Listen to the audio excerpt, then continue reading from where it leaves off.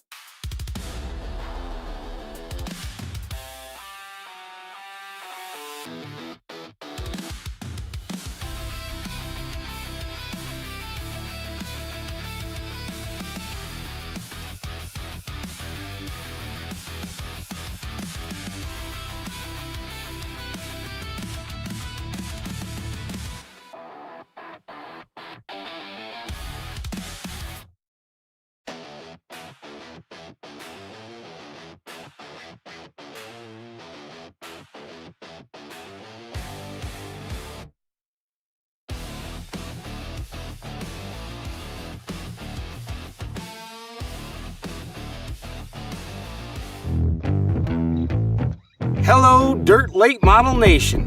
Welcome to the first annual Shale Crescent Dirt Cup, powered by the Ohio Natural Energy Foundation, right here at the legendary Muskingum County Speedway. Not only will the Dirt Cup officially crown the top Super Late Model Series for 2026, but the race will also benefit the Ohio Natural Energy Foundation. The foundation is solely devoted to raising funds for scholarships and other educational opportunities for the next generation in the oil and gas industry. Whether it is welding certifications, diesel mechanics, geologists, or chemical engineers, the foundation is here to help them. Please follow the QR code on the screen and consider donating any amount you can, because every dollar counts. Thank you again for joining us and helping raise. Well, good afternoon, ladies and gentlemen. Welcome to the 2026 opening night here at Muskingum County Speedway, as we get set to kick off another amazing racing season here tonight. Lots of action on hand tonight. The Fast 410 Sprint Cars, Super Late Model, 604 Crate Late Models, the Modifieds, Mod Lights, and Mini Stocks all on hand. And what a packed pit area it is back here at the Muskingum County Speedway. I believe drivers starting to make the way over to staging to get ready for engine heat for the Fast 410 Sprint Cars. And I also want to say, hello to everybody tuning in live on Facebook. All night long, we'll be live here at the Muskingum County Speedway as we kick off the 2026 season.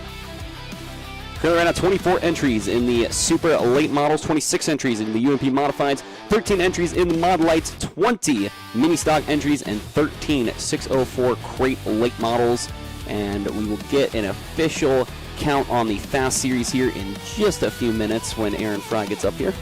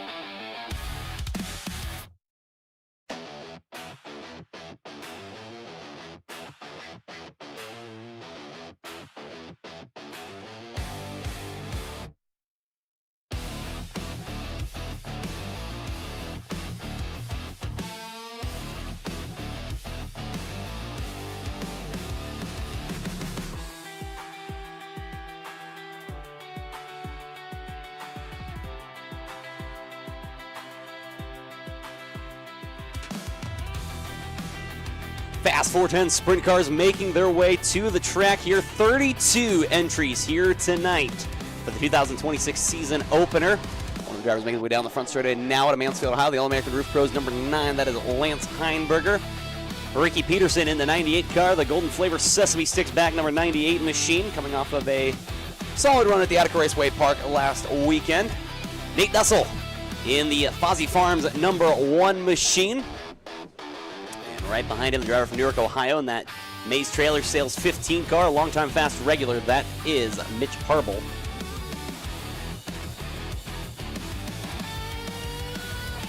In the King Racing Products B5 machine, that is going to be Brianna Lawson. And making his way down the front straightaway now, Cody Stillion in the 25 car, the A1 Auto Repair number 25 car. Like we said, 32 drivers on hand here tonight with the Fast 410 sprint cars to kick off the 2026 season here at the Muskingum County Speedway. First of, I believe, 7 races on the year for us. Lots of big races coming up here at the Muskingum County Speedway. The next event, May 15th and 16th. That will be the 2-night Ronnie Moran Memorial. Then on Wednesday, June 10th, the big one, the big race, probably the biggest, most unprecedented race I've ever seen, the Shale Crescent Dirt Cup on Wednesday, June the 10th. We'll take the top 10 in Lucas Oil Late Model points and pit them off against the top 10 in World of Outlaws points. July 4th, we'll have the Lucas Oil Late Models here for the Freedom 50.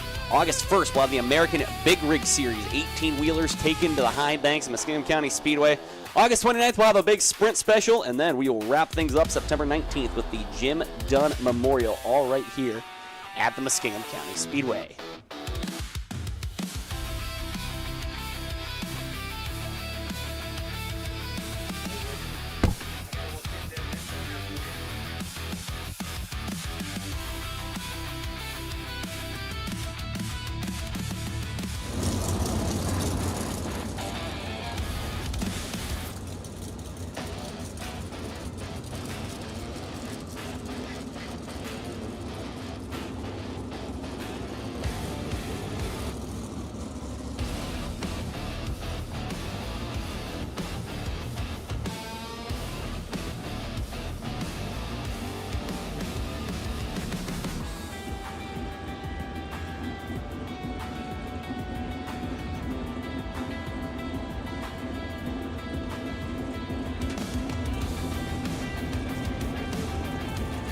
So a fun little tidbit just got from series director Aaron Fry. This is the first time in the 7-year history of the Fast 410 Sprint Cars, 5 former champions on the grounds tonight. I believe the only former champion not in action is Cale Conley, currently, as we understand, retired from racing competition.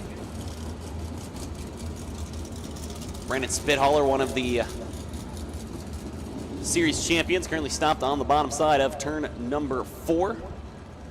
Those of you may be unfamiliar with sprint car racing might be wonder what the heck these guys are doing. Well, these cars don't have starters in them. Unlike all the late models, modifieds, mini stocks, everything like that, the only way these cars can really get some engine heat in them is we got to push them off. And so we start the night off, we'll just bring them out, just let them idle a few laps out here, just to idle around and get heat built up in the motors, make sure the motors are running right, make sure they're sounding right, all the temps and pressures and everything are up to spec. But fun little way with the sprint car here. Everything's mechanically driven in the car. They've got what's called an in and out gearbox. You pop the car in gear, you get pushed off, you wait for the oil pressure to build up to a certain PSI, you flick a switch that turns on the ignition box, and away you go. And if you come to a stop, it dies on you.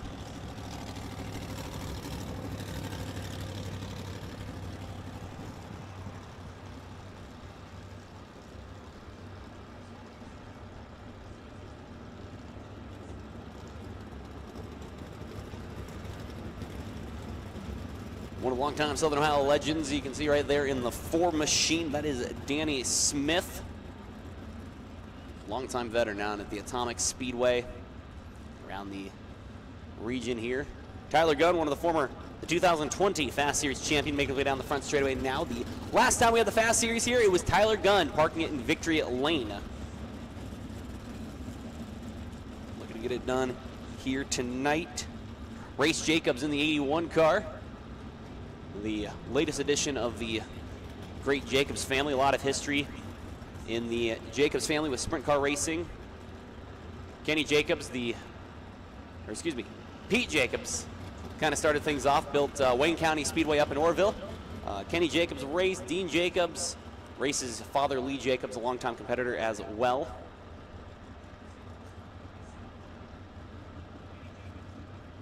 Former All-Star Series regular Greg Wilson in that Ohio Logistics W20 making his way down the front straightaway. I was going to view another driver that kind of taking out the family reins is Creed Kemenaugh, the Ohio Logistics 15K machine. His father Chad Kemenaugh, a former All-Star Circuit Champions Series champion. Nate Reeser as well in that 83X machine. I believe that might be everybody coming to take engine heat here at the Muskingum County Speedway. Like we said, 32 drivers signed in here with the Fast 410 sprint cars. Nice little doubleheader for the Fast next weekend. They will be at Tri-City Speedway on Friday night, and then they will be a part of the Comeback Classic, the grand reopening of the Mansfield Motor Speedway over in Mansfield, Ohio on Saturday.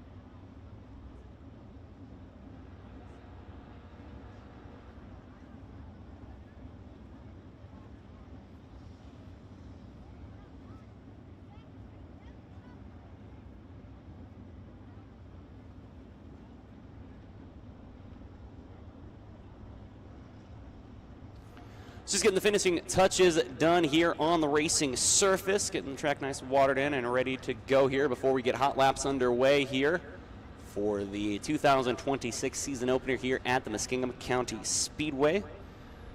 Like we said, a lot of big events coming up here in the 2026 season.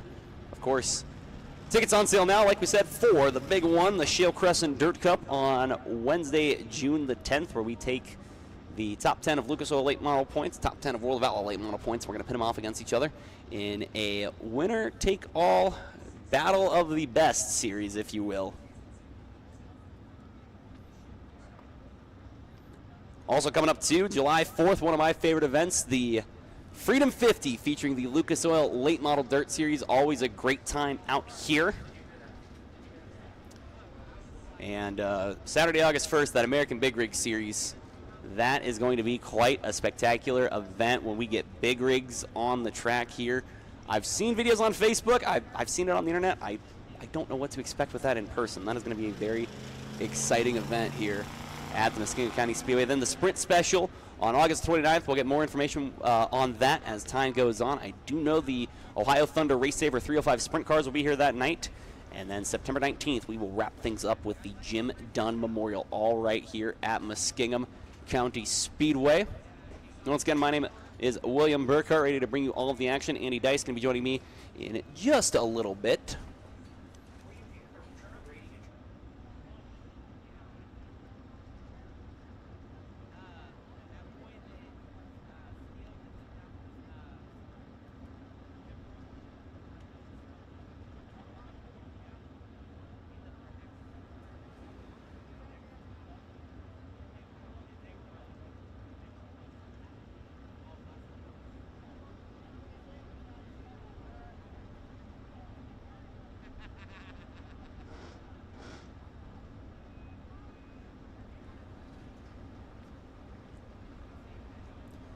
So like I said, just getting a few things wrapped up here before we get things underway with competition here. Thank you to all of you great race fans coming out here tonight and all of you tuning in online watching live. Great to have everybody here to kick off the 2026 season here at the Muskingum County Speedway.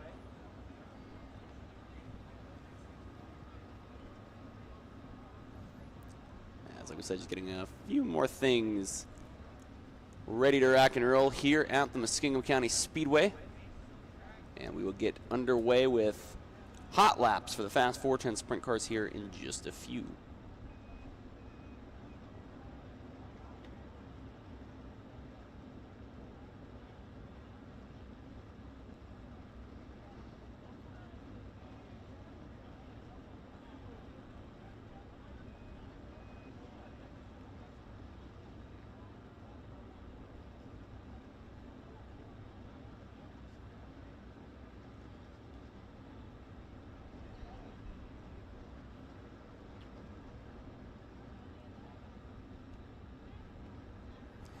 So for those of you watching online, make sure to subscribe to Apex Motoworks, bringing you all of the action here at the Muskingum County Speedway. And if you are here on the grounds, maybe got somebody that couldn't make it out here tonight, tell them. They can get online, check them out on YouTube and Facebook at Apex Motorworks. And all the great live action here at the Muskingum County Speedway here tonight.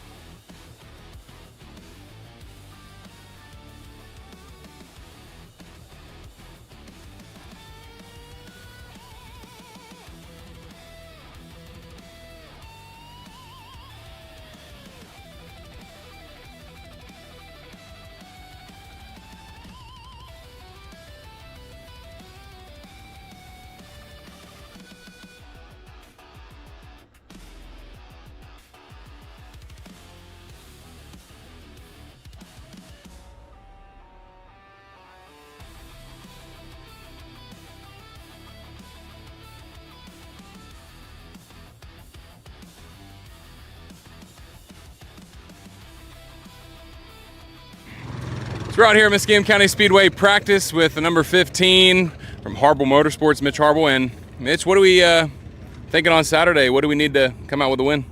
I think we just need to figure out to get a little bit better on the slick stuff. That's what we're doing today. That's where we've been kind of struggling the last couple of years. So if we can get better in the slick, if we can qualify good, start up front, and I think we got a good shot. Now, let's give a shout out to the sponsors. Who's bringing the Harble Motorsports number 15 to us this year? So we got Yard Barn Mechanical on the car out of Mount Vernon. He does all of our vehicle needs and maintenance kind of stuff. We also got May's Trailer Sales out of Mansfield. If you need a trailer, hook up Jeb May and family. They can get you hooked up. We got Schaefer Oil with us again. They give us all of our fluids for the engine, rear end, all that kind of stuff. Best stuff out there that you can buy. And then Mom and Dad help out quite a bit as well, so couldn't do without them. Awesome. Well, look forward to watching you turn some more laps and looking forward to Saturday. Thanks, Mitch. Thanks.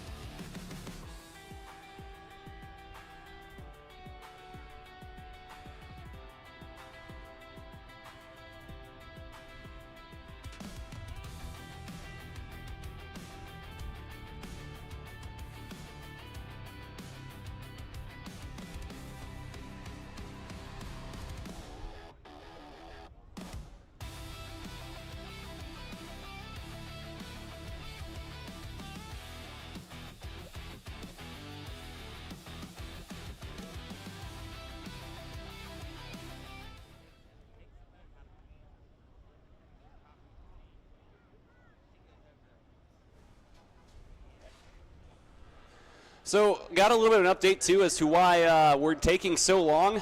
This is the first time I've ever had this problem in my 6 short years of announcing. We are still signing cars in. We have so many cars on the ground. Not everybody has gotten registered yet. So, we are still signing cars in, which is why we don't have anything on track right now. They are still actively trying to get cars on the roster, get our pill draws up and everything. So, that car count I gave you earlier is incorrect. I believe 32 is the final count for sprint cars. I mean, I don't know. I'm not gonna say it's official because you never know. But yeah, with all the weather in the area though, we'll take advantage of it. One man's misfortune is another man's fortune, and that is just the way it's gonna go here. So hang tight. We will get racing underway here. But like we said, just so many cars on the ground here. We are still signing them in, which is a really good problem to have. Grab yourself a bite to eat. I know a few people got T-shirts for sale behind the grandstands here. Stop back there, spend some money, get some food. I know we have a new pizza sponsor here. Had a bite of that earlier. It's actually quite good. I can't remember the name of it. Can you tell I'm prepared? The Barn Pizza, that's what it is. The Barn joining us, providing the pizza here at Muskingum County Speedway. And let me tell you, it is actually some really good pizza. I'm a big pizza connoisseur. So get on down, grab yourself a bite to eat, get yourself a T-shirt, and hang out. Like we said, we will be underway here in just a few once we get everybody signed in.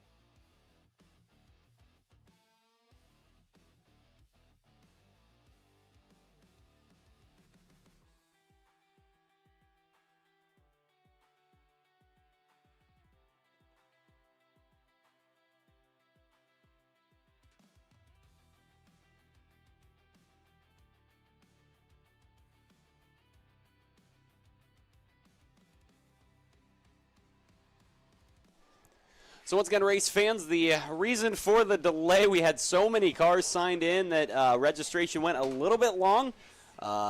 Miss Jessica up here, our amazing timing and scoring person, is finally up here, and so we're going to let her get set up here, and then we will get set with hot laps for the Fast 410 Sprint cars here in just a few minutes. Thank you all very much for your patience. We are in for a great show here to kick off the 2026 season at the Muskingum County Speedway. Once again, my name is William Burkhart. Those of you here in the grounds, maybe have somebody at home couldn't make it down here, tell them to hop online, check out Apex Motorworks on YouTube, and also Muskingum County Speedway on Facebook. Apex Motorworks out here have the great setup. Those of you on the ground, you can see the awesome Jumbotron here. They got me fitted with a headset, so I don't have to hold a microphone. It's great tonight. So, like we said, going to be just a few here, and then we'll get hot laps underway here for the Fast 410 Sprint cars here at the Muskingum County Speedway.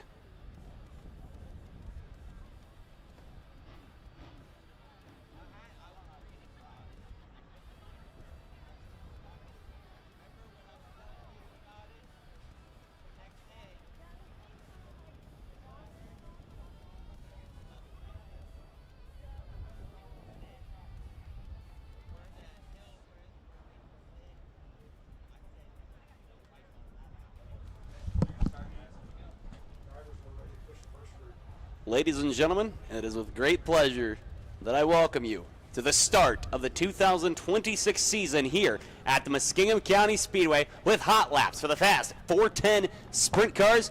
First group of drivers hit the racetrack. We will see the pilot from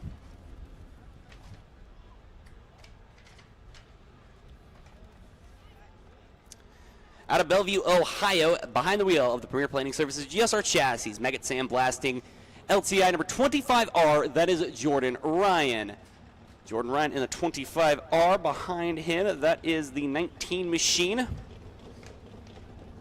of Tyler Esch. He is in the Anthony Motorsports Smith Titanium M&T Truck and Auto Repair LSA Lancaster Starter and Alternator Service number 25R. The regular 25 driver out of Richfield, Ohio is Cody Stillion. He's in the Countryside Custom Stillion Home Antiques Lynn Properties A1 Auto Repair number 25 car. And also out there, the driver out of Rosslyn, Ohio in the Golden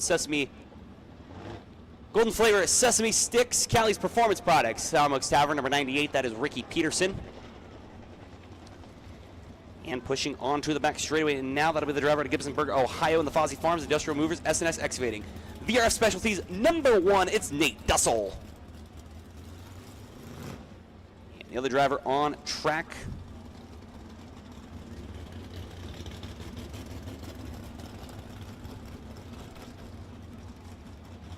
that will be, want to make sure I got the right 5 car. I know in the 15 car to Newark, Ohio, the Yardbar Mechanical, Maze Trailer Service number 15, that is Mitch Harble. And in the B5, that is Brianna Lawson out of Southern Pines, North Carolina, the B4 Builders, Blue Collar Motorsports, MCON Construction number B5. First group of hot laps here for the Fast 410 Sprint cars at the Muskingum County Speedway. Also out there, from Holmesville, Ohio, Simcox Grinding and Steel, DAC Vitamins and Minerals, number 81, that is Race Jacobs. Green flag set to fly here. Hot lap session number 1 for the Fast 410 Sprint cars here at Muskingum County Speedway.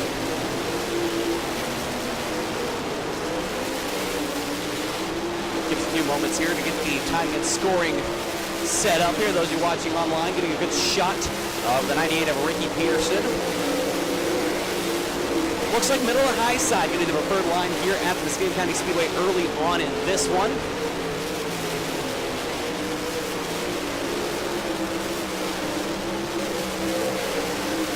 Boy, this track looking great right now. Just hot laps, just some track stops. These guys get out there and get some last tune in the car before we get to qualifying. As checkered flag going to fly here in hot lap session number 1.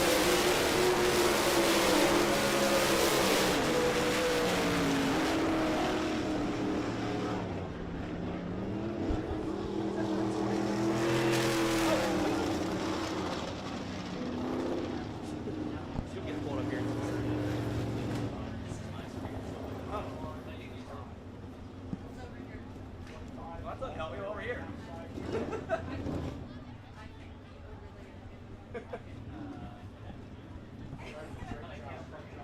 So, here's a fun little issue we have. We have timing and scoring, but it is so small, I can't read it. We'll get it figured out here as the next group hits the racetrack out of Newark, Ohio in the Harble Motorsports number 5 machine. That is Jordan Harble. Behind him in turn number 3, that will be the driver out of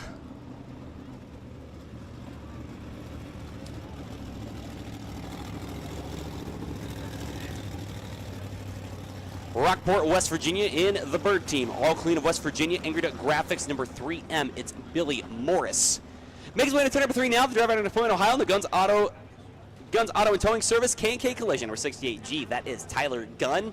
And behind him, out of Alveda, Ohio, driving the Ohio Logistics Truckworks of Ohio, number 15K, it's Creed Kemanaugh.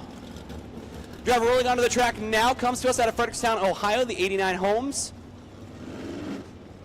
Number 7 Star, that is Tyler Street. The 89 Homes, K&R Supply, Buckeye Blasting, number 7 Star Machine. The other driver on track comes to us from Chillicothe, Ohio. Driving the Briscoe Runline Surveying, Thomas Gass, JB's Gun Shop, D&H Hauling, number 1B, that is Keith Baxter. Final driver as well on the track, that is the 3 out of Worthington, Pennsylvania, John Jarrett in the Jarrett Company, Kaiser Aluminum Wheels, Blood Lubricants, Flying A Motorsports, number 3 machine. And in the 4 car from Chillicothe, Ohio, that will be Danny Smith.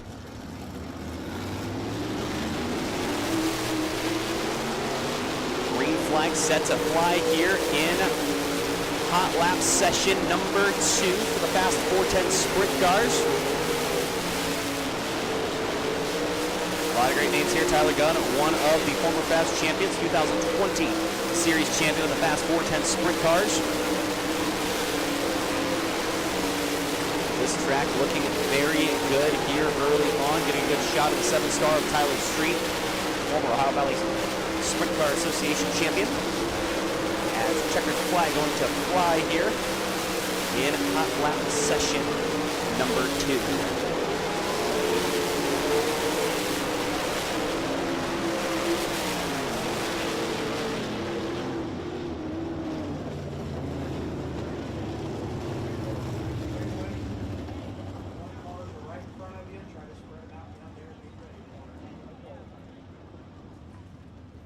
So John Jarrett fast in that group, 13.624. Tyler Street, a 13.665.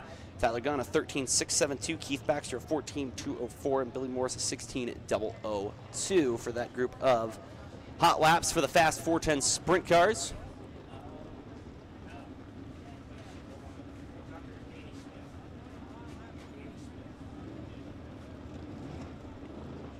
Going to get the next group of drivers fired out here. Like we said, Fast Series back in action next weekend. A little doubleheader for them. Friday night, they'll be at the Tri-City Speedway out in Pennsylvania. Then on Saturday, they will be a part of the grand reopening of the Mansfield Motor Speedway over in Mansfield, Ohio for the Comeback Classic. A couple of great races for them there. As the next group hitting the racetrack,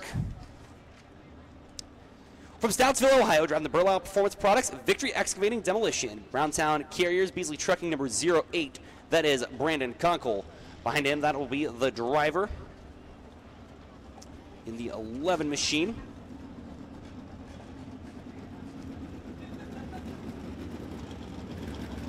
From Fleming, Ohio, driving the J&M Tree Service, Krauser Construction, Briscoe Runland Surveying, Ford Timber Company, number 11C, that is Corey Crabtree. And behind him, the driver out of Chillicothe, Ohio, the Teenage Nut and Bolt, Bob Tucker Enterprises, number 83X. That is Nate Reeser. Casey Smith out of Belleville, West Virginia, is in the 3S machine. The McPeak Racing Engines, Briscoe Runland Surveying, number 3S car. And in the 79 machine tonight,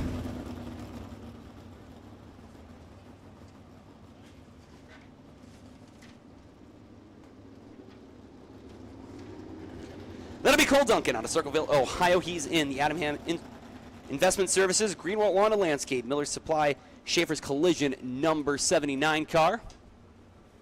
The 70 out of Strasburg, Ohio, driving the Red Malket Incorporated. Sugar Creek Cartage, McIntosh Oil, Malket's Tavern number 70. That is Henry Malket. And making his way down the front straightaway, coming out of turn number 4, out of Mansfield, Ohio. In the 6J, going for the Fast Series Championship, the Precision Lube and Wash. Rod Edelbu's Garage, High Speed TI number 6J. That is Jonah Almond. Also on track, the 3J machine. That will be Jacob Begenwald out of Sarver, West Virginia. The Fairhope Holdings is That Right Fishing. Penhab Electrical, hand run service number 3J. As a green flag going to fly here for group number 3 of hot laps here for the Fast 410 sprint cars. Like we said, 32 drivers signed in here to do action tonight. Get a good look at the 83X of Nate Reeser on the Jumbotron there.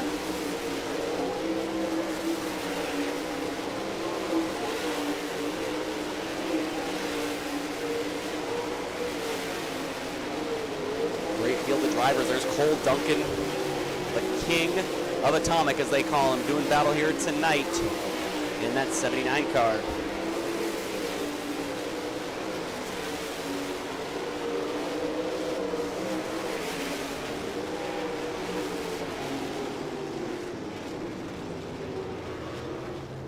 Cole Duncan going to be the fastest in that group, a time of 13.441. Henry Malket a 13.669. Corey Crabtree a 13.728. Jonah Almond a 14.005. Jacob Begenwald a 14.049. Nate Reeser a 14.195. Brandon Conkle a 14.630. And Casey Smith stopping the clocks at a 17.439. Believe the next group out onto the track, we will see a 2-time Fast Series champion in the 22 car. That is the driver out of Butler, Pennsylvania, in the Ravens trailer, Superior Tank and Trailer Rustler Services. Hova Auto Parts number 22, it's Brandon Spithaler. In front of him, the driver out of Parkersburg, West Virginia, the Bobcat of Parkersburg, number 00, that is Anthony Gaskins. Also going to be in this group will be the driver out of Mansfield, Ohio. That'll be the All-American Roof Pros, Joe's Hand Cleaner, number 9 of Lance Heinberger.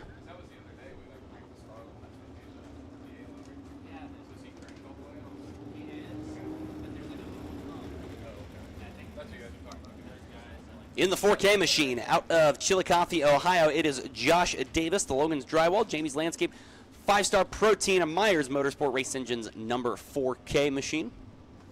I've got a guy down there who only has race saver radio. I didn't have a track radio to give him. He's got the first ready. He's got the 25R. He's giving him direction. From Ben Ridge, Ohio, driving the Ohio Logistics, DNC Hydraulics, Miller Customs, Finley Pallet, number W20, that is Greg Wilson. And I believe the final couple of drivers in this group, we are going to see the driver from Columbus, Ohio, the CMS Distributing, Beechwood Auto, number 59, that is Brian Knuckles. And final driver in this group of hot laps from New Franklin, Ohio, driving the Hills Distributing, Station House Antique, Big Daddy Scrap, KCI, number 3TN, it's Tyler Newhart.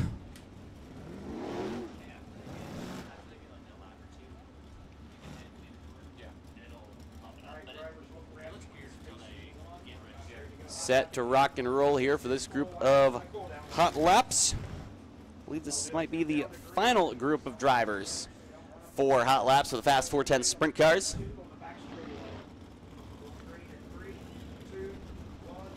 Joel Myers Jr. also out there in the 19M machine from Santa Rosa, California.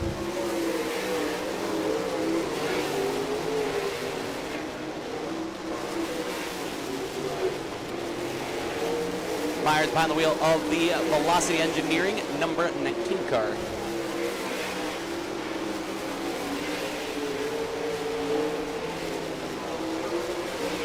Looks like right around the top, just a little bit off the top, going to be the preferred line here at the Muskingum County Speedway.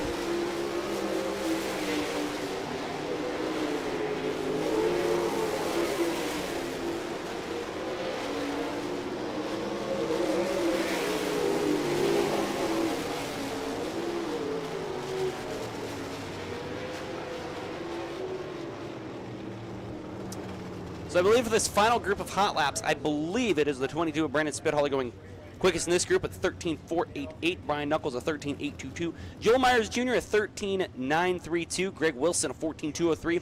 Josh Davis a 14.361. Tyler Newhart a 14.711. Anthony Gaskins a 15.154. And Lance Heinberger stopping the clock 16.106.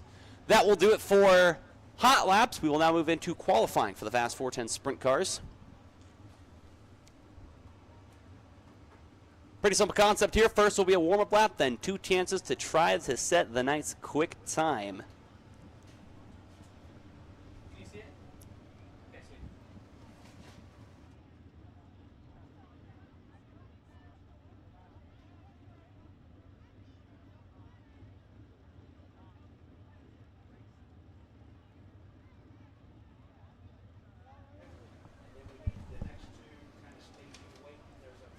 So we are going to get everybody lined up here and set to go here for qualifying for your Fast 410 sprint cars.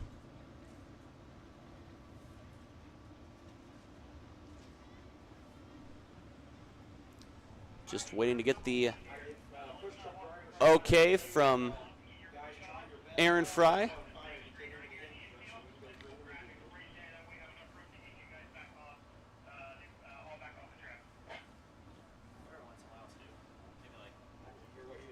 Getting a good view of Joe Myers Jr.'s crew, getting a look at that 19 car, making any final adjustments before they head out there. Yeah, fish 15 first with the 25. Drivers, they are ready to qualify. 15, you're going to get pushed first. Thumbs up from Aaron Fry as we will get set for qualifying for your Fast 410 sprint cars. First 2 drivers on the track from Newark, Ohio, deriving the Yardbar Mechanical Maze Trailer Sales number 15. That will be Mitch Harble, and his dancing partner going to be the driver out of Richville, Ohio, the A1 Auto Repair. Canby Side Customs, Station Side Antiques, Lynn Properties, number 25 of Cody Stillian.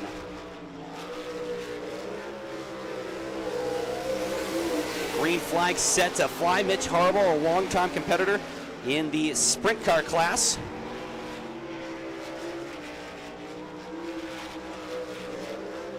Lap number 1 for Harble, 13.564, 1.3565. And Cody Stillian opening a lap of 14.724, 1.4724 for the former Mod Light racer turned sprint car driver. Lap number 2 for Harble, better to 13.363. Second lap time for Stillian. He'll also improve a 14.454. Next, 2 drivers on the track from Castaic, Ohio, driving the Joyride Transport Megan Sandbasting, number 25R. That is Jordan Ryan. And behind him, that'll be the driver from Southern Pines, North Carolina, the B4 Builders, Blue Collar Motorsports, MCon Construction, number B5 of Brianna Lawson.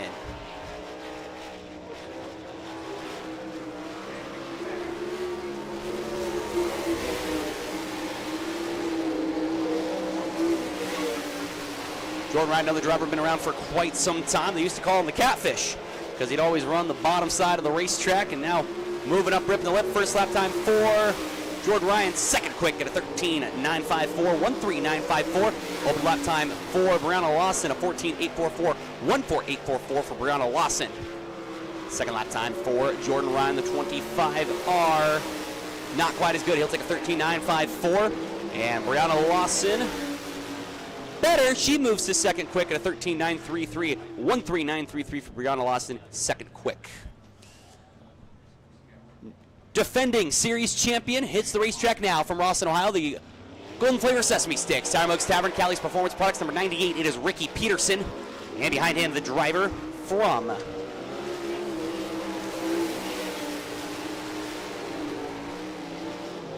Gibsonburg, Ohio, driving the Fozzie Farm. Industrial Movers, S&S Excavating. VRF Specialties, number 1. This is Nate Dussel. Nate Dussel in the number 1.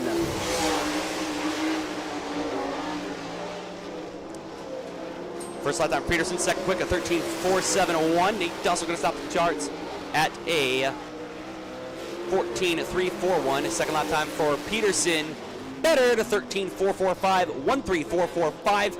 And second lap time for Nate Dussel. Second quick, a 13.370, 1.3370, good for second quick for Nate Dussel. Next trio on track, we will see the driver from Holmesville, Ohio, driving the Simcox Grinding and Steel, Amanda Lewis attorney. Dak Lineman's middle is number 81. It's Race Jacobs. And joining on track from Sebastopol, California, driving the Insultech, Pit Dudes, Velocity Engineering, Blackbirds Construction, number 19. This is Joel Myers Jr. Joel Myers Jr. in the 19. Race Jacobs, like we said, the son of longtime sprint car veteran Lee Jacobs. First lap time for Race. He'll go 6 quick at a 14.056, 14056. As for, Tyler Esch in that car tonight. Tyler Esch in the 19 stops the clocks at a 13.505, 13505. Tyler Esch, quick time at a 13.352, 13352 for Tyler Esch. Currently quickest in qualifying. Next two drivers on track from Alveda, Ohio, driving the Ohio Logistics, Truckworks of Ohio, number 15K. That is Creed Kemenaugh. And behind him, the driver out of Frederickstown, Ohio. He will be behind the wheel of the 89 Homes Canner Supply. The shortstop, Outlaw Logistics, Bandit Logistics, number 7 star of Tyler Street. Creed Kemenaugh, son of longtime sprint car veteran Chad Kemenaugh in the 15K. And Tyler Street, a former Ohio Valley Sprint Car Association champion. Lap number 1 for Kemenaugh at 13.694, 13694. Tyler Street at 13.789, 13789 for Tyler Street. Lap number 2 for Kemenaugh. Better to 13.587, 13587. Tyler Street's second lap time. He'll also improve at 13.708, 13708 for Tyler Street. From the Point, Ohio, driving the Guns Auto and Towing, K&K Collision, number 68G. That is Tyler Gunn. And behind him will be the driver from Rockport, West Virginia, driving the Bird Team. All clean of West Virginia. Ingrid Graphics, Sims Auto Body, number 3M of Billy Morris.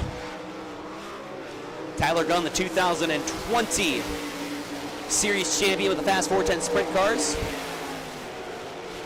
Quite a few feature wins here. Last time Fast Series was here at Muskingum County Speedway, he picked up the feature win. Also a Wayne County Speedway Track Championship to his credit. Lap number 1 for Tyler Gunn. Second quick at 13.680, 13680. And opening lap time for Morris, a 15.654, 15654 for Billy Morris. Second lap time for the 68G. Better to 13.640, 13640. And as for Billy Morris, the Rockport Rocket, not quite as good. He will take a 15.654, 654. From Chillicothe, Ohio, driving the number 4 machine, that is going to be Danny Smith. And behind him, the driver from Worthington, Pennsylvania, driving the Jarrett's Company, Kaiser Aluminum Wheels, World Lubricants, Flying A Motorsports, number 3, this is John Jarrett. Danny Smith, a longtime veteran around the Ohio Valley in sprint car racing. Lap number 1 for Smith. Fourth quick at a 13.994, 13994. Open lap for John Jarrett. Quick time at a 13.308, 13308 for John Jarrett. Second lap time.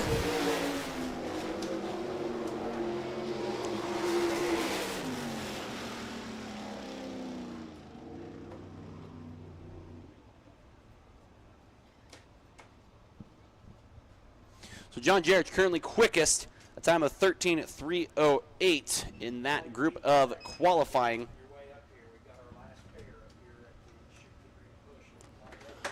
Final 2 drivers in this group in Flight A of qualifying set to be pushed off. We will see the driver from Chillicothe, Ohio, the Briscoe Runline Surveying, Thomas Cass, JB's Gun Shop, D&H Hauling number 1B, that is Keith Baxter, and his dancing partner, that will be the driver from Newark, Ohio, the Toby Enterprises number 5 machine, that is Jordan Harble. Jordan Harble in car number 5. Harble brothers, long-time competitors here around the region in sprint car racing. Keith Baxter, of course, a regular in the Ohio Valley. Lap number 1.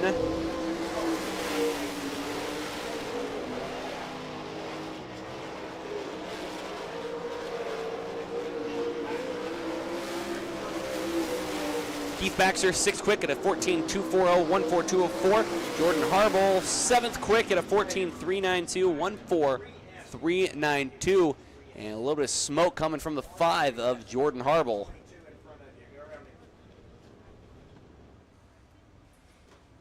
So they'll wrap up Flight A of qualifying here. We'll get Flight B going. Guys are in that or anywhere near. They're both up there way too early. Push the 3J and the 3S. 22 and 19. They got you guys up there just a little bit too early. There's a couple of groups. Got a little bit of a little confusion of trying to get drivers up there. Got a couple of guys up there a little too early. Should be 3J and 3S next, then the 79 and the 70. They're both back here ready to go.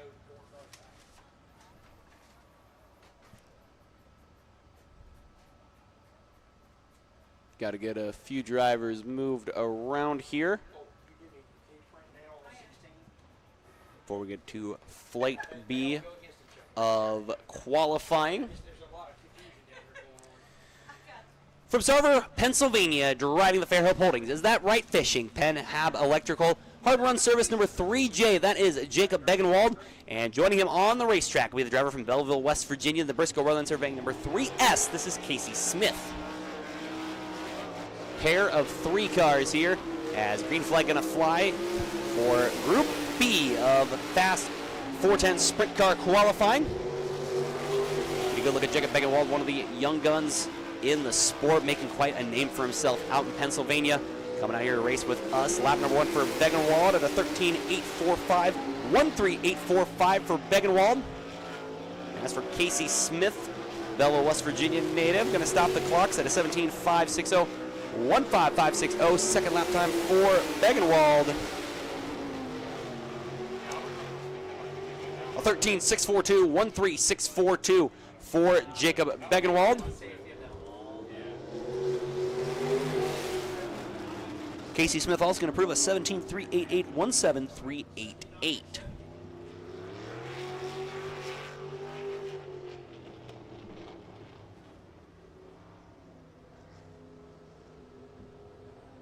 Going to get Casey Smith off the track here, and like we said, trying to get a little bit of confusion as to who goes where in the running order or qualifying order.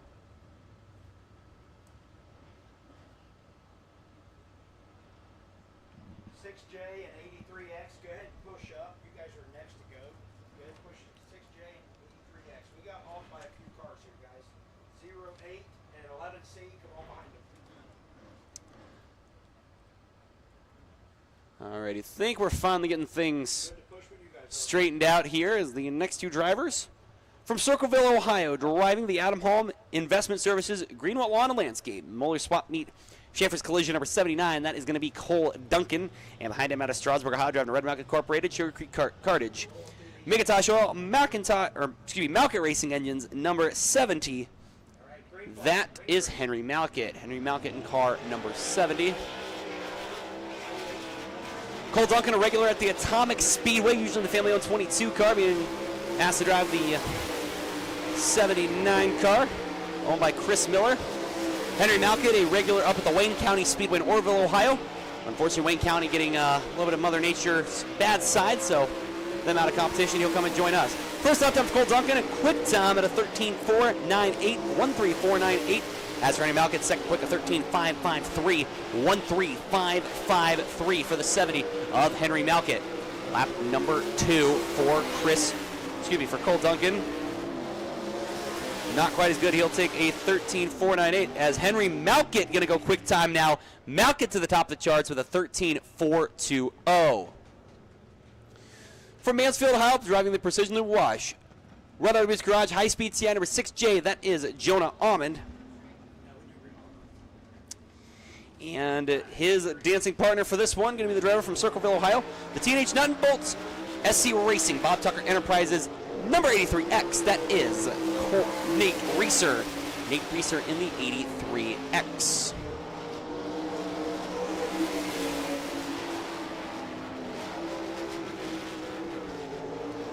Reeser, another Ohio Valley guy, from the Ohio Valley native. Joining us is Jonah Almond, top of the charts. Fourth quick at 13.733, 13733. Nate Reeser at 13.566, 13566 for Nate Reeser. Second lap time for Almond not as good. He'll take a 17.377. And second lap time for Reeser, also not as good. He'll take a 13.566. From Fleming, Ohio, driving the Ford Timber Company, J&M Tree Service, Krauser Construction, Briscoe Rutherland Surveying, number 11C. That is Corey Crabtree. And joining him on the racetrack, from Stoutsville, Ohio, driving the Burlow Performance Products, Victory Excavating and Demolition, Round Town Carriers, Beasley Trucking, number 08. This is Brendan Kunkel. Brendan Kunkel in the 08. Kunkel, the promoter at the Jackson County Speedway, just south of Columbus. If you've never been, highly recommend checking that place out. And Crabtree going way up high. First lap time for Conkle. He'll stop the clock. It's 15.191, 15191. Corey Crabtree at 14.450, 14450 for Corey Crabtree.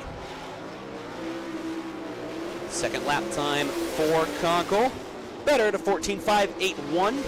And Corey Crabtree also improves. He'll go sixth quick at a 13.894 for Brendan Conkle.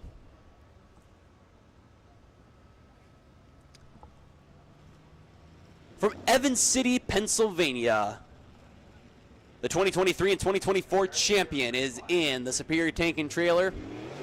Ravens Trailer White Ray VA number 22. This is Brandon Spithaler. And joining him on the track, from Sebastopol, California, driving the Insultech, Dirt News, Velocity Engineering, Blackburn Construction, number 19. This is Joel Myers Jr. First lap time for Spithaler's quick time at a 13.364, 13364. Joel Myers Jr. fifth quick at a 13.597, 13597 for Joel Myers Jr. Second lap time for Spithaler, better at a 13.332, 13332. And Joel Myers Jr. also improves up to third quick at a 13.454, but Brandon Spithaler a 13.332. From Columbus, Ohio, driving the CMS Distributing Beechwood Auto Service, number 59, that is Brian Knuckles. And from New Franklin, Ohio, driving the Hills Distributing Station House Antique Big Daddy Scrap KCI number TN3 is Tyler Newhart. Tyler Newhart in the 3TN.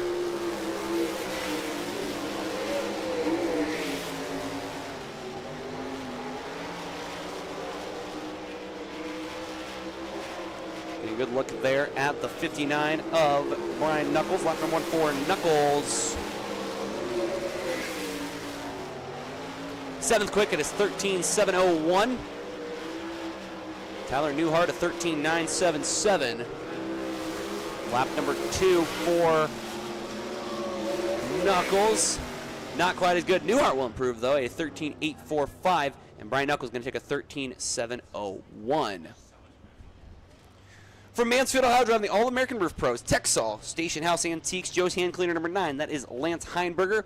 And joining on the track, from Benton Ridge, Ohio, driving the Ohio Logistics, DNC Hydraulics, Miller Custom, Finley Pallet number W20 is Greg Wilson. Greg Wilson in the W20.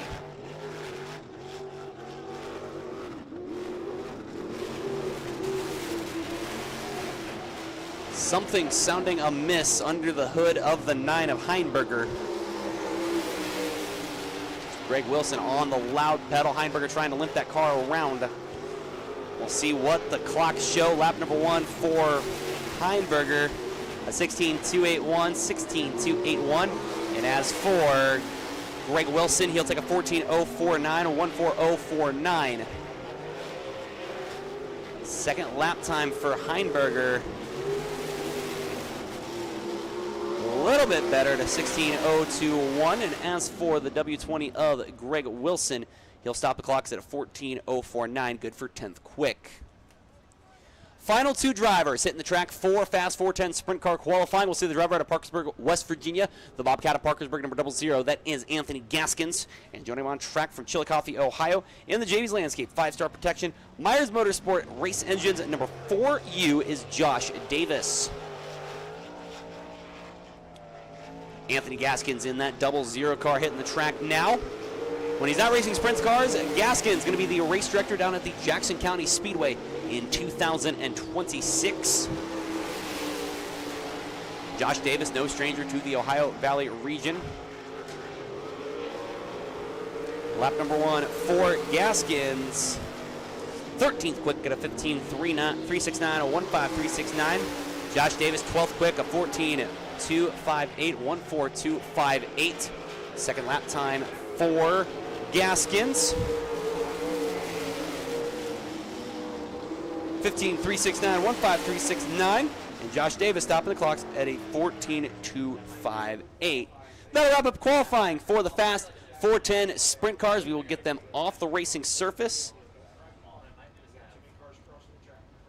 And then we will get into hot lap qualifying for the super late models.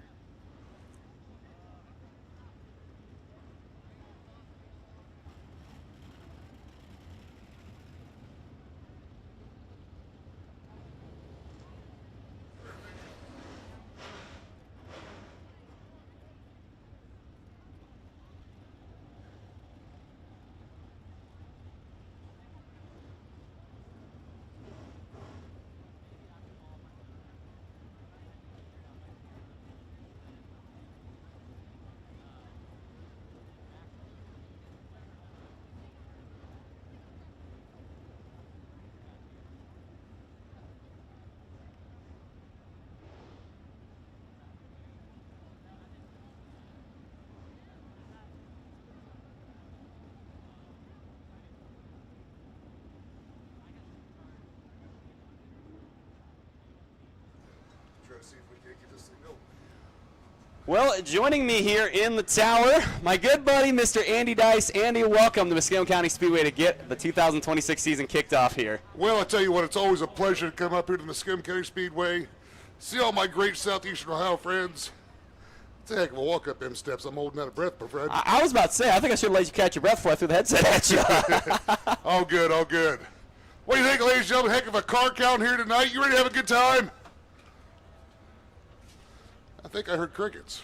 I think so, too. Let's try this again. Ladies and gentlemen, Muskingum County Speedway, are you ready to have a good time tonight? That's a little bit There we better. go. That's the Better. Muskingum we know and love. You know, you always got to ask them twice around here for some reason. They always make me work for it. You know, maybe for that Shale Crescent Dirt Cup, maybe they might be ready for that one. Yeah. Maybe. I'll tell you what, I'm kind of excited about that one myself. Oh, my goodness. That's going to be a great event. Getting the Lucas Oil guys pitted off against the World of Outlaw guys. So, I don't even know what to say right now. I'm so excited for that event. Absolutely. That is going to be one heck of a show. Just wrapping up sprint car qualifying. Got late models coming up next. Who's our first four out there, Will? Well, looks like we're going to have the Wellsburg, West Virginia native of Corey Conley, Matt Morowski out of Hindi, Michigan, Todd Brennan out of Zanesville, Ohio in the 20 car, and Justin Bradford out of West Lafayette, Ohio in the 8 machine. As there's Mr. Conley there in that 14 car. 26 entries here tonight in a very packed Muskingum County Speedway to kick off the 2026 season. 26 super late models.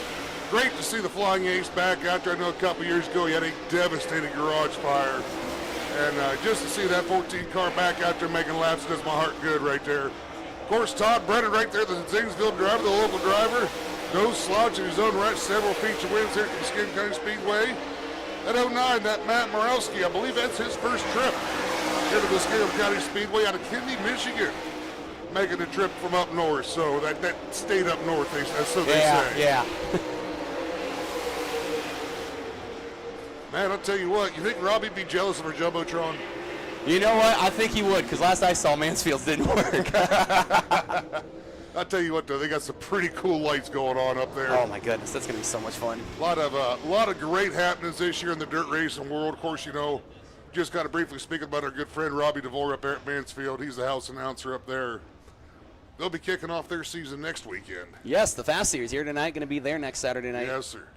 First group of qualifying, it's going to be Todd Brennan going top of the charts at a 15.307, Corey Conley a 15.769, and Matt Morowski a 16.031. Looks like Justin Bradford might be having a little bit of issues with that transponder. Next group we're going to see, the 1-star out of Mansfield, Ohio, is going to be Kyle Moore. In the 57 out of New Concord, Ohio, is going to be Caden Black. The 28 out of Parkersburg, West Virginia, they call him the Kamikaze Kid. Hasn't lost a feature yet this year.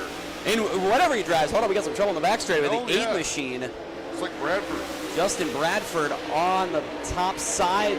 Looks like he's going to bring that car to a stop. We're going to bring the yellows out. Looks like we're down to a 2-horse race on qualifying here with Kyle Moore and Caden Black. Of course, Caden Black kicking off his series, or his 2026 season with a feature win down at the Atomic Speedway, North American Late Model Series, I believe. Yes, I believe you're correct. 5,000 to win feature there, so Caden's starting out pretty strong. Bradford's got to roll him back again. They're going to wind them back up. Had a chance to talk to Kyle Moore before we got things started here. Last season, every time he came down here, just not good luck, and looks like the 8 of Bradford going to take that car back to the pits. But talked to Kyle Moore, came so close a couple times last season, and things just couldn't work out. But him and Brad ready to get that Longhorn here in Victory Lane. I'll tell you what, tough competitor no matter where he shows up. Just hasn't had the luck here at the Muskingum County Speedway that he's had elsewhere, but boy, you don't never want to count out that machine. A pair of Longhorns on the track right now. That's also what the 57 of Caden Black is in, is a Longhorn chassis. Oh, Caden Black! Way up high, but keeps it on its wheels. Moore going to get a lap in. Kyle Moore moving up second quick on the charts on that lap. Caden Black looks like going to be credited with a 19.131, as I thought for sure that car was going over. Yeah, he was definitely showing us the top of that car in a very rapid fashion. Kyle going to get one more lap here because Caden's on the stake right there. He'll get a chance to try to see if he can best that 15.4266. Just a tenth off. Quick time right now being held by Todd Brennan. Moore going to stick to the top line right where he likes it, anywhere he goes. Kyle Moore, can he go faster? Doesn't. Yeah, improves a little bit, but still second quick at a 15.376 for the 1-star of Kyle Moore. So 7,000 separating the top 2 right there. Top 3, well, they're all within about 4 thousandths of a second, or 4/10 of a second, I'm sorry. We're in for a good show, I can tell you that much, if this is going to tell us anything. 26. How many sprints we have here tonight? We had 32 sprint cars signed in with 32 signed in, 26 late models. We started late. I mean, you got a late start getting down here, but we were still signing in cars at 5 o'clock. We had to push start time back a little bit. Well, I know when I got here, there's still a line of people waiting to get in for here. sure. And, man, I'll tell you what, they're going to see one whale of a show here tonight. There's the Parkersburg native out in the 28 car, Tyler Carpenter. A pair of wins last night down at the Ohio Valley Speedway. Larry Holbrook going to be in that L19 machine. And Steve Prince out of Newark, Ohio in the 0 machine. Larry Holbrook carried the throwback colors to his dad's old car right there, the red and white 19. Of course, Dick sadly passed away over the winter, and Larry says, I'm going to do about the first month of throwback colors for Dad this year. And, of course, Larry jumping out of the crates up into a Super Rocket XR 1.2 underneath the sheet metal on that machine. Also, Steve Prince carrying the Rocket underneath the sheet metal. Miracle Ohio driver in a 0. But I'll tell you right now, in this group, it is all kryptonite thanks to Tyler Carpenter. He's currently third quick at a 15.500 for the 28 of Tyler Carpenter. Of course, you mentioned it, Carpenter and the kryptonite, him and his dad's own branded chassis. And it looks like that's what we're going to wrap up, because the checkered flag has waved. So Todd Brennan still currently on top of the charts at 15.307. Kyle Moore, 15.526. Tyler Carpenter, 15.500. Corey Conley, a 15.769. And Larry Holbrook, a 15.985. Those are your current top 5 fastest qualifiers here in hot lap qualifying at the Muskingum County Speedway.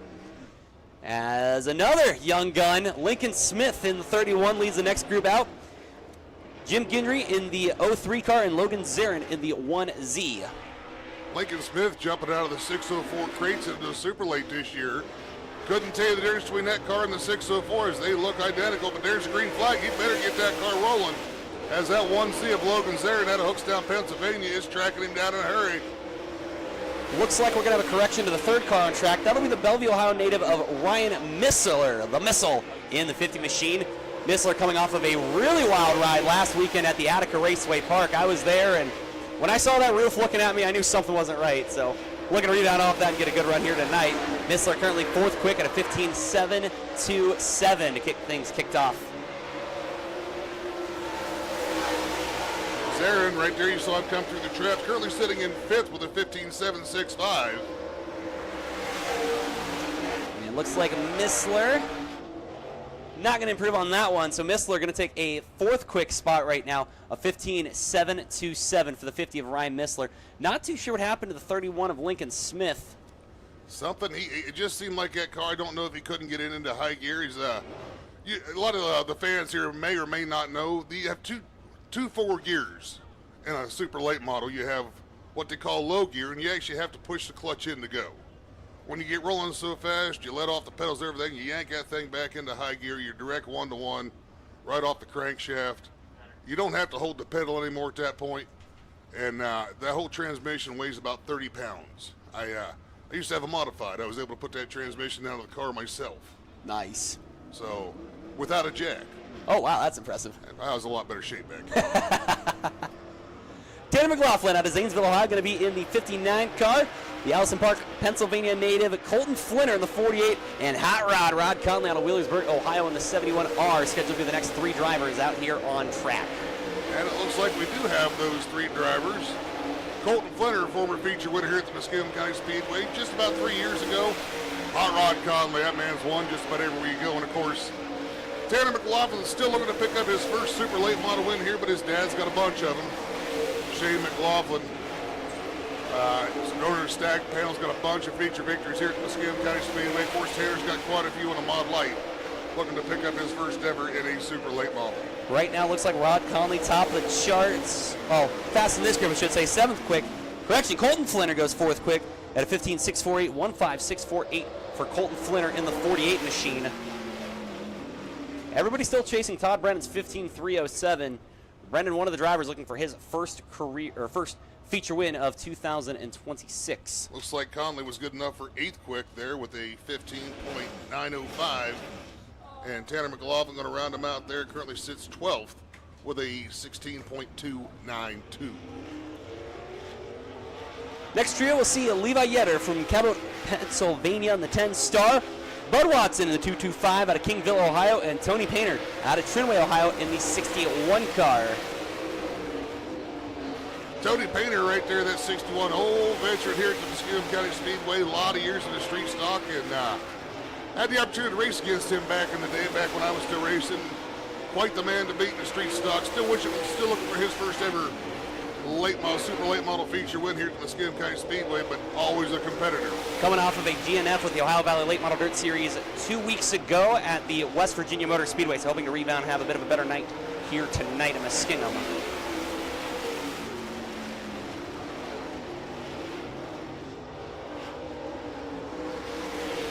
Right now in this group, looks like Levi Yetter going to be the fastest driver in this group at a 16.062. And that'll be good for 11th quick as they run.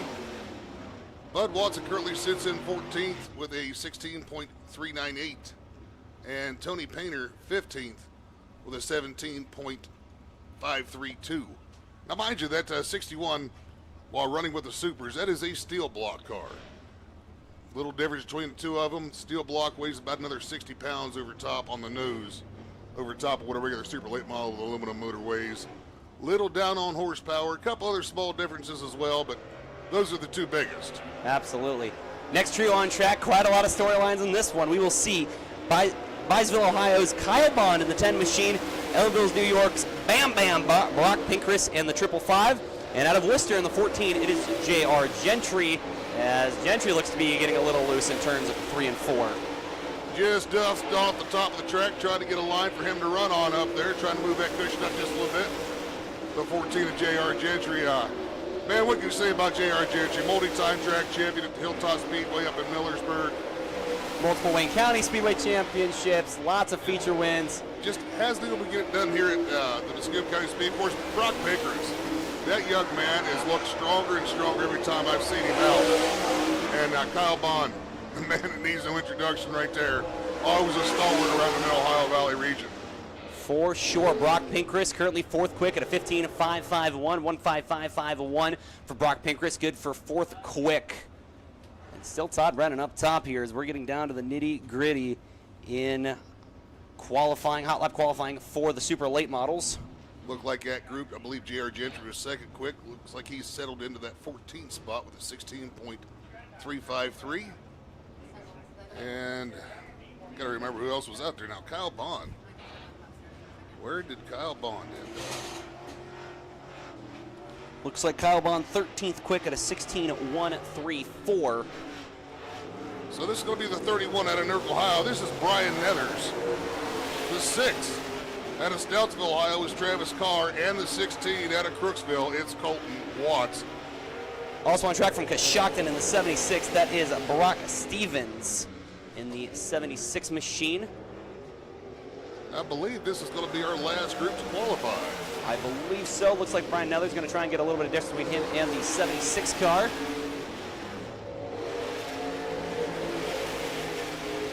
Got to leave yourself some space. You don't want to be running up somebody during qualifying. That'll definitely hurt your time in a hurry. And unfortunately, Brian Nether's looping around on that 34 as he's coming to the checker. So tough break for Brian Nethers. He kind of gave up lap 1 and then lit the tires up coming through turns 3 and 4. And we're going to have to time him with the sundial on that one. Yeah, for sure. Going to be a bit of a long night behind the 8 ball for Brian Nethers, but looks like it's going to be Colton Flinner 5th quick, Brock Pinkrist 4th quick, Tyler Carpenter 3rd quick, Kyle Moore 2nd quick, and picking up, I believe we saw one more lap maybe? Yeah, it looks like quite possibly going to give the 6 of Travis Carr one more lap. All right, I'll give it a lap before I make the official announcement. Oh, looks like Brian Nethers also getting another lap in this. So maybe Nethers won't be too far behind the 8 ball here. Hopefully he'll be able to get a good time in. I believe that's a Longhorn chassis underneath the sheet metal, that number 34 car, if I remember correctly. I believe you're correct. He ran with the Ohio Valley Late Model Dirt Series, as well as the Super Late Models at West Virginia Motor Speedway a couple weeks ago.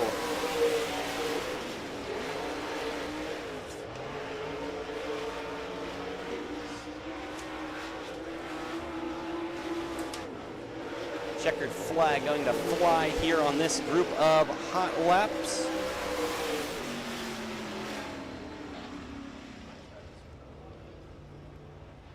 So now, 5th quick will be Colton Flinner, Brock Pinkrist 4th quick, Tyler Carpenter 3rd quick, Kyle Moore 2nd quick, and picking up the quick time tonight here with the late models will be Todd Brennan with a 15.307, unless the 31 of Lincoln Smith, I believe we're going to give him one lap, see if he can best Todd Brennan's 15.307. You know, there's a lot of factors to consider in there. You know, obviously Lincoln Smith had a much earlier draw. There tends to be a little bit more moisture left in the track at that point. It's kind of a fine line where you want to qualify at. You want to be somewhere after the 6th or 7th car, but before last, when there's still a little bit of bite left in the track. So it's just, you don't want to be last because they usually tend to use up the track by that point. Of course, with 32 sprint cars already on there, the track's seen a good bit of wear. You know, during the height of the sun right now, so you can see the water truck getting filled up. They're going to make a few laps here just after a bit, I imagine, just to try to keep some moisture in the track, to try to keep some bite, make it racy. Try to build that cushion up there. You kind of see that loose dirt up around top turns 3 and 4. That's what we call the cushion. And that there, my friends, is what separates the men from the boys. For sure. If you're not afraid to stick that right rear right up on that cushion, hammer down on it, you can ride that cushion all the way around there. It will be the fastest way around this speedway But you got to be careful. You hit that thing wrong way, and it will send you for a wild ride. It will suck you up into there, put you over top of that corner, and put you in places you ain't never been before. Places I've never even seen. Exactly. And, you know, racing with Donnie, we've seen a lot. Poor Donnie, not even here to defend himself. That's the best time. Exactly.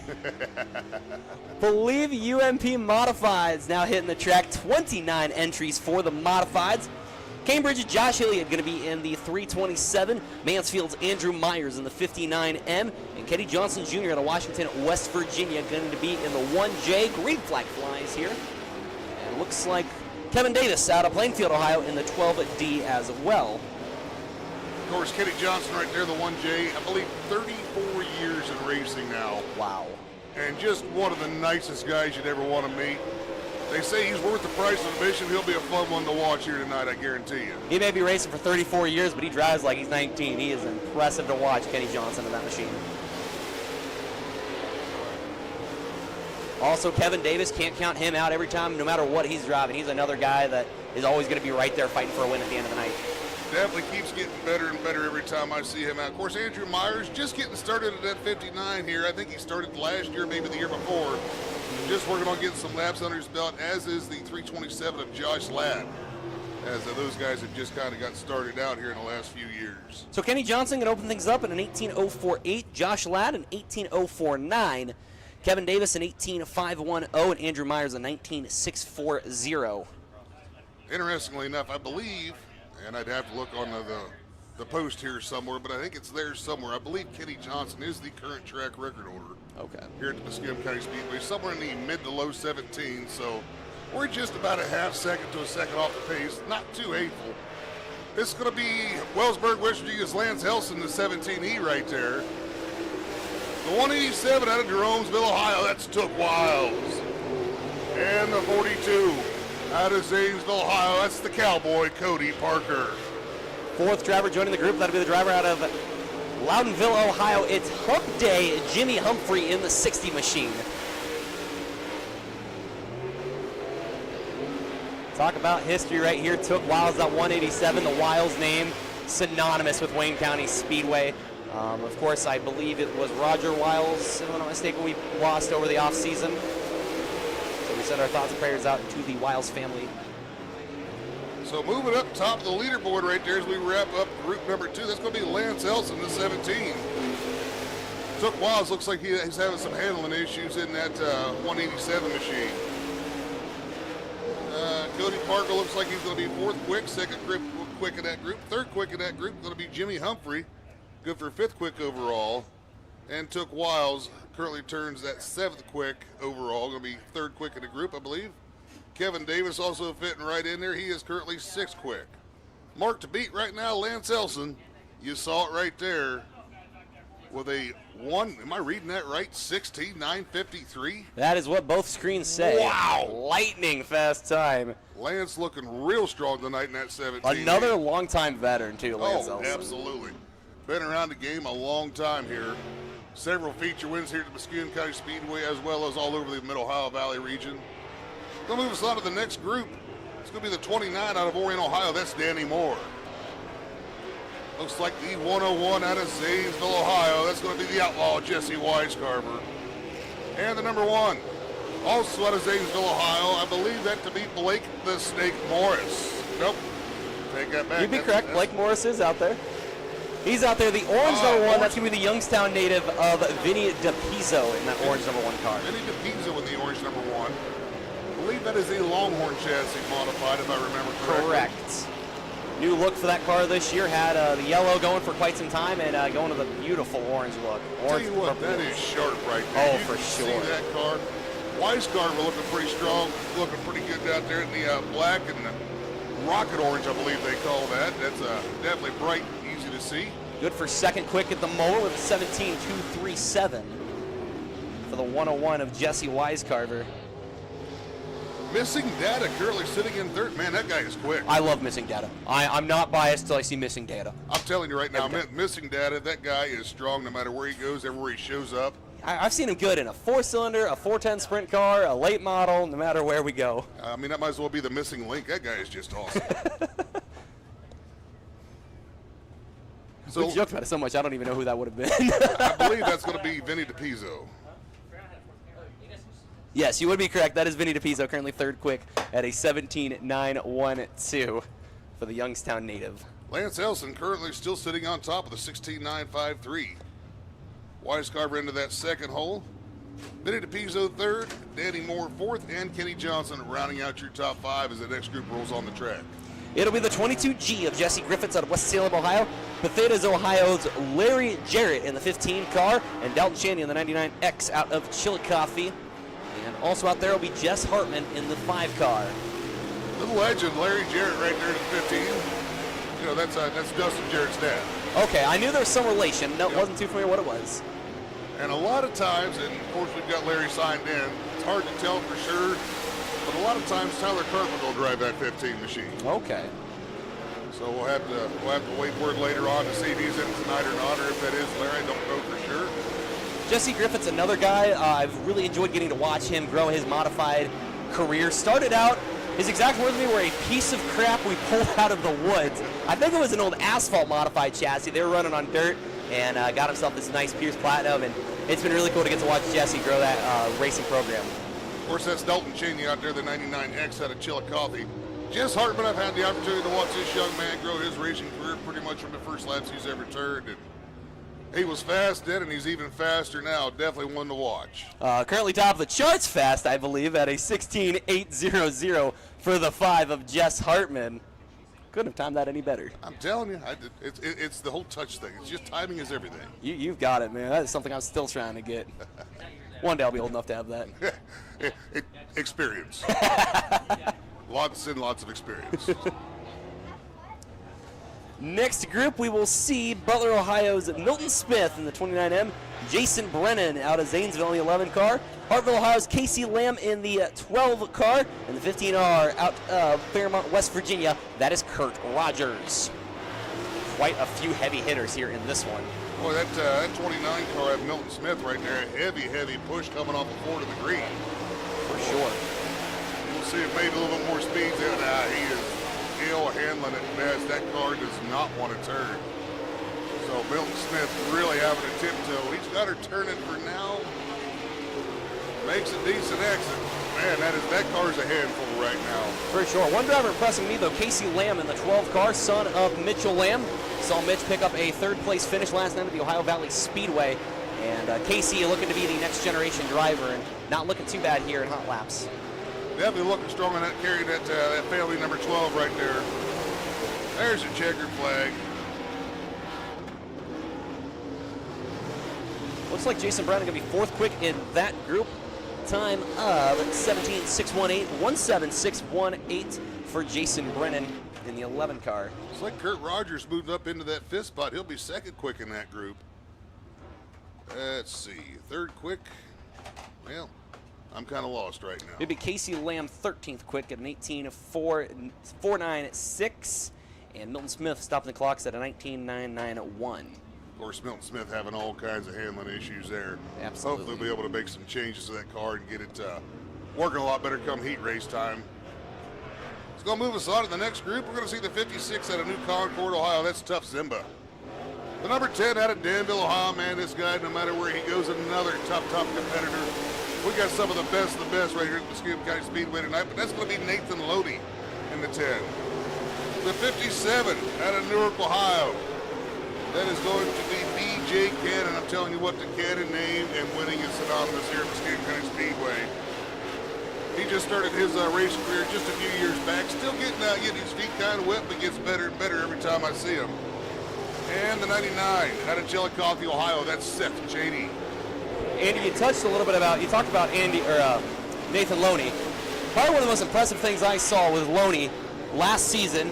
Won the Lucas Oil Qualifier, got himself a provisional into that Freedom 50 coming up on July 4th this year. Went from the back to, I believe, 7th, then got in the modified and went from the back to 3rd. To 3rd. Oh. Yes.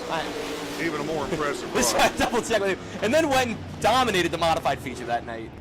Yeah, absolutely led that one wire to wire in the modifieds and passed just darn near every car on the track. And looking like he's going to build off that momentum. Currently fourth quick at 17.266. Still everybody trying to look for Jess Hartman's 16.800. 16.8 flat, Jess Hartman. Nice, good quick time right there. Might be somewhere close to track record. Not 100% certain on that. I'd have to move some stuff around and try to find it. And it'd probably take me a week, to be honest with you. Well, let's see. I think I have the faster eyes than you. Obviously, you're a lot younger. Looks like, if I'm reading this right, track record a 17.10, if I'm reading So that that right. is a new track record. We've got 2 cars under the track record here tonight for the modifieds, if that is a correct time. I mean, it may not have gotten updated throughout the years as the announcers have kind of been a little bit of a rotation up here over the past few years at the Muskingum County Speedway. Quite a bit. Always a pleasure, But, though. I'll tell you what, they got one of the best right here with you, my friend. I Thank you always very enjoy much. I'm listening to filling you. big shoes from you and Donnie. Clown shoes, though, you got to fill for me, my friend. I believe that's going to be the 18 out of Mansfield, Ohio. That's going to be Michael Amick. Should also see the 71C out of Edina, Ohio. That's Chris Basich. The 76 JD out of Belleville. That's going to be Derek Hubbard Jr. And the 76 out of Danville is Aaron Phillips. I believe that's who we've got there, who we should have. Great to see Michael Amick back in the car, former street stock racer up at Hilltop Speedway and Wayne County Speedway. Took a few years off and getting back into it with the modifieds and got Iron Man on the side, looking really good in that 16 car. So being told that that's Derek Hubbard in this particular 76. I believe we'll see Aaron Phillips in the next group. I believe you are correct. So we'll just have 2 left. 2 cars remaining after these 3. So Derek Hubbard Jr., the 76 JD, the 18 of Michael Amick, and the 71C of Edina, Ohio's Chris Basich. And I'll tell you what, that 71C, that's not a car to count out right there. He currently moves into that 5th hole with a 17.344. Good qualifying time as he is quick in that group. Absolutely. Looks like final 2 drivers going to hit the racetrack.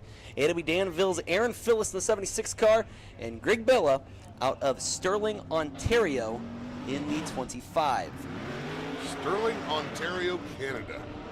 That's got to be the long haul award right there. I believe so. I mean, I saw some from I think we got a sprint car driver from North Carolina and one from California, but.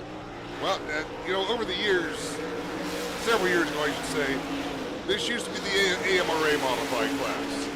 UMP bought out AMRA probably about a decade ago, roughly. But AMRA used to have what they call border wars. You'd race a couple times in Canada, you'd come from the United States and drive up there to Windsor, Ontario, Canada, I believe it was. And you'd race a couple times against their modifieds up there. They'd come down here, race a couple times against ours, and they kind of had a championship thing.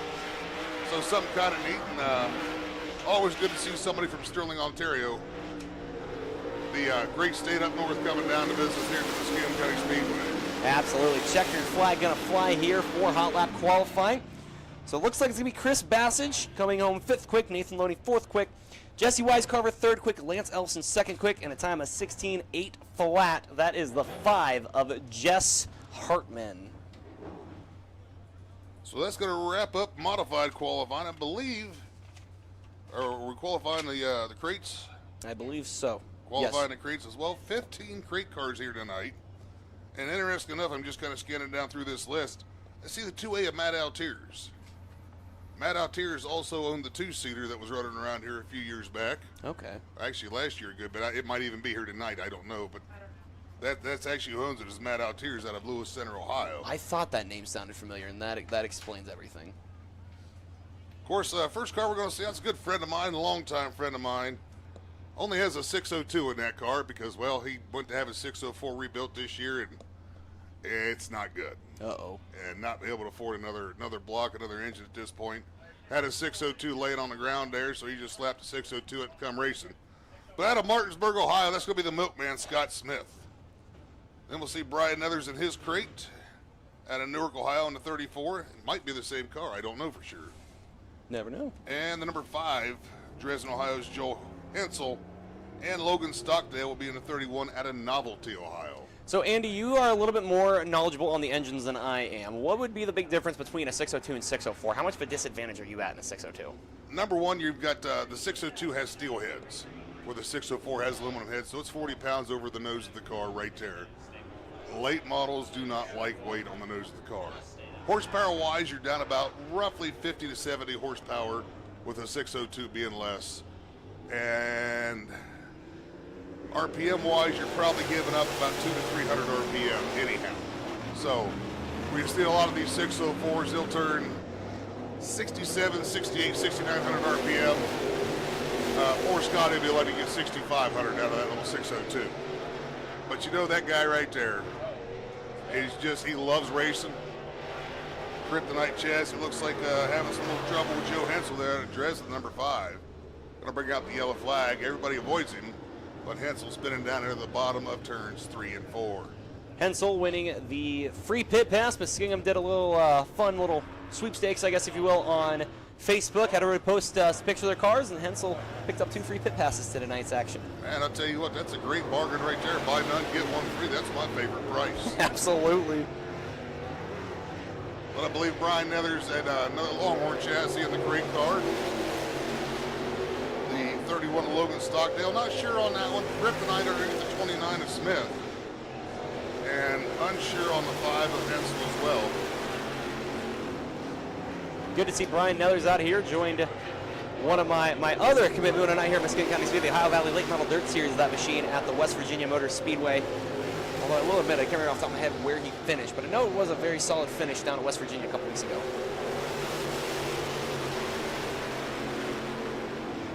No trouble for the 31 of Logan Stockdale as he goes off the top of 3 and 4. The cushion bit him. Indeed, it looks like that thing's going to be a little bit of a trouble spot in 3 and 4 tonight as checkered flag going to fly here for the first group of hot laps for your crate late models. It's going to be Brian Nethers currently top of the charts at a 17.358. Logan Stockdale a 17.745. Joe Hensel an 18.884. And Scott Smith a 19.083 for the first group of qualifying for the crate late models. Next group getting ready to roll on the speedway. We're going to see the 5A of A.J. Spagnolio out of Shinston, West Virginia. The 1 star of Jeff Watson out of Conneaut, Ohio, the 96F. Number I recognize quite well, that 96F's been around the Wayne County, Hilltop, Lakeville, a lot of years, that 96F. Keith Berner, man that knows Afterburner Shocks, drove that 96F for many, many years. Currently in that seat tonight, though, it's Justin Chance out of Mansfield. And the 151 out of Fairmont, West Virginia, that's going to be Colby Kimbrough. Kimbrough always a strong competitor here with the crate late models on that 151 machine. Absolutely. Of course, that 96F, Justin Chance, no slouch behind the wheel of the late model or anything he's been in. Good to see the Village Motors still on the side of that car. I apologize, I can't remember who owns that car, but just, it's been around a long time with that number. It's super, super people. I've spoken with them many times in the past. And I do apologize, I cannot currently remember the name. So it looks like Colby Kimbrough moving up to that top spot as we let them finish off the laps. Quick time, 17.177.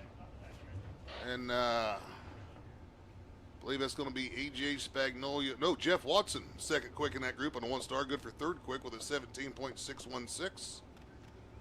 And it'll be A.J. Spagnolo with the Spagnolo with a 5A.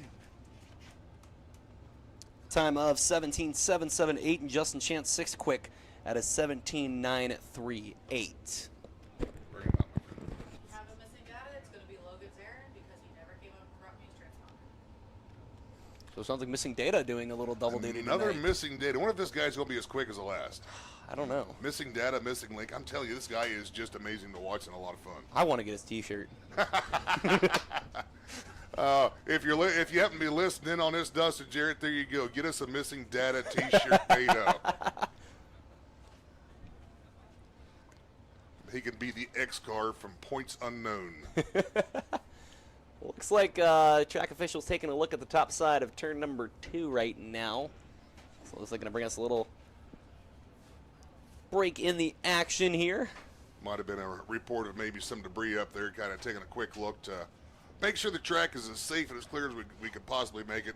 Obviously, you don't want to have any cut tires and that sort of thing. And a lot of times you get something falls off a race car, it sticks just the wrong way, and man, them tires are expensive. Oh, for sure. That's why I don't have a race car. I drive other people's cars.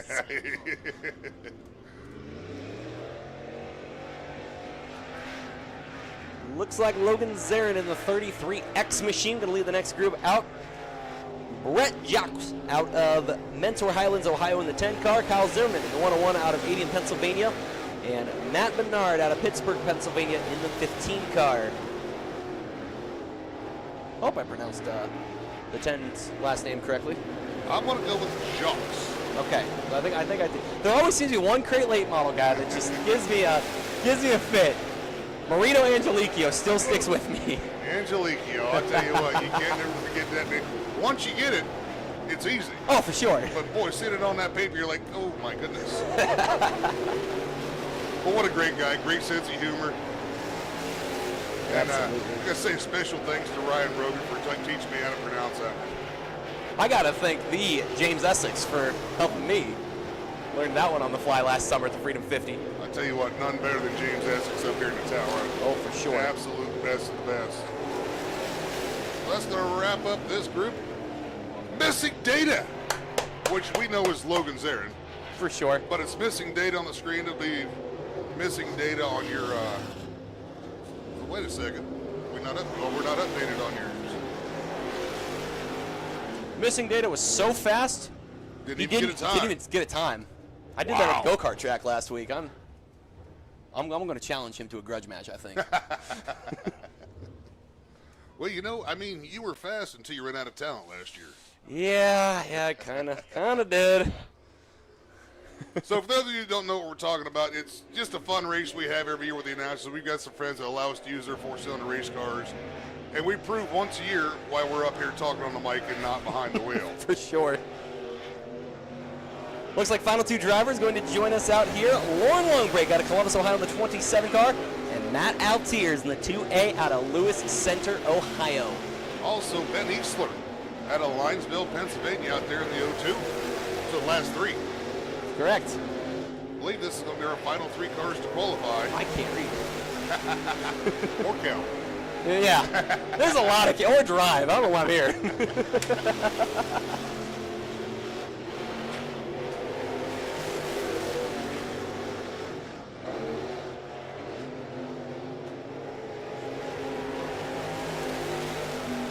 Looks like checkered flag gonna fly here on 604 crate late model qualifying.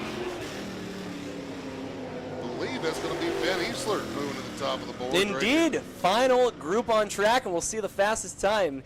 Easler going a 17.116, Colby Kimbrough a 17.117, Matt Altiers a 17.252, Brian Nethers a 17.358, and Logan Zarin, or better known as Missing Data, a 17.560. So looks like Missing Data did get a lap time in. So if we get that T-shirt made, do we put the 1Z on it? Or is it not? It's a 33X tonight is what he's in there. But he was also, what number was he in the last group, though? And the super late models, he's a 1Z. Now, the number one was our modified Missing Data. Correct. Which, I'm going to have to go back. That was Vinny DePizzo. So I believe we're just 2 hot laps. Indeed. We've got mod lights and mini stocks on hand. Of course, hot laps, this is just a chance for the drivers to get out there, kind of see how their cars are handling, make sure they're going to take off, go through the gears, go fast, turn left. 14 entries for the mod lights here at Muskingum County Speedway. It's going to be Carson Hubbard right there, the number 11 out of Fredericktown, Ohio. That one I do know. The half that is Kara Kimes, the driver from Zanesville, Ohio. The number 24, I know this one. 91's Ray Leslie out of Newark, I can tell you that one. 24 is going to be Tyler Jacobs I out did of not know Mansfield, Ohio. That wasn't who I was thinking. Good thing I saved you there. I'm telling you. And the 65 also out there, Joe Boyle from Kokomo, Indiana. Way Quite down in the hike. Kokomo. All right, that's why they don't pay me to say. Hayden Braxton out of Coshocton in the 7 car as well. Yeah, you hear me singing, usually I get paid to stop. White flag, going to go around one more time here. So you will not be singing the national anthem tonight, is what I'm understanding. I might start it, but I will not be finishing it. I mean, like, no, you won't. Maybe a good idea. You're not going to hear that, believe me.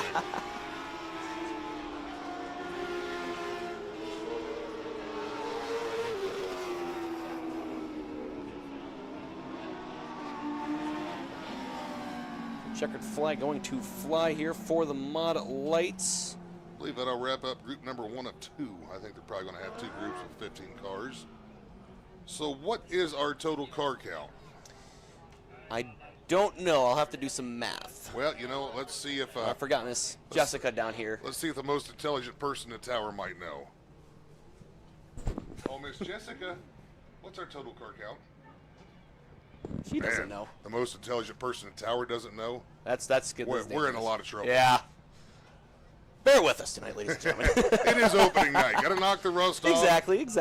It's great to see all y'all out here tonight. You know, like I said, I was a house announcer down here for 136. Wow. You know, I had the opportunity to be the house announcer down here for several years. Unfortunately, life being what it is, I had to give that up. I still love coming down here when I get the chance to watch. And, of course, I appreciate you letting me come in and kind of help you out. Always a pleasure, Andy. Always love getting to work with you, my friend. Looks like next group out on track, Jake Bowman in the 17 machine, Hayden Cheeseman Hill in the 31 S car. I believe that's going to be Dalton Weiss car with the 101. The 280 of Jimmy Smith.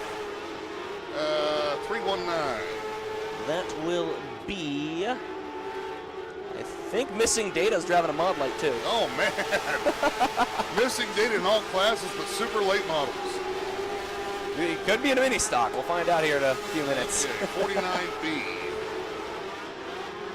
Looks like the 91 going to be Ray Leslie in the 91 car, Ryan Klein in the 20. Do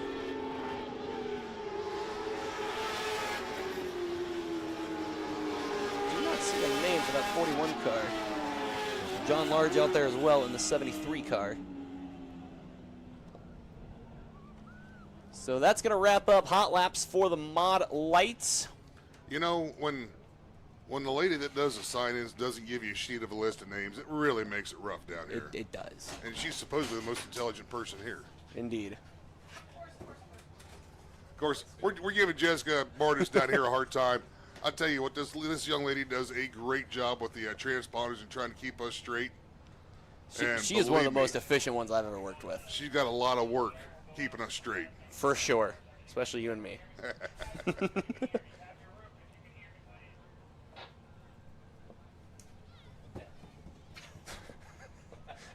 So mini stock's going to be coming out here in just a few moments to wrap up hot laps here at the opening night presented by the Ohio Essential Energy. And that will wrap up all the preliminary stuff. We'll be in the heat race action. Might do some quick trap prep. Not having heard really what's going on the radio with that yet, but They many don't tell us stops. anything. Right. Well, We'll just show up here. well, they pay us to entertain, and I guess we get to go out and dance. You know, we don't even know. Who knows anymore.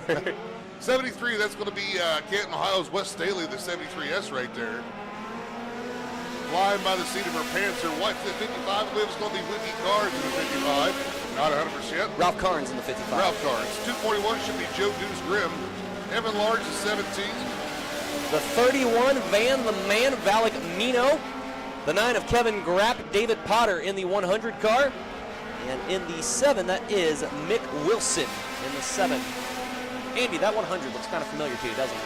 Well, it was painted black last time you saw it. Oh, yeah, that David Potter out there. That's the one you could not drive. Yeah, as a 241 comes to a stop. I believe 241 that's of Joe Grimm, Grimm. yes. So funny little thing about the 100 car, the right rear door. For those of you that don't know, last year's Battle of the Announcers race, I was in David Potter's 100 car. Ran out of talent, got blasted by Andy Dice. The right rear door actually hangs up outside of my bedroom. If you look at the right rear rocker, though, it is still all beat up from where you hit me. Yeah. Where you got all crossed up coming off of 2, and I had a head of steam, man. I had nowhere to go. Yeah, I don't blame you. I was like, please don't hit me, and bam! Somebody had to put you back straight, I guess. Yeah, exactly. Always a blast driving these little things. You know, and the funny thing is, that exact night, after I KO'd you, David Potter went out and won his feature in that 100 car after you realized you couldn't drive. Yeah, and he made sure last time I talked to him, he's like, we could have swept the night. I'm like, I know, I let you down. So this year, I'm coming for you. Be ready, Grandpa. Well, you know, I don't know that I can fit in the seat this year anymore. We'll see. Packed on a few more pounds over the winter, and I barely fit last year, so we'll see what happens. So looks like checkered flag going to fly on the first group of hot laps for the mini stocks here at Muskingum County Speedway.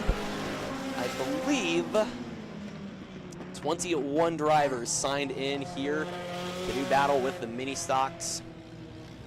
As Evan Large looks like he's having some issues with that Honda down the front straightaway.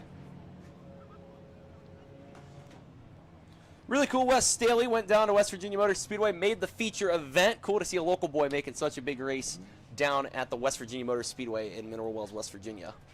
Yeah, you were down there just a couple weeks back for a Ohio Valley steel block race. Indeed. Ohio Valley Dirt Late Models, I believe is what they call that. Correct.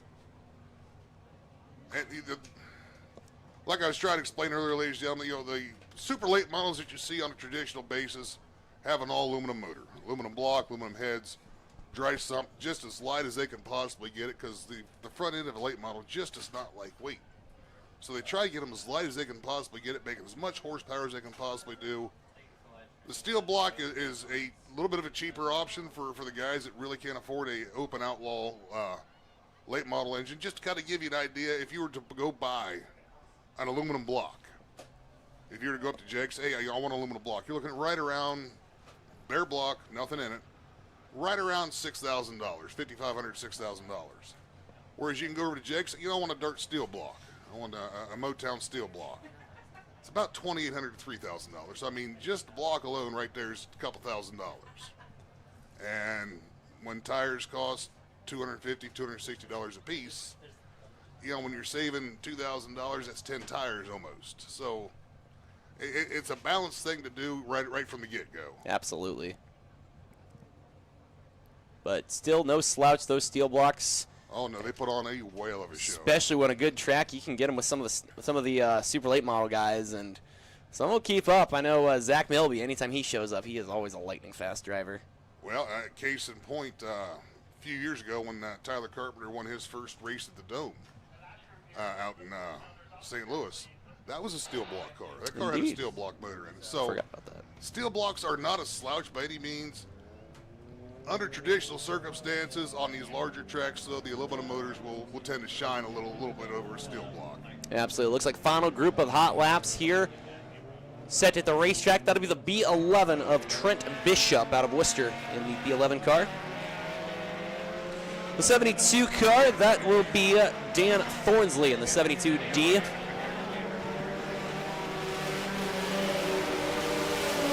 The 53T, that is... I believe that's Braden Watts in the 53 car.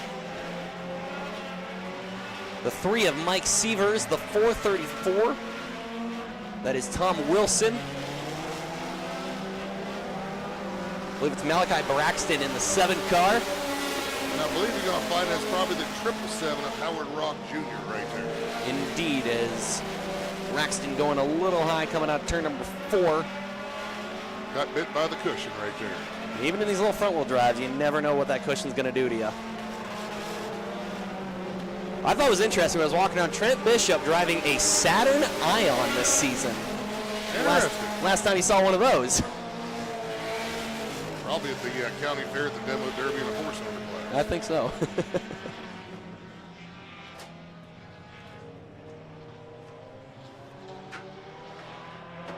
So checkered flag going to fly here. And that looks like it's going to wrap up preliminary action here at the Muskingum County Speedway here on opening night 2026, presented by Ohio Essential Energy. Opening ceremonies.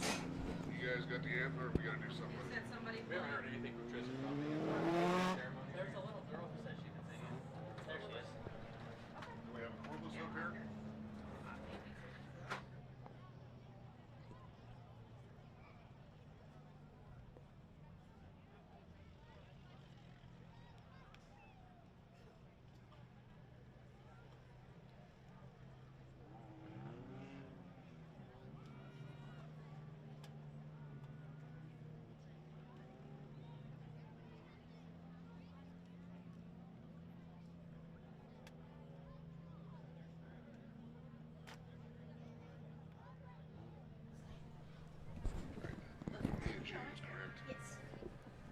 All right, ladies and gentlemen, it is that time as I see the 50-50 girls walking around, but I'm going to please ask you to pause for just a moment as you would ask you to please rise. Gentlemen, remove your hats and direct your attention to the hill tire ups. Muskingum County Speedway infield. Oh, my. A little ahead of schedule there. As we honor the many great men and women who give us the opportunity, the chance to be here tonight at the Muskingum County Speedway, as I hand the headset over to Miss Mia James out of New Concord, Ohio, to sing our national anthem this evening. So, ladies and gentlemen, in case you didn't hear, I need you on your feet. I think you're all the way down. Oh, no, you're good. Can you hear? Check. Check. Oh, I'm dead. Uh-oh. We broke it. Check one, check. Check, 1, 2, check. Check 1, 2. Hey, Andy, do you want to do an invocation before we do the national anthem? Right now? Yeah, we might as well. Give me just a minute, okay. So, now we got it working, I think. I can hear it in my headset now. Working out there? So, ladies and gentlemen, if I could please ask you, gentlemen, remove your hats. All right. Yeah. We're going this way. Check one, check. Having a little technical difficulties here at the Speedway before we get things underway. Check.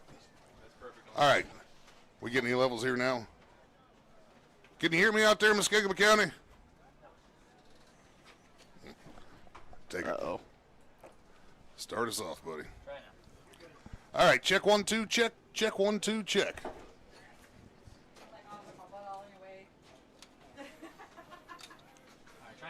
Check 1, 2, check. Check 1, 2, check. Check 2, check. Check 1, 2, check. Check. Check 1, 2, check. Check 1, 2. Testing. Are you Testing. getting well? Check 1, 2, check. Check.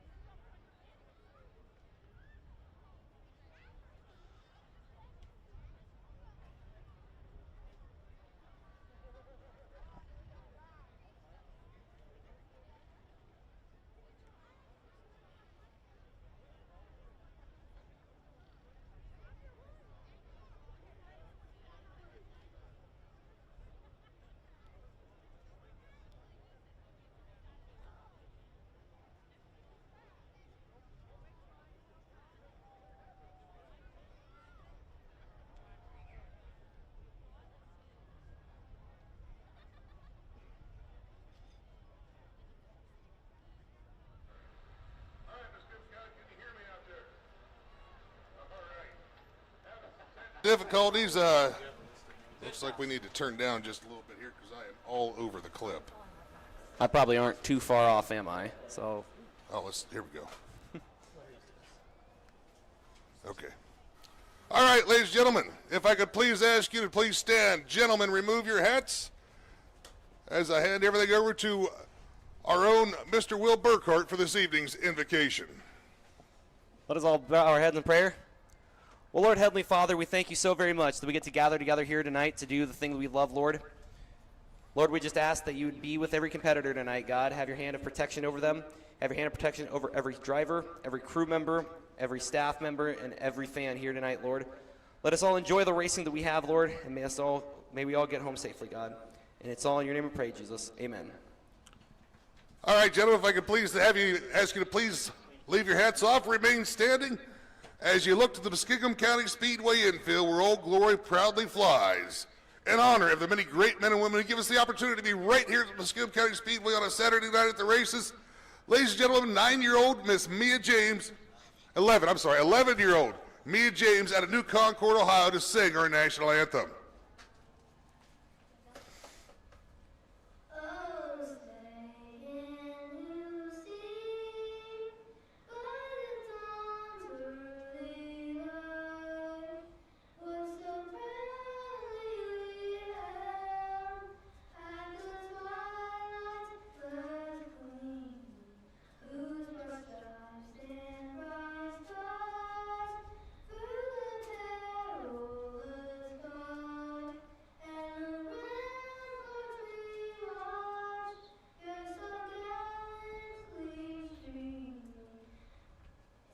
And the rockets were clear.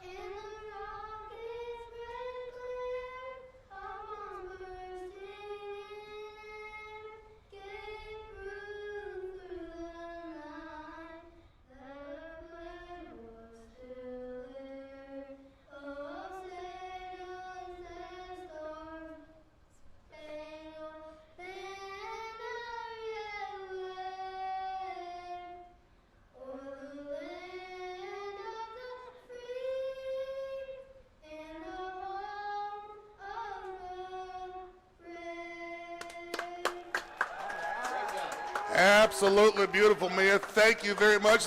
Muskingum County, she's leaving the tower right now. Let's give her a big round of applause. She can hear you say it loud and proud.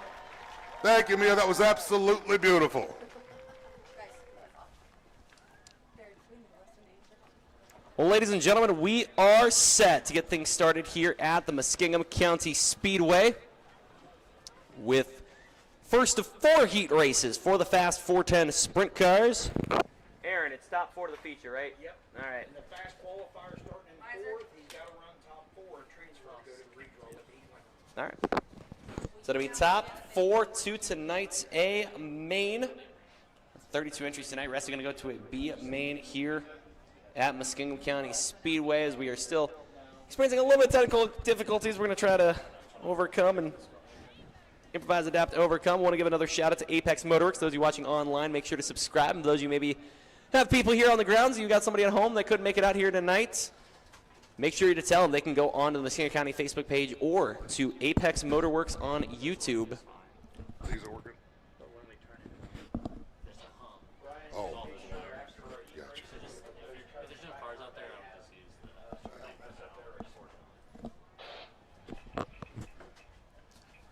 So, being told that our technical issues are relatively limited, we'll work on our headsets as the cars are out there and whatnot, but there's a little bit of feedback, a little bit of a hum coming through there, so we're trying not to annoy the spectators here on site.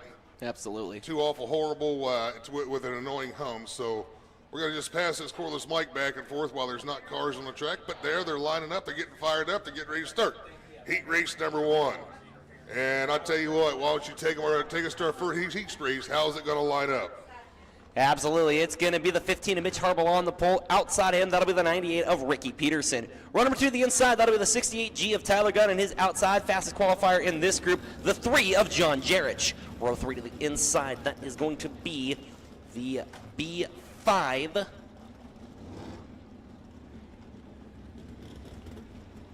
of Brianna Lawson. And her outside, that'll be the 4 of Danny Smith. Final row to the inside, that will be the 1B of Keith Baxter and the 25 of Cody Stillion. Like we said, top 4 to the feature. The rest will head to a B main here tonight at the Muskingum County Speedway. So those on site here tonight that see the name on that 25 machine, Cody Stillion. Cody Stillion was a mini wedge racer, won a championship at Hilltop Speedway many years ago. Now up into a 410 sprint, continuing on his racing career. Raced the Mod Lights a few seasons ago, Yes, and I believe last season was his first year in a sprint car. Primarily going to run up around the Wayne County Speedway area in 2026. So wish Cody the best. Him and his dad Tim, just super guys. That front row, too, Mitch Harbaugh, longtime competitor with the Fast Series, and his outside, Ricky Peterson. Doesn't matter where Ricky goes, he is really fast. The Chiapoli 98 has been a great addition to his program. You know, this is where you have a definite advantage over me. I really don't know sprint cars all that well. So I'm kind of learning from you, and it's pretty sweet, actually, to be honest with you. Really enjoy listening to you. A little bit of an advantage with being at Wayne County Speedway for the last 4 seasons. We did quite a lot of sprint car stuff.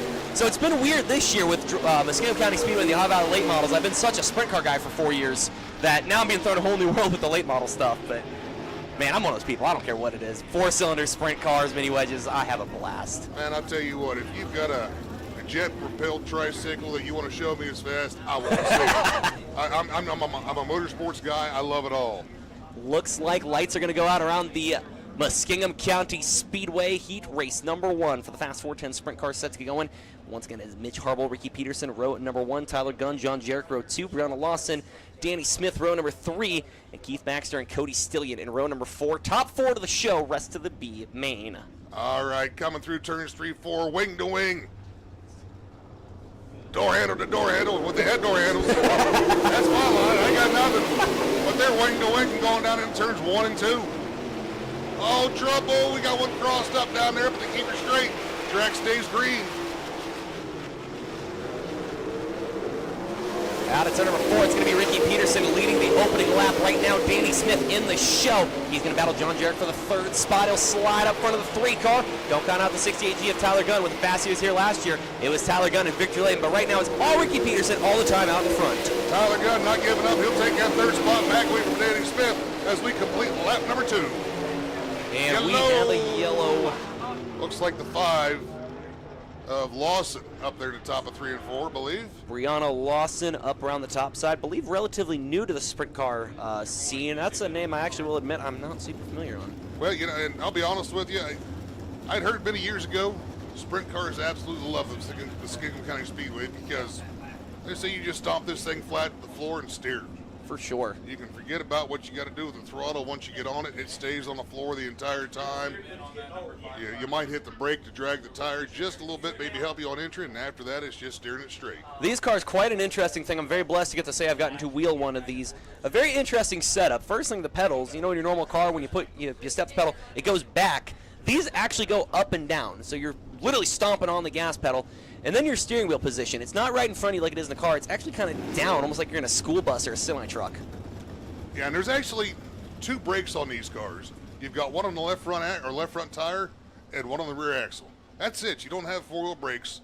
You know, you wouldn't want to use the right front anyhow because that'd shoot you clear up over the top. For the most part, they run right about 8 to 9 inches of stagger. And what stagger is, that's a difference in size between the rear tires. If you look at these cars when they come by, you'll see that right rear tire being about 8 to 9 inches bigger than the left rear. That's to help these cars turn. So there's a high sign going to go green next time, coming off corner number 4. It's going to be a single file restart. We're going to have a cone out in the front straightaway. Pretty simple concept here. They'll hit Ricky Peterson, going to fire at the cone in turn number 4, but you cannot pass before the cone, cannot go below the cone, and you cannot hit the cone. If you do any of those 3 things, we're going to dock you 2 positions either at the next caution or the end of the race, whichever comes first. What if you really don't like the cone insulted you? Can you then hit the cone? I don't know. I'm not a legal expert. If you want to fight with the cone, I think that's the one thing you can throw punches at and you won't get in trouble with. But So 2 laps down, 6 to go. Your top 4 look like this. it'll be Ricky Peterson currently out in front, Mitch Harbaugh in second, John Jarek in third. And right now it is Danny Smith in the show. Still Tyler Gunn, Keith Baxter, Cody Stillion, and Brianna Lawson on the outside looking in. So slowly down the back stretch they come, Nerf bar to Nerf bar. There you go, now you're getting it. All right, Nerf bar to front wing. Here they come, looking for the green. Here we go. Great restart for the 98 of Ricky Peterson. Here comes Tyler Gunn taking a look top side. Gunn gonna rip the whip. Down the back straightaway, put the 68G into the show over Danny Smith. And he's gonna take a look to third on John Jarek. That's 68 of Gunn looking strong there on the top side of the Muskingum County Speedway. Trying to get a run on that 3rd spot, that Jarek, and that number 3. But Peterson at the halfway point, holding strong Harble in second. Battle for third, heating up right now, Will. Tyler Gunn takes another look to the top, gonna bounce that right rear off the cushion. He'll try to launch off down the back straightaway, getting a run on the 3 of John Jarrett. He'll look to the top one more time, but still at the line, it is still the 3 in third place. Looked like Gary's just had a bit of a push coming off turn number 4 there, where Tyler Gunn got a good run. Watch him coming down the backstretch. He'll gain 2 to 3 car lengths, but Jarrett's able to pull away, coming off the corner just a little bit, as Gunn up into that loose stuff up in the cushion. 2 laps left to go for the 98 of Ricky Peterson. Mitch Harble still runs in the second spot. John Jarrett's third, and Tyler Gunn right now in the show. Boy, Gunn putting up them rooster tails. Here's the white flag gonna fly. Bring us home, Andy Dice. One more time around. Ricky Peterson on the point. Mitch Harble in second. Tyler Gunn holding off. I'm sorry, John Jarrett's holding off Tyler Gunn to 68. Tyler Gunn making a last dash pass. Peterson will win. Jarrett's in third. Harble second. Tyler Gunn going to bring him home in fourth, wrapping out your transfer cars. Everybody else goes to one of 2 B-mains, I believe. I believe. I'll double check that there and Fry. So finish the race number 1 going to look like this. Brianna Lawson comes on the 8th spot. Cody Stillian in 7th. Keith Baxter in 6th. And Danny Smith 5th. Those will be your non-transfers heading to tonight's B-main. Cars locking in tonight's feature event. 4th will be the 68G of Tyler Gunn. 3rd to the 3 of John Jarrett. 2nd to the 15 of Mitch Harble. And picking up heat race number 1 out of Rawson, Ohio. How about it for the 98 of Ricky Peterson? Pretty good show right there. Indeed. Peterson always impressive, and great to see him teamed up with that Chiapoli team. The 2nd year for him in that 98 car. Of course, Tyler Gunn started in that 3rd spot. Fell back early on. I think he fell back to right around 5th or 6th, but rallied and was able to get back into a top 4 and a transfer spot there. Almost making it to 3rd around John Jarrett. We used to call Tyler Gunn at the Wayne County Speedway the machine gun, because he was just lightning fast every time he showed up. As heat race number 2 going to hit the racetrack. It'll be the 1 of Nate Dussel on the pole and his outside the 15K. That'll be Creed Kemenaugh. Row number 2 will be the 7-star of Tyler Street and the 19 of Tyler Esch. Row number 3 to the inside, that'll be the 25R of Jordan Ryan at his outside the 81 of Race Jacobs. And Jordan Harble and Billy Morris will make up the 4th and final row. So heat number 2 on the track, getting ready to roll out there. Get a little bit of heat in the engines. Really cool to see a couple of second-generation drivers rolling down the front straight over here. You got Creed Kemenaugh on the 15K, his father Chad Kemenaugh, a longtime sprint car veteran, and then Lee Jacobs. You just say the Jacobs name around these parts, and where do we begin? Absolutely. Son of Lee Jacobs in that 81 car taking over. Dean Jacobs, Kenny Jacobs, the Jacobs family, and the central and southern Ohio region is synonymous. Pete Jacobs built Wayne County Speedway, and Pete Jacobs, yeah, Trey Jacobs, one of the hot names right now. And also Cody Jacobs, the crew chief of World of Outlaws champion David Gravel for Big Game Motorsports. So, yeah, lots of Jacobs. experience in the Jacobs family.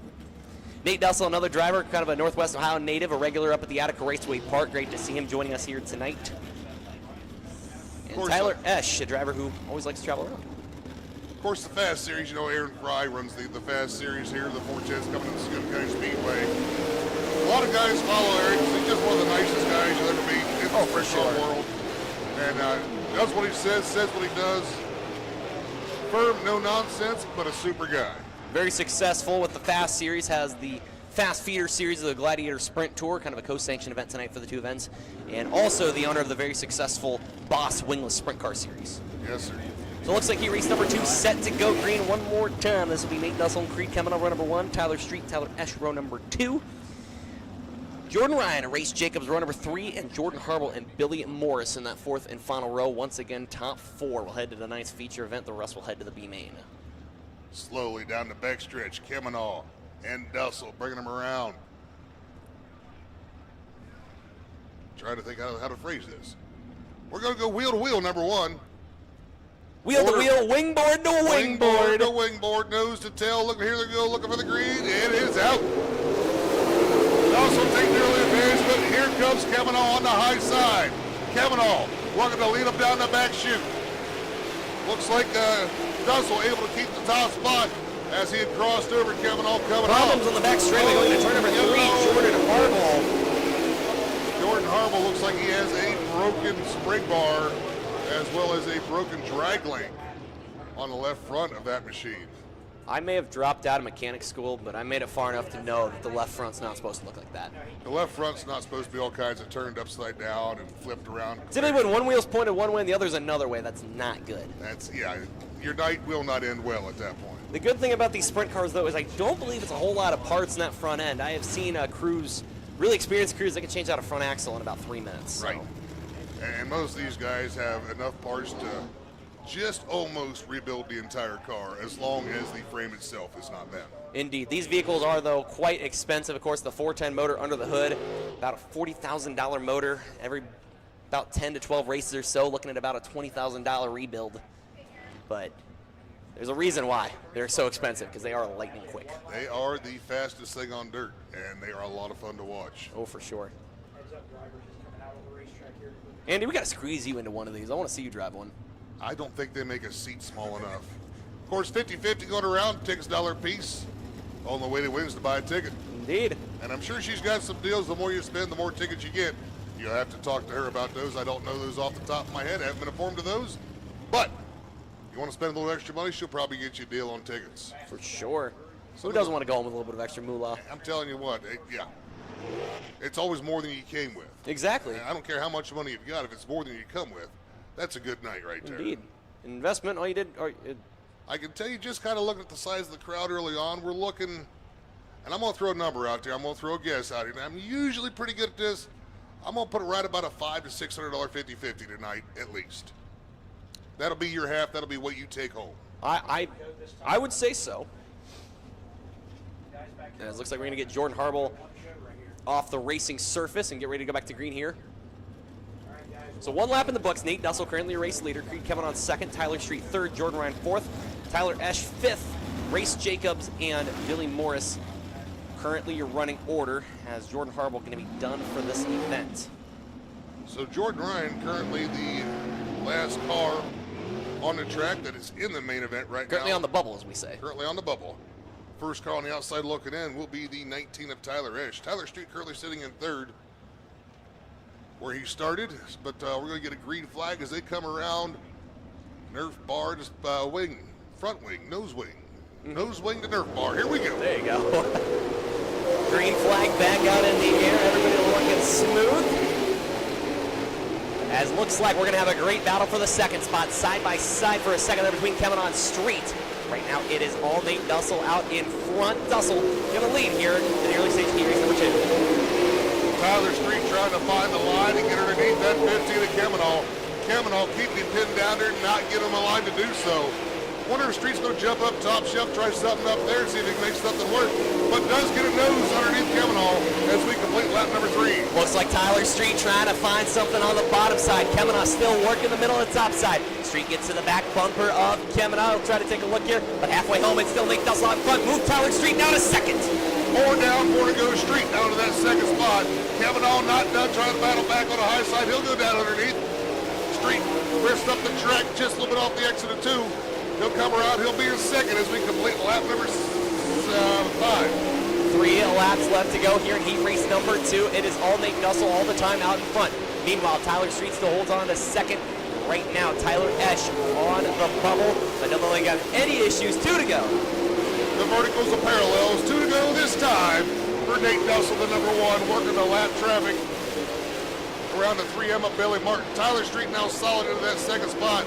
Creed Kemenall third, and Tyler Esch in fourth. A lot of space for Will as we come into the white flag. Bring him home, Will. Down on the back straightaway one final time here in heat race number 2. He'll head into head in turn number 3. Out of turn 4, checkered flag gonna fly. Nate Dussel picking up heat race number 2. Tyler Street, Creed Kemenall, and Tyler Esch in the feature event.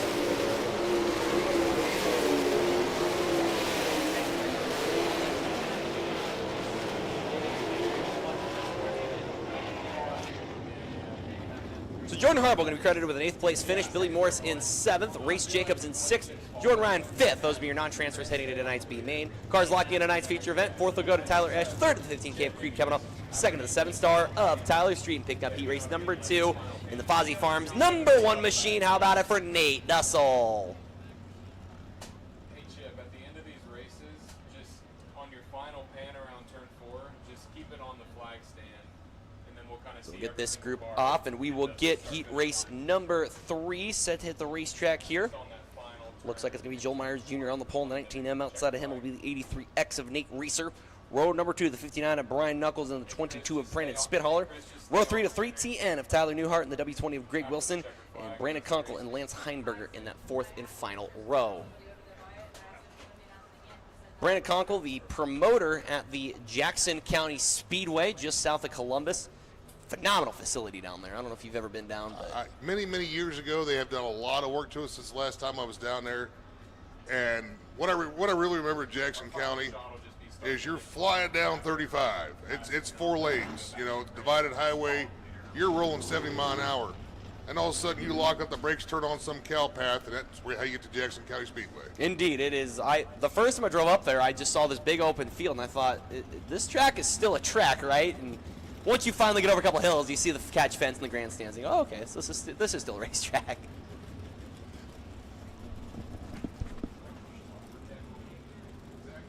Brandon Spithaller as well, starting in the 4th spot, your quick qualifier in this group. Spithaller, the 2-time series champion in 2023 and 2024 in that 22 car. Gonna bounce around, kind of pick and choose a little bit this season.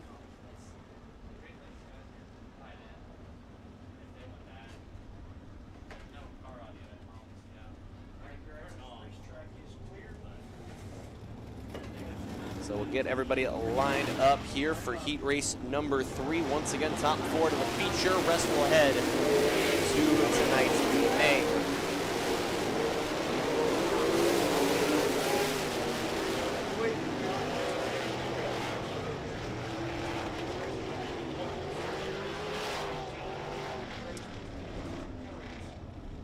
So lights gonna go out around the racetrack. Green flag next time by. It is Joel Myers Jr., Nate Reeser in row number 1. Brian Knuckles, Brandon Spithaller, row number 2. Tyler Newhart and Greg Wilson, row number 3. And Brandon Kunkel and Lance Heinberger in that 4th and final row. And good to see Heinberger back out here. Looks like that car firing a little bit better than it did in hot laps. Of course, another interesting fact about the sprint cars, they don't really have a lug nut per se. Indeed. They have what they call a knockoff. It's one lug nut, kind of like what NASCAR uses, except for it's a star pattern. And it's a little different, but here we're going to come off turn number 4. Looking for the green this time. Here we go.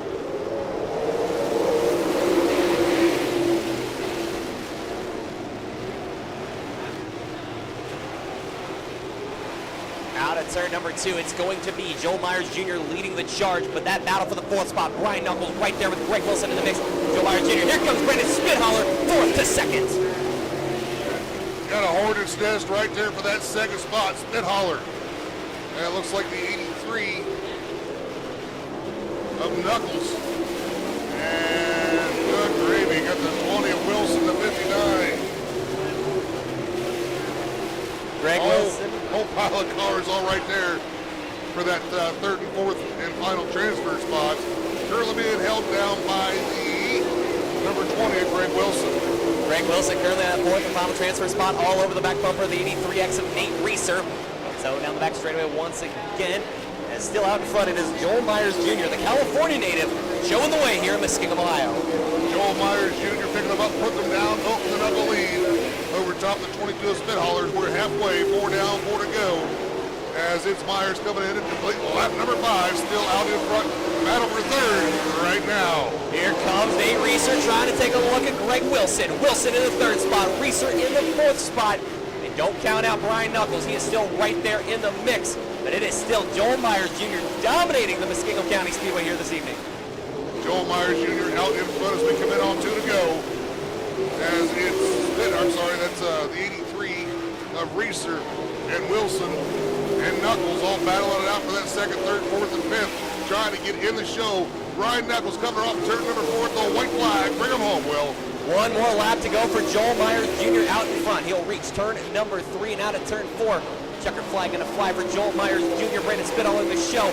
Can Brian Knuckles get a last lap charge? He'll move to the top side. They'll drag race down the front straight, but it'll be the 83X of Nate Reeser. As looks like Lance Heinberger having problems on the last lap. The top wing collapsing, and it is currently blocking his view, but he's off the racing surface at least. Yeah, it looked like the front mounts or something come down on that. I don't know exactly what happened, but the wing currently covering the driver, and that is not a good place for the wing to be. Rough night for him. Heimberger can be credited with an 8th place finish. Brandon Conklin 7th. Tally Newhart 6th. And Brian Knuckles 5th. Your non-transfers for this heat race. Nate Reeser, Greg Wilson, Brandon Spitaler all going to be on the show. But picking up the heat race win out of California in the 19M. How about it for Joel Myers Jr.? Looking strong in that one. One more heat race to go for the Fast 410 sprints here tonight. And we'll be moving on to the super late model, something I know a little bit more about. A little bit more of your wheelhouse.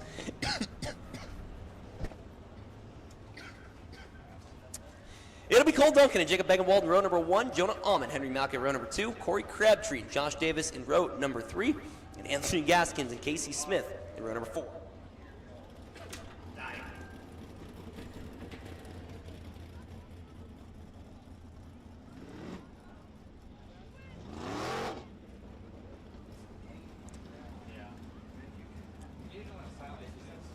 So Andy, I know you're not as much of a sprint car expert as I am. Cole Duncan starting on the pole in that 79 car. Not his usual family-owned 22 car, but Cole Duncan, a name synonymous around this area. Very fast driver, especially at Atomic Speedway. You go down there, he is always going to be one of the top guys. Numerous feature wins, track championships down at the Atomic Speedway. Well, and while I'm not going to tell you I'm nearly as versed on the sprint cars as what you are, Will, I do know that Corey Crabtree is not one to sleep on. Indeed. That number 11 at Crabtree, I've seen him a few times around here, always quick in that number 11 machine. And Henry Malkett, the nephew of Brad Malkett, owner of Malkett Racing Engines. And Henry, a regular up at the Wayne County Speedway. We talked a little bit earlier about how we're kind of making do. One man's misfortunes, another man's fortune. Wayne County, unfortunately, getting canceled tonight, but Henry going to come down and run with us here this evening. Always good to see Henry Malkett show up wherever he might show up. And good to have him here at Muskingum County Speedway tonight. Absolutely. We are going to get them lined up here in just a few moments. Once again, I want to shout out Apex Motorworks for bringing you all of the action. For those of you watching live online, those you hear on the grounds, the Jumbotron, all of that thanks to Apex Motorworks. Beautiful work, and these guys have been phenomenal tonight. A little bit of some technical difficulties early on, but these guys are really quick to fix it.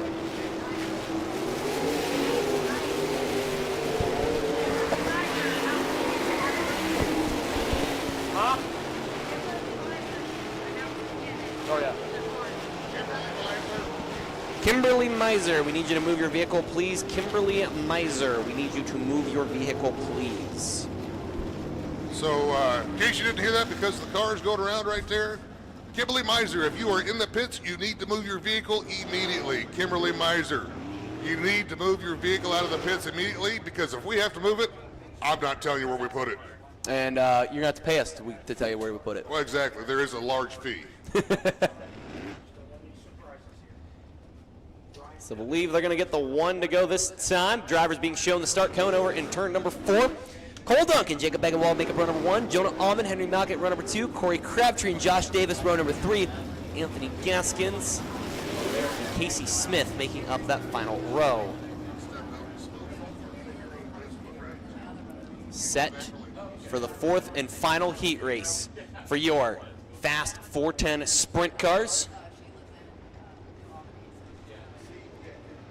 Lined up side by side all the way back. Cole Duncan, 79. Jacob Begenwald, 3J, set to bring us to the green. Out of turn number 4, green flag is out. Down into turn number 1, it is going to be Cole Duncan leading the way. Jacob Begenwald runs in the 2nd spot. Right now, Josh Davis, the 4th and final driver in the show. He'll take a look to the bottom. Henry Malkett down the front straight, move the 4U into that 3rd spot. Henry Malkett now on the bubble. Out of turn number 2 one more time. It is still Cole Duncan out in front. This track may be pretty reminiscent of the Atomic Speedway. Look at Josh Davis already trying to make a move on Jacob Begenwald. Henry Malkett right there in the mix as well. Malkett gonna look to the top side. Davis still works the bottom side.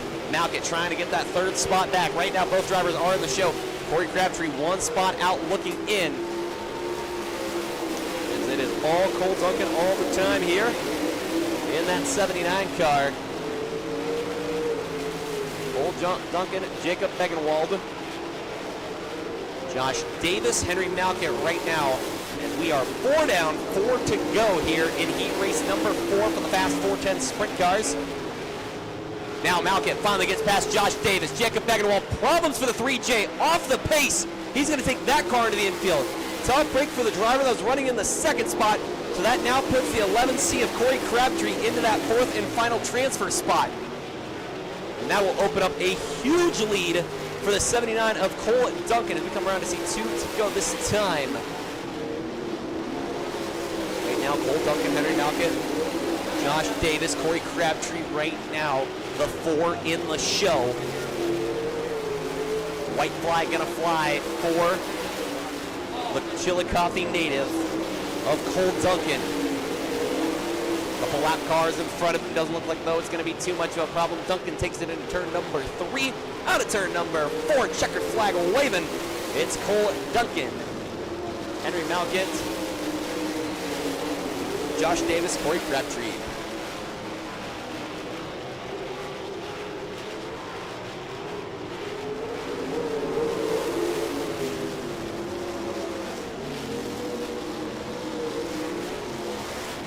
Finish to heat race number 4 looks like this. 8th goes to the 3J of Jacob Begenwald, 7th to the 3S of Casey Smith, 6th to the 00 of Anthony Gaskins, and 5th will go to the 6J of Jonah Almond. Those will be your non-transfers heading into tonight's B main. Cars locking in tonight's main event. 4th will go to the 11 of Corey Crabtree, 3rd to the 4U of Josh Davis, 2nd to the 70 of Henry Malkit, and picking up heat race number 4 out of Chillicothe, Ohio in the 79 car. How about it for Cole Duncan?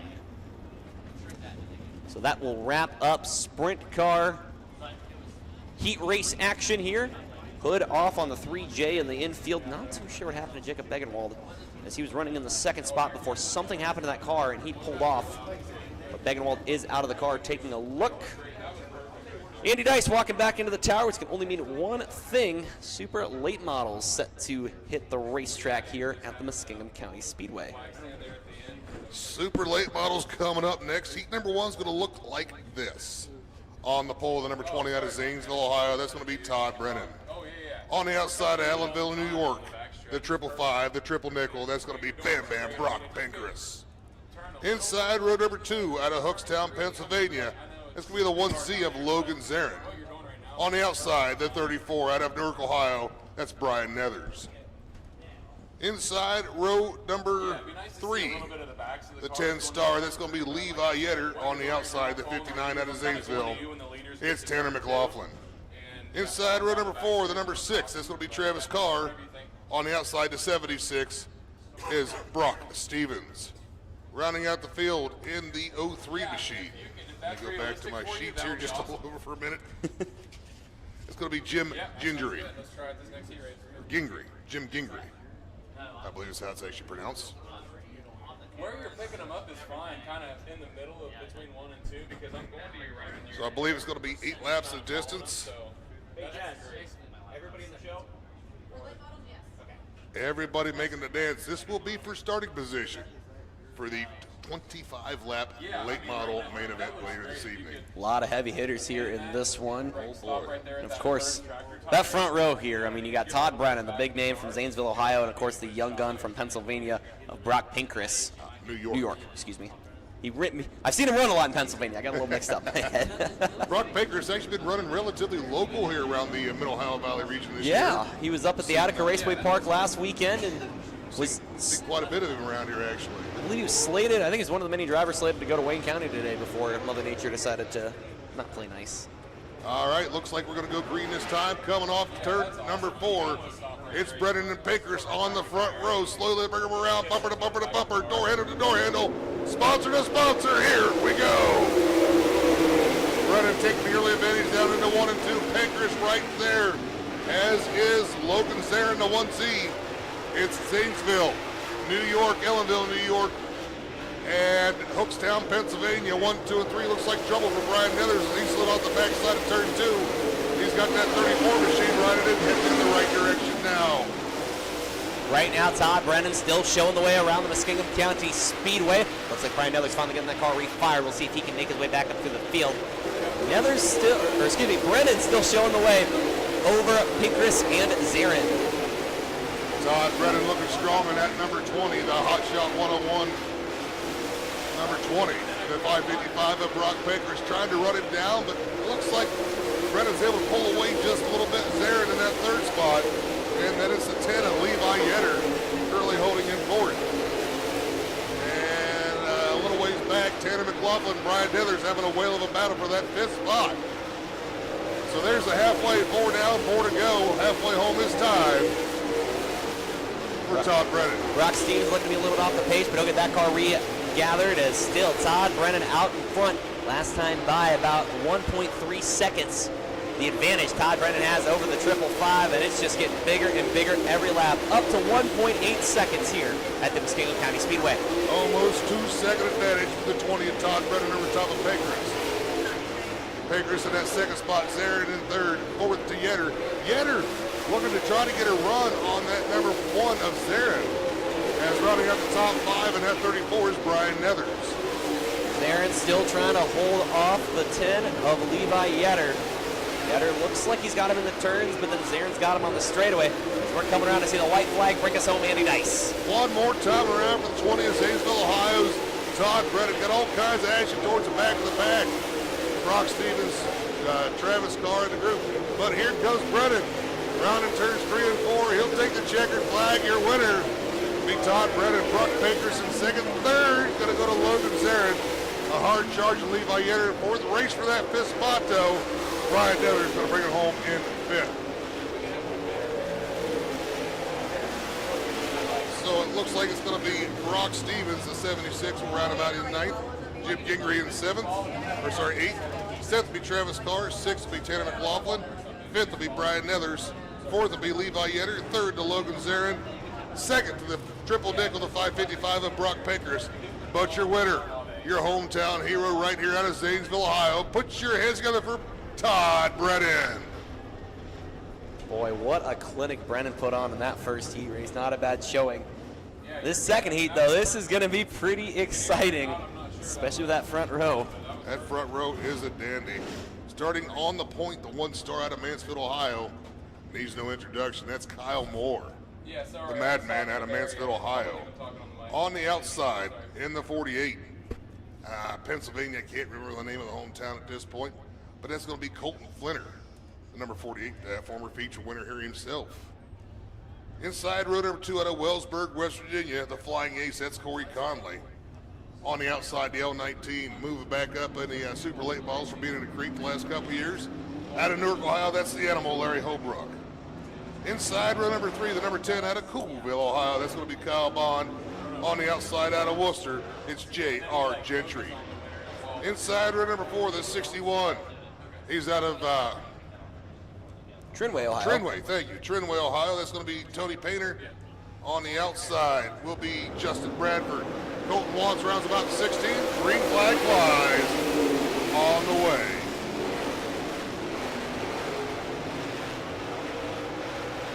Well, I'll tell you what, we said it was going to be a battle. Kyle Moore coming out the early advantage. But for the 48 of Flitter not going anywhere. How about Kyle Bond right now? Bond trying to make his way through the field. He's trying to track down the 14 of Corey Conley. And here comes J.R. Gentry as well. Lots of great racing here in the middle of the pack. But right now it is the Mansfield madman Kyle Moore out in front. Kyle Moore showing the way, but the action on the track right now, back in that 4th, 5th, 6th, and 7th spot with Conley. Gentry, Bond, and Holbrook all running right there, kind of pretty close to each other. As Kyle Moore had just about 0.8 of a second last time, and holding that 0.8 of a second. Problems, turn number 3, we've got one around Justin Bradford. Justin Bradford loops it around over the top side of turn number 3 to bring out this caution flag. So tough break for Justin Bradford right there. Remember, he had issues in qualifying too. So hopefully he'll be able to get things righted. He was out there running some decent laps, so we'll see if he decides to rejoin the field or take it back pit side.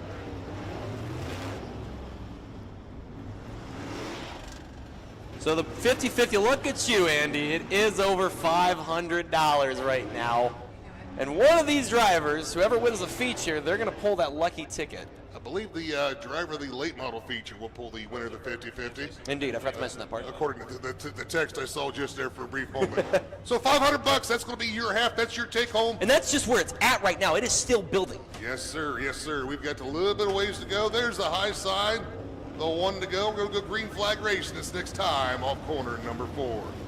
The Mansfield Madman, Kyle Moore, bringing them around. Colton Flinter, Corey Conley, Kyle Bond, J.R. Gentry, Larry Holbrook, Justin Bradford, Tony Painter, Colton Watts in that order. I believe actually Justin Bradford had dropped back to the tail. So that'll change things just a little bit. Actually, it looks like Bradford might have taken that car pit side. He did go pit side. Justin Bradford will finish this one in 9th. So looking for the green, bumper to bumper to bumper they come. Off of turn number 3 into 4. The Batman lights the candle. Here we go. Green flag flies. Corey Conley moved up trying to get a run on Colton Flinter there off the start. Flinter trying to find something to get around that 1 star or more. Conley about a half a groove under Flinter. Conley making a bid for that 2nd spot as Gentry going to work on the 10 of Bond. Gentry takes the spot away from Bond. It's still Moore your leader. Looks like Flinter in 2nd, Conley 3rd, Gentry now up to 4th. Bond rounds out your top 5. Then it's Holbrook, Painter, and Watts rounding out the field. Kyle Bond still trying to not let J.R. Gentry go. Still all over the back bumper of that 14 machine, but J.R. Gentry still showing the expertise here at the Muskingum County Speedway, but it is still all Kyle Moore out in front. Came so close last year a couple of times here at the Muskingum County Speedway, and he's won here in the past, but looking to get that first win in 2026 here at the Muskingum County Speedway. Kyle Moore, your leader, trying to get a late model feature victory here at the Muskingum County Speedway. Don't believe he has one of those just yet. There's one of the street stocks and modifieds, but I don't think he has a super late model. Problems on the back straightaway, the 61 of Tony Painter. And that's going to bring out a yellow flag. We come into the white flag, so tough break for Painter. I did not see what happened. The front end of that car, it almost looked like the car was almost starting to do a bit of a crab walk there. I don't know. I don't know if it was him on the brakes or if something did actually go amiss on the suspension, but that's usually indicative of a broken tie rod if you're crab walking. Can't quite see what the right front's doing from that angle. Of course, the Jumbotron right there. Yeah, that is one of the downsides of the Jumbotron is that we've got about a few feet that we cannot see behind. But luckily, the Jumbotron's being nice enough to zoom in for the problem. It looks like maybe not an issue as try to get lined up with a push truck. The push trucks are kind of walking around talking to Tony, trying to see. Looks like Tony still has a helmet on. That's perfect. That front left tire looks like it's jacked. It's been a tough 2026 start for Tony Painter. Had a DNF at the West Virginia Motor Speedway a couple weeks ago, the Ohio Valley Late Model Dirt Series, and now a little bit of some mechanical issues here at Muskingum County Speedway. Looks like they are lining the wrecker up for him. I believe they're going to pick him up from the back, so our assumption that it was the front. And Tristan Moran, oh, you won, buddy. So our assumption was something in the front I don't believe is correct. Looks like there's something wrong with the back of the car, whether he dropped a drive shaft, lost a rear end. Unsure on that one. Hate to see it for Tony Painter. Good looking car this year. Oh, for sure. Love that. Almost kind of looks like the 80s disco feel, if you will. Exactly. 80s, early 90s. You know, my era. Yeah, when you were just an old man. Now I'm a really old man. Thanks for reminding me of that, Will. I did that to Jared Gentry earlier. I was talking with him a little bit earlier today, and he was talking to me, and he's like, man, I don't remember. He had somebody ask me how long I've been racing for, and he's like, I don't know. I've been racing for a while. And I'm like, well, as long as I've been alive, and thanks, I feel 23, but I feel older than that. So I'm just kind of curious. You know, you like to give me a hard time about being old and whatnot every now and again. Mm-hmm. Is age and treachery the better of youth and exuberance, at least to this point, Trey? Behind the wheel. You know what? I should have seen that coming. I'm waiting for the text message from my mother. She's watching live. Oh, sorry, Beth Ann. Oh, she's going to be thanking you for that one. It's not over yet by any means. Trust me. All right, there's a high sign. Looks like the caution lights have been exchanged. We're going to go green flag racing next time off corner number 4. Got 1 lap to go on this one. The Madman, Kyle Moore, bring him around. If you got anything left in the tank, this is the time to let it all hang out if you want a heat race. All the way at the end in the bleachers. Squad? Yeah, he's I think having a heart attack. All right, whoa. All the way at the end. So green flag flies. Get it ready. Looks like we are going to finish this one. It's Kyle Moore coming around turns 3 and 4. He'll pick up a heat race win. It'll be Colton Flitter second, Corey Conley third, J.R. Gentry in fourth, and Larry Holbrook will round out your top 5. So fifth spot will go to the L19 out of Ohio. That's Larry Holbrook. Fourth, the 10 of Kyle Bond. Third, the 14 of J.R. Gentry. Second, the 14 out of Wellsburg, West Virginia, the Flying Ace, Corey Conley. I'm sorry, second will go to the 48 of Colton Flitter. And your winner, hailing out of Mansfield, Ohio, driving out 1 star, the Longhorn chassis. I believe it's Clement's engine in that machine. Clements or Malkin, one or the other. It's one of the two, absolutely, because I think they've got both. But the Madman out of Mansfield, Kyle Moore, picking up a heat race win. So we're going to have a quick little pause. We do have a medical emergency we need to take care of. That will take the squad up for a few minutes. So give us just a short little pause for the cause, ladies and gentlemen, and we will get back to you just as soon as we can. If you have a white Volkswagen, license plate HJU 7840, I believe it looks like a Jetta, your lights are on. Once again, white Volkswagen 4-door HJU 7840.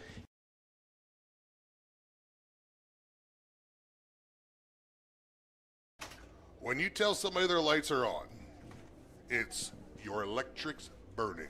Ah. But don't worry, because they will go out. Oh, for sure, eventually. And you're not going to like it when they go out because you're probably not going to be able to leave. So Yeah. if that is your white Volkswagen HJU 7840, I'd want to get that taken care of. For sure. Well, we got a bit of a time here, like we said tonight, kicking off the 2026 season here at the Muskingum County Speedway. Lots of great racing coming up. The next event, May the 15th and 16th, the Ronnie Moran Memorial 2-night show. I believe Valley and Ironman series is going to be here on Saturday, if I'm not mistaken. Not 100% on that one, but I believe you are correct. Of course, those of you who don't know, we lost Ronnie a couple years back here, and we started the Ronnie Moran Memorial just this past year. I was honored to be a part of it the first year. You were a part of it as well, Will, if I remember correctly. Or maybe it was just me and Donnie. I can't remember now. I don't remember. I'm old. I'm too busy. I have ADHD. That's my excuse. Always a pleasure to be a part of the Ronnie Moran Memorial. Ronnie was a super guy. Of course, brought this track. Hey, who said they needed a Some guy came up here with judges. But gentlemen, started this track back up as it had set for many years. Muskingum County, for those of you that don't know, has been through many different iterations in its lifetime. The grandstands actually used to be on the backstretch at one point. This track actually used to be asphalt at one point. I was about to pick your brain about that. I was talking with Lenny Baticki at PRN's at the track a couple weeks ago, and he mentioned that. I wanted to know if that was true or not. So yes, the track was blacktop at one point. Like I said, the grandstands used to be on the backstretch at one point.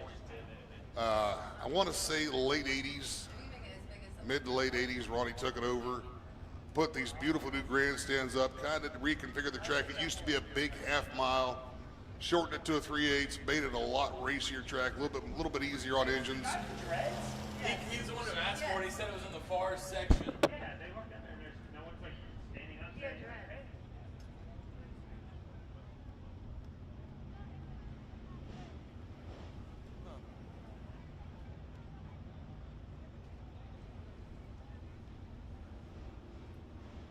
So yeah, like I was saying, Will, the track here at the Muskingum County Speedway has been through several different iterations. Ronnie Moran was the longest tenure promoter for many, many years in the Mid-Ohio Valley. Can't say enough good things about him. He brought racing back to the service here at Muskingum County Speedway, was kind enough to hire me to come work for him for a few years. I got to know the man fairly well, and like I said, just not enough good things to say about him. Absolutely. Then from there, Wednesday, June 10th, an unprecedented battle of the best. The Shale Crescent Dirt Cup, top 10 in Lucas Oil Late Model Dirt Series points, pitted off against the top 10 in World of Outlaw points. I don't know what to say about that. This is going to be a fun battle. I guess we could call that the 20-car over-the-top battle royale, to borrow from wrestling terms.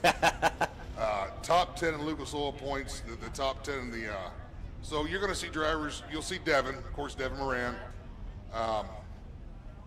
Probably see let's see, who's currently Hudson O'Neill, Ricky Thornton Jr., Bobby Garrett Pierce. Alverson. You'll see Bobby Pierce. You might see Tyler, if I don't know where he's currently sitting in World Outlaws points, but I'm thinking he's up there somewhere. How cool would it be? And You'll see Nick Hoffman. Of course, Ty Torrig, just right down the road here, owns the number 9 car of Nick Hoffman.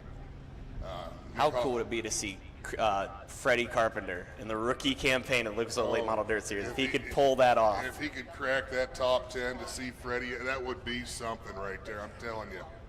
So, yeah, the fastest ponytail right there, just a super, super guy. You want to talk about a guy that will take time out of his day to help anybody. 3 late model heats, 4 mod heats. That's Freddie Carpenter. Freddie and Tyler both, actually. I've seen those guys walk away from their own program in the middle of a night just to go help somebody else out. And that's just the way they both are. Yes, 3, 4, 2, 2. Truly incredible people. Then on Saturday, July 4th, probably my favorite event on the schedule, the Freedom 50 with the Lucas Oil Late Model Dirt Series. Always a great time. Fireworks, racing, just such a fun party down here. I'll tell you what, the Freedom 50, wow. I have not missed that race in probably close to a decade. I've been coming here since 1994, so it's probably closer to 30 years. I might have missed it maybe twice. It is my favorite race of the year. The fireworks here at the Muskingum County Speedway are second to none.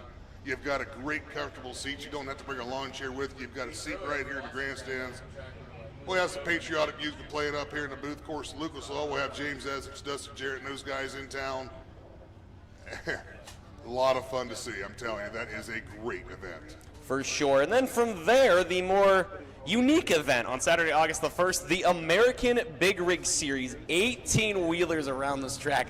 Over the off season, I dabbled a little bit in CDL driving, thought I wanted to drive a truck. It turns out I didn't enjoy driving a truck. Okay, not technically 18 wheels. Sorry, Tristan. Just the truck, so it's not 18 wheels. I believe it's single rear axle, so it's going to be 6-wheel. Okay. Still semi. 18 sounds cool. Regardless, they're big. Still semis, and we're going to pack, I don't know, I believe we're going to start 14 of them, 15 of them. Well, whatever shows up, we'll have to see then. But on the dirt here at the Muskingum County Speedway. I've seen videos of these guys on Facebook, and it looks exciting. I can't imagine what's going to be like on such a big track like this. Yeah, it's going to be a lot of fun. Then on August 29th, the Sprint Car Special here. I do know the Ohio Thunder Race Saver 305 Sprint's going to be on hand that night. I'm sure we'll probably get the 410s out here, and maybe even the 360s could possibly make an appearance. You never know. You know, and it's interesting you mentioned the 410s, the 360s, and whatnot.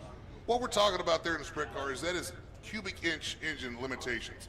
That's the biggest engine you can have, and there's several different classes of Sprints as far as the full-size Sprints. You get the 305s, the 360s, the 410s, and then once again, that's the max cubic inch limit. In comparison, a lot of these wide-bore late models nowadays are running 440 plus cubic inches. So to kind of give you an idea where the Sprint cars are a little limited to a smaller cubic inch, and that's the way their classes work, is based on cubic inch. And there's some other fine details in there as well, between steel block, aluminum block, injector size. I'm not well-versed sprint car guy by any means. You know, of course, I do know the difference between a lot of the late model classes. I can explain that a little bit better. All I know the differences on a sprint car is you've got the ones that run the wings and the ones that don't. Indeed. I mean, it doesn't matter what engine, though, is in that car, because at the end of the day, the car itself only weighs about 1,800 pounds. So even though 305, might sound like the entry level, they're still that power-weight ratio. You've got an engine that makes roughly 500-600 horsepower in a car that weighs almost next to nothing. I'm not a very well-built guy. I was able to push a sprint car by myself. Not very fast, but back a little bit. Just enough to move it. Exactly. And then, of course, we'll round out the season the way we wrap up every season here at the Muskingum County Speedway, the big Jim Dunn Memorial on Saturday, September the 19th. Always a fun event for that one. Yeah, great time at the Jim Dunn Memorial. For those of you that don't know the story of Jim Dunn, we'll go into that a little more at the memorial. But very first one of the Dirt Track World Championships, started dead last, and at the end of 100 laps, he was sitting on the top at a daytime race at the Pennsboro Speedway in Pennsboro, West Virginia. The original Scott Bloomquist. Yeah, absolutely. Looks like heat race number 3 set to hit the racetrack. Heat race number 3 is going to line up like this out of Parkersburg, West Virginia, the 28. The Kamikaze Kid, that's Tyler Carpenter. On the outside out of Bellevue, Ohio, that's Ryan Missler. Inside row number 2, the 71R out of Wheelersburg, Ohio. That's going to be Hot Rod Conley on the outside, the 09 of Mike Borowski. Inside row number 3, the 0 out of Newark, Ohio, is going to be Steve Prince. On the outside, the 225 is Bud Watson. Caden Black, Lincoln Smith roundabout. Here we go. Everybody go to the dance. This is all for starting position. Winner of this one will start inside row number 2. Quite the battle for the lead between Kryptonite and Rocket on this one. Tyler Carpenter's going to slide up in front of Missler. Missler's going to try to look underneath him as they go into turns 1 and 2. Ryan Missler slips up a little bit there. He'll gather that car back up. Problems in the back. The 0 machine. If Steve Prince gets a little sideways, he'll get that car straight back out. But meanwhile, the battle's still up front between Carpenter and Missler. It's still Carpenter at the point here with 2 in. How about that 57 out of Duke Concord, Ohio? Caden Black started in the outhouse. He's looking for the penthouse as he's trying to battle with Hot Rod Conley for that 3rd spot. Missler not letting Carpenter go anywhere, right on his back bumper as we complete lap number 3. Ryan Missler running a backup car after getting upside down at the Attica Raceway Park just 1 week ago. And now looking pretty good in the backup car. All over the back bumper of the 28 of Tyler Carpenter. Here comes Caden Black one more time to the bottom of Rod Conley. Out of turn number 4, moving 57 to 3rd. Halfway home, 4 down, 4 to go. Hot Rod Conley not giving up. He's going to try to dive underneath the 57 of Black. Nothing doing there. Missler still keeping Carpenter right in his sights. Carpenter unbeaten and untied this year. Trying to get that inside row number 2 starting spot for tonight's 25-lap late model main event. Tyler Carpenter coming off a sweep last night at the Ohio Valley Speedways. Problems for Ryan Missler. That car way up the track, off the pace for the 50th. Ryan Missler, not sure what happened to that car, but he is off the pace on the back straightaway. Will we see a caution? Is Tyler Carpenter still your race leader? And it looks like there's the yellow. Yellow flag comes out. Tough break for Ryan Missler. Had that 2nd spot nailed down for a long, long time. So we'll restart this one, 6 down, 2 to go. Not quite sure who the caution will be charged to. I can only assume it will be charged to Missler. Man, what a tough break it's been for Ryan Missler. Like we said last week at the Attica Raceway Park, got upside down in feature competition while battling for the lead, mind you. Running a backup car here tonight, and something not right with that car as he started to fall off the pace over turn number 2. I'll tell you what, no matter what happens from the rest of this point of the race on, we got 2 laps to go. I got to give a shout out to young Caden Black. Oh, for sure. From the outhouse to 2nd, right on the back bumper of Carpenter. He started inside row number 4, right on the very back of the field. Worked his way up to 2nd, and we've had nothing but green flag laps up to this point. So he's done that 6 laps.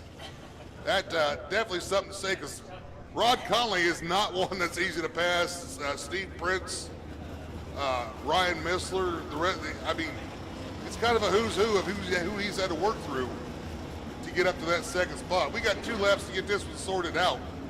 I believe we're going to go green flag race this next time off corner number 4. Looking like a bit of a replay of a late model feature here last year. It was Caden Black over top of Tyler Carpenter before issues for Caden Black. So Black looking to rebound here tonight. 2 laps to settle the score here. Tyler Carpenter, Caden Black, Rod Conley, Matt Mawarski out of turn 4, greens back out.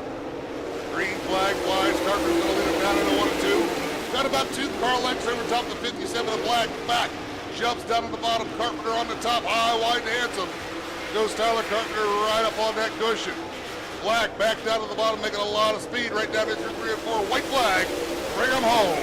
One more time around for Tyler Carpenter. He won with the steel blocks last night and the supers at Ohio Valley Speedway, and looking to build off that dominance one more time. Here comes Lincoln Smith, going to take a look to the bottom of Rod Conley. Oh, problems for Tyler Carpenter, up in smoke on the last lap. Oh, my. Heartbreak Hotel. Wow. Last corner, last lap. That's going to hand the win over to Caden Black. Able to coast through the stripe was Carpenter in 5th, but a lot of black smoke coming out through that 28 car. Just as I just mentioned about how Caden Black had the mechanical failure over top of Caden Black.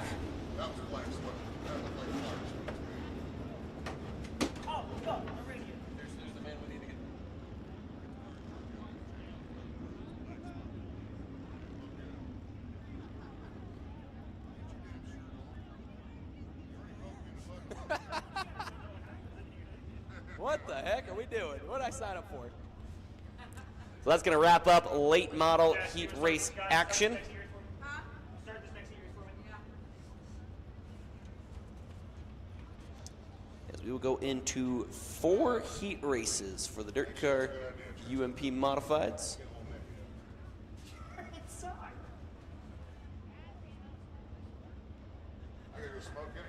Heat race number 1 going to line up like this. It'll be the 5 of Jess Hartman on the pole. Outside of him will be the 71C of Chris Bassich. Row number 2, that'll be the 18 of Michael Amick, and to his outside in the 29, it'll be Danny Moore. Row 3 to the inside, that is the 42 car. 42 of Cody Parker and Tough Zemba to his outside. Final row will be Derek Hubbard Jr. in the 76 car and Milton Smith in 29M.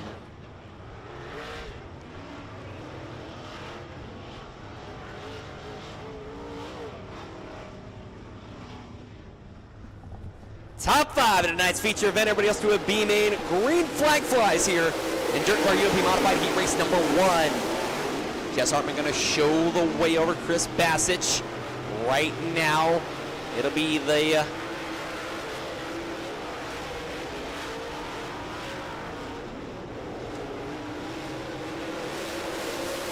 it'll be the 5 of Jess Hartman still showing the way here in the opening lap. Right now, Michael Amick on the bubble.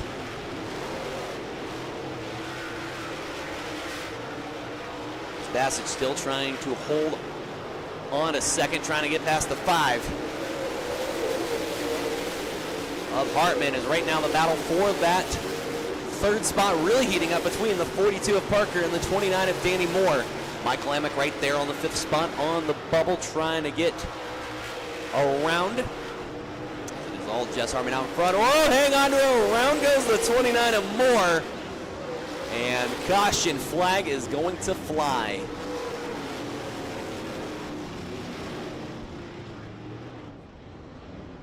Caution flag coming out for the 29, the red 29 of Danny Moore.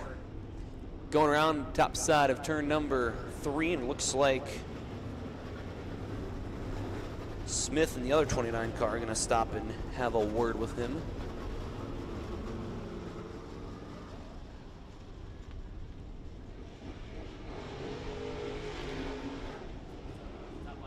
Maybe something happened, not too sure.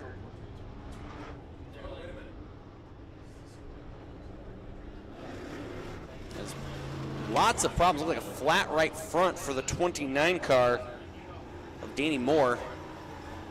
So he's going to take that car pit side. We'll get the 29M of Milton Smith slowed down here, get him to the back of the field. As 3 laps in the books here, 5 laps left to go here in the first heat race. Right now, Jess Hartman out in front. Hartman, like we said, no stranger to success here at the Muskingum County Speedway. Chris Bassich, another longtime racer in the 71C car. The Bassich name quite synonymous. It looks like Danny Moore not going to be able to make it off the racetrack, so we'll get a push truck over there and get it moved off the track.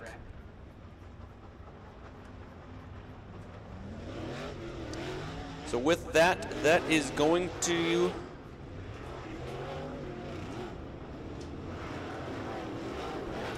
be Derek Hubbard now in the 5th spot.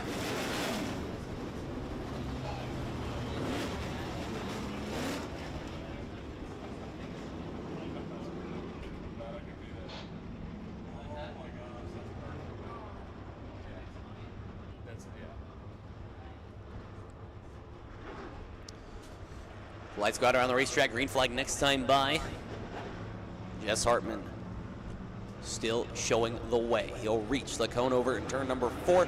Stand on the loud pedal. Green flag back underway here in modified heat race number 1. Michael Amick all over the back bumper of the 42 car. Amick going to look to the top side.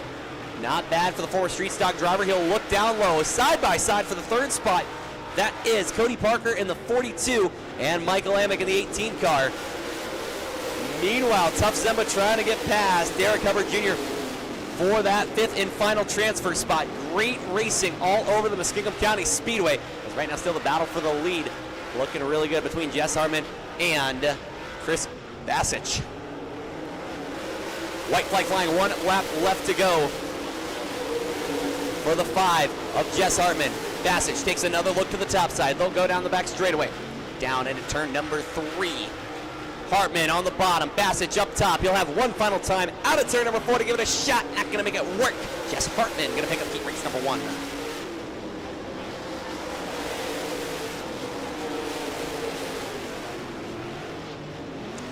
So Milton Smith credited with an 8th place finish.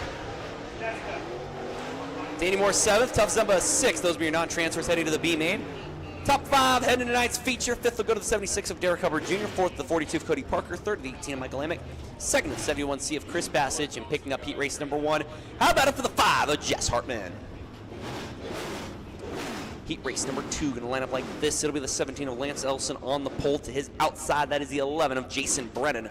Row number 2, we will see the 99X of Dalton Cheney, and his outside, that will be the 1J of Kenny Johnson. Row 3 to the inside, that is going to be Loudonville's Jimmy Humphrey in the 60 car, and his outside, Blake the Snake Morris in the 1 machine, and Andrew Myers in the 59M.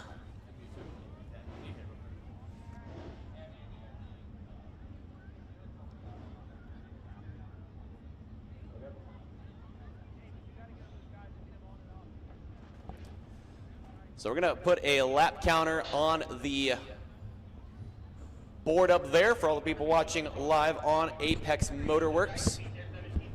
I guess it won't be too bad for all these people here on the grounds. No, it's right down there in the corner. It's good to actually see it. Kind of gives me a little something to look at too, rather than have to look at the small laptop right in front of me. Yeah, absolutely. I mean, I'm old, my eyes don't work so well. But I kind of wondered a little bit. I wonder, you hear about the dome, how the drivers use a big jumbotron at the top, they kind of see who's behind them. Mm-hmm. I wonder if they're kind of looking coming off of turn number 4 at the jumbotron we've got here at the Muskingum County Speedway to see what's going on behind them. Could be, as looks like green flag gonna fly here. Lance Elson bringing us to the green here in heat race number 2 for the UMP Modifieds. Lance Elson, Kenny Johnson, door handle to door handle coming off of 2. Elson gets the better of it that time. Johnson gets it twisted sideways going into turns 3 and 4. Got a hornet's nest right there around him. As it's Dalton Cheney and Jason Brennan right there. It's like, I think might have him flip-flop there. I think it's just Jason Brennan in the 2nd spot. Right, Kenny Johnson in the 4th spot. It's okay, Granddad, we got you. Lance Elson still showing the way as we've got a great battle for that 3rd spot. Move the yellow 1J of Kenny Johnson into 3rd. Kenny Johnson in that 3rd spot. That's going to be Jason Brennan in the 2nd spot. Lance Elson still your leader. Boy, that 99 and Dalton Cheney not giving up on the 1J of Kenny Johnson. Jimmy Humphrey currently runs in that 5th and final transfer, but he's got his hands full with Blake Morris in that number 1. Blake Morris trying to make the top side work here at the Muskingum County Speedway. But Jimmy Humphrey still showing the way here in this one. It is all Lance Elson out in front right now. 2 laps left to go here. 6 down, 2 to go. Lance Elson on the point. Looks like we had some trouble there. Andrew Myers off the backside too, but he gets it righted back on the track. Kenny Johnson trying to find a way around and give him a lap down. Myers still having some handling troubles with that 59 machine, but at least it's turning a little bit now. Got some work to do. They'll work on it in the pits and try to get better for the B main as coming on the last lap. One more time through turns 3 and 4 for the Mountaineer of Lance Elson. He will see the checkered flag. Lance Elson makes the show. Probably Andrew Myers right in front of the field.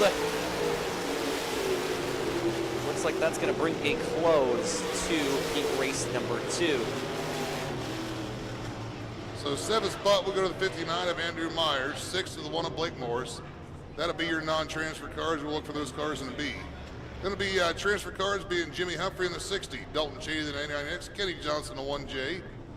Going to be the 11 of Jason Brennan, and your winner out of Wellsburg, West Virginia. Put your hands together for Lance Elson.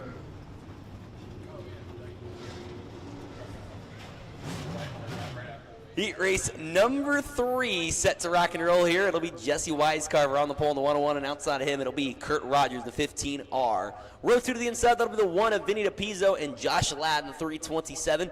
Casey Lamb in the 12 and Took Wiles the 187 will make up row number 3, and BJ Cannon in the 57 on the tail.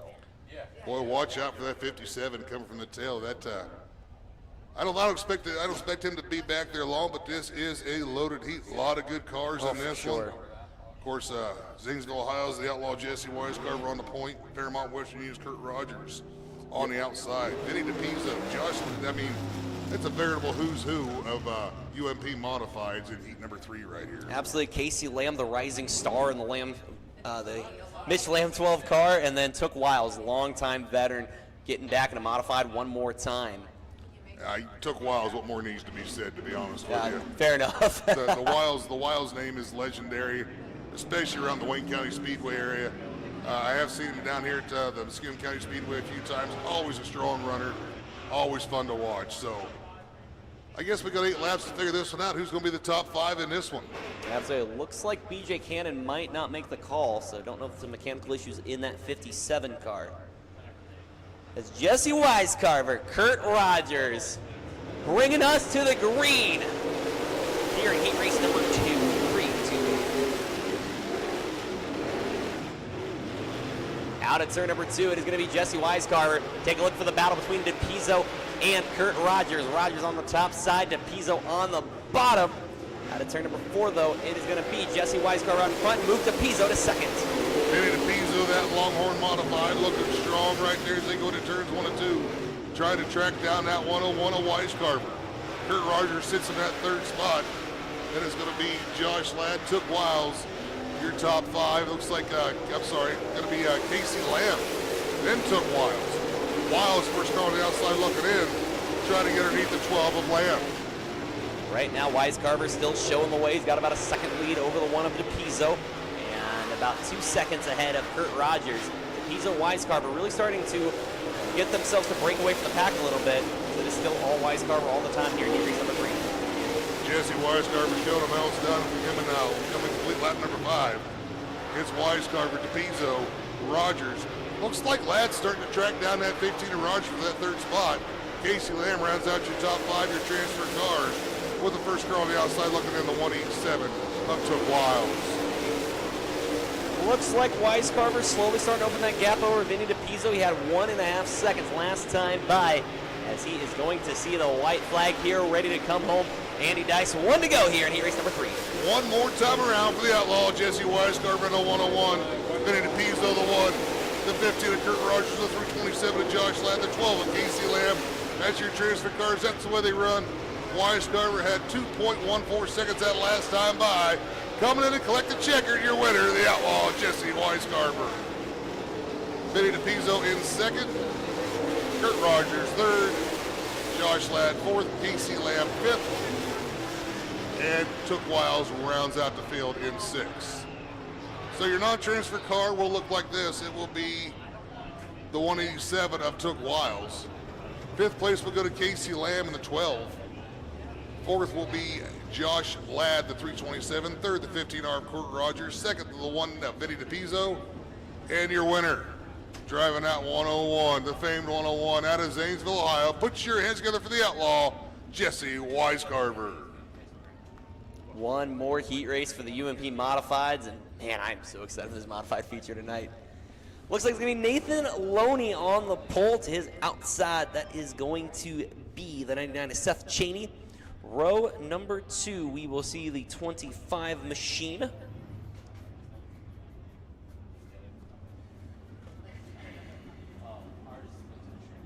The 25 of Greg Bella out of Ontario, Canada. Aaron Phillips is outside in the 76 car. Then it'll be Kevin Davis and Larry Jarrett in row number 3 with Jesse Griffiths on the tail in the 22G. Different cars, same story, 8 laps, top 5. Top 5 only transfer tonight to tonight's 20-lap UMP modified main event. And here they come, slowly around turns 3 and 4. Lug nut to lug nut, sponsor to sponsor, door handle to door handle. Looking for the green, here we go. And 25 car of Greg Belia. Really getting her twisted sideways, trying to get a run on Nathan Loney. And Loney going to come out with the top spot. As second will be Seth Cheney of the 99. Greg Belia currently running on the inside of Cheney. Cheney carrying that left front. Belia will take that spot away from Cheney as we complete lap number 1. Craig Belia, the invader from Ontario, Canada, right now in the second spot, trying to track down Danville's Nathan Loney. As it is still Seth Cheney and Aaron Phillips right behind him. Kevin Davis still on the bubble, and he's got quite the large gap over Larry Jarrett. Aaron Phillips trying to track down the backside of Seth Cheney as Nathan Loney kind of off in his own zip code right now. Out front, out driving Miss Daisy out there on the Sunday ride in the number 10. Belia's kind of got his hands full again with Cheney as Cheney's moved back in there a little bit. As Aaron Phillips is right there as well. Kevin Davis rounding out your top 5-year transfer cars. Then it's Larry Jarrett and Jesse Griffiths rounding out the field.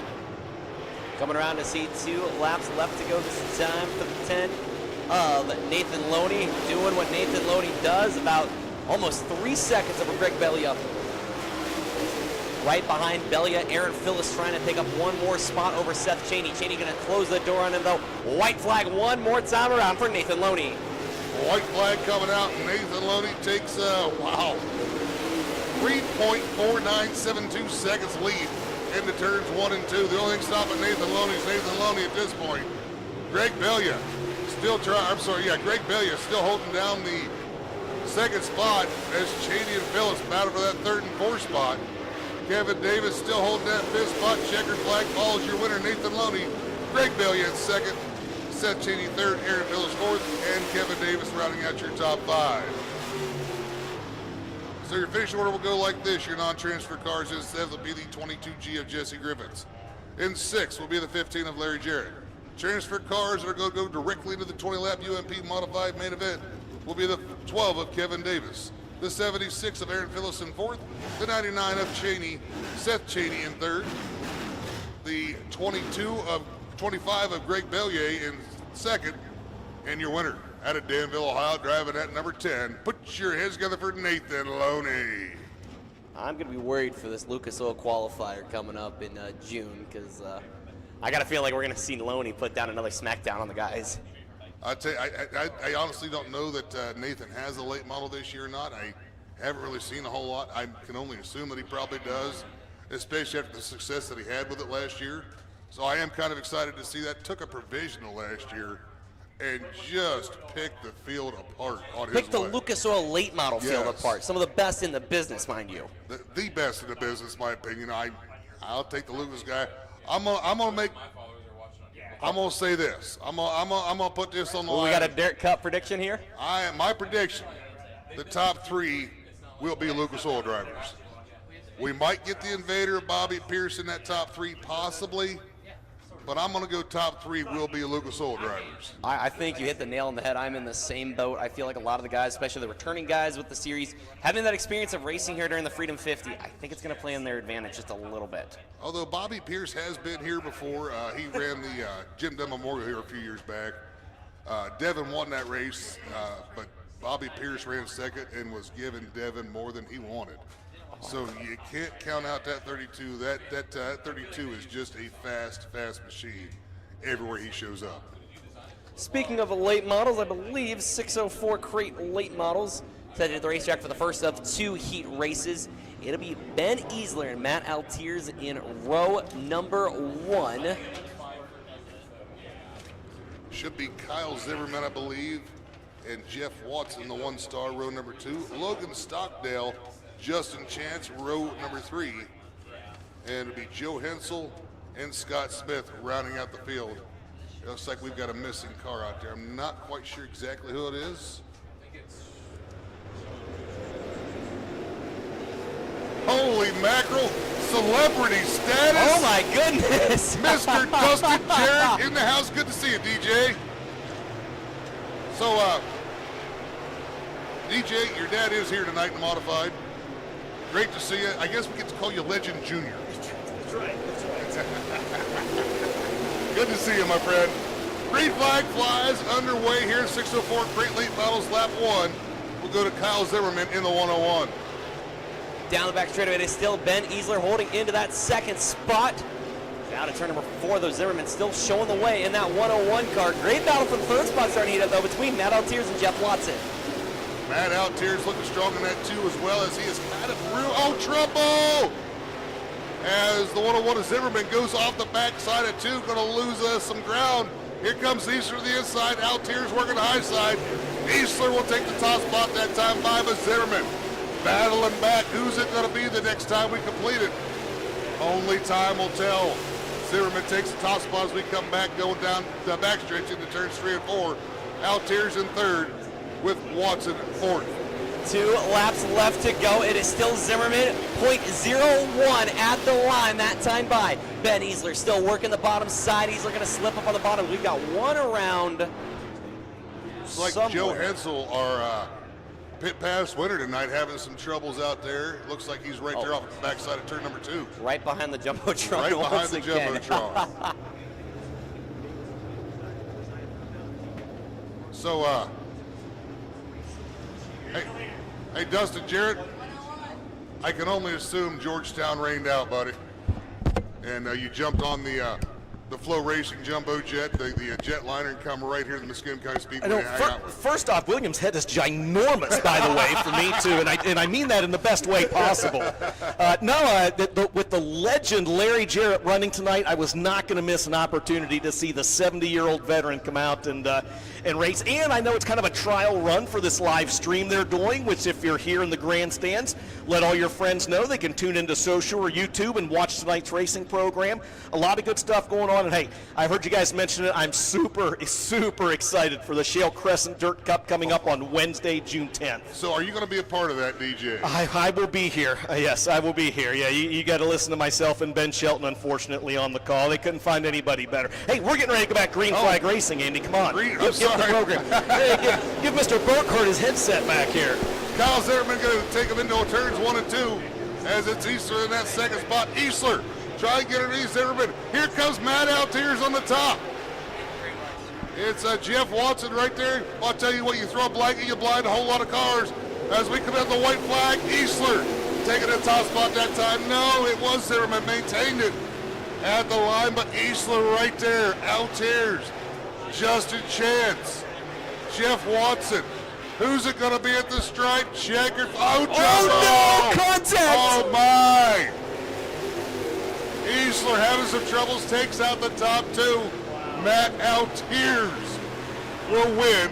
Wow! Number 1 for the 604 Crate Late Models. Ben Easler threw it into turn number 4, bounced it off the infield tractor tire, and I would imagine Kyle Zimmerman not going to be very happy with the 0-2 of Easler after that one. I'm sure there's some waving going on right now, if I had to guess, of the not very pleasant variety. For sure.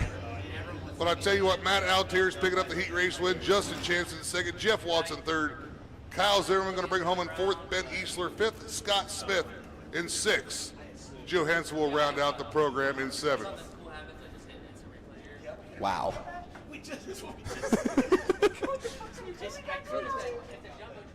Wow, what a finish in that one, Will. I'll tell you what, that was incredible. I'm speechless. I do have one more real quick question for you, Dustin.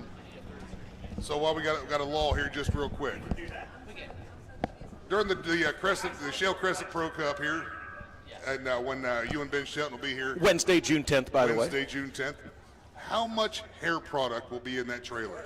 Listen, the older I get, the less hair product I am needing for anyone that hasn't seen me lately. So that's all Ben Shelton's right there. And that is, listen, that's trying to figure out his hair product. You're better off breaking into Fort Knox. You are not going to figure out. I did stay with him in an Airbnb one time, guys. I saw some horse mane and tail shampoo in there. So that might be it. I think it's going to have something to do with something about Mary formula. Something, that's exactly all right. We're going to go green flag racing here. Colby Kimbrough on the point. Looking for the green coming off turn number 4. Here we go. Brian Nellers on the outside. Logan's there at inside 2. Matt Bernard on the outside. AJ Spagnolia. Lauren Longbreak. Brett Jocks. Oh, yellow flag. Yellow flag coming out. They could tell we weren't ready. Yeah, they need to do that a little bit.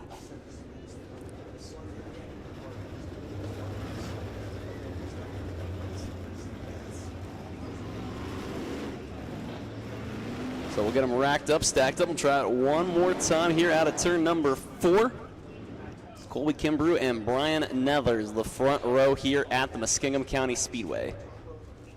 That'd be Logan Zarin, Matt Bernard, AJ Spagnolia, Lauren Longbreak, Brett Jacques, door handle, bumper to bumper, sponsor to sponsor, lug nut to lug nut. Here we go. Green flag flies. Like Kimbrough's going to take the early advantage, going down into 1 and 2.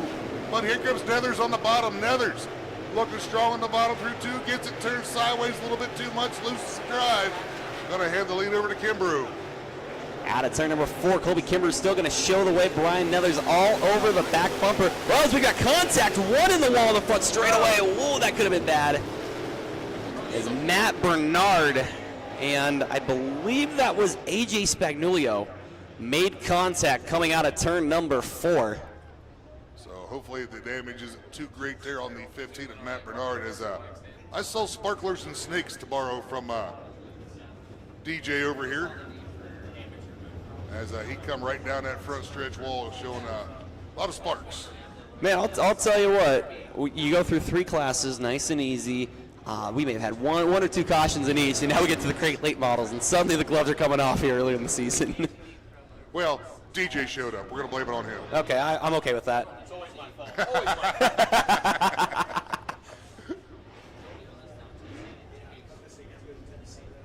And hey, by the way, you mentioned Will's size of his head. It's all ego. That's just the way he is. Wow, it's only when it comes to driving. You better give that one up. I'm not ready to put it to death yet. I got to try it one more time. So I briefly saw a text from you. What did your mom say as she's watching live? She said I was doing a wonderful job. She really loves the broadcast. Had nothing to do with you calling me of Trace. Nothing to do with that.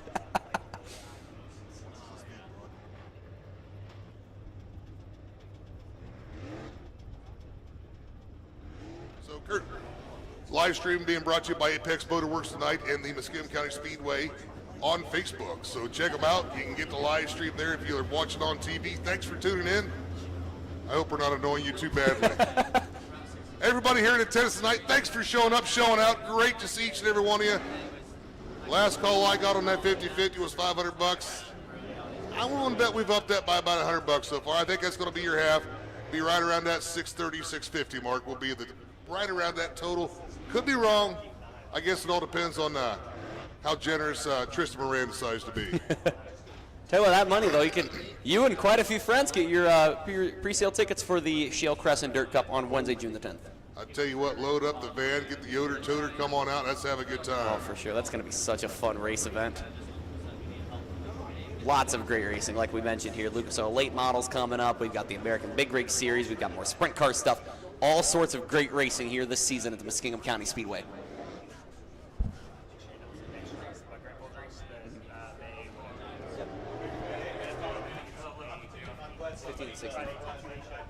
Of course, too, the next race coming up, the Ronnie Moran Memorial, May the 15th and 16th, a fun 2-night show. Come on out, camp across the street, come out and party. You know, I might decide to camp myself, you never know. I was about to say. Friday, Saturday show, it all depends if I have to work Saturday or not, but if I do have to work Saturday, I guarantee I'll be here Saturday night for the finale. Oh, for sure. Man, I'll tell you what, like I said, it was just a true honor to have had the opportunity to know Ronnie. And it's a pleasure to be a part of his memorial race each and every time I get a chance.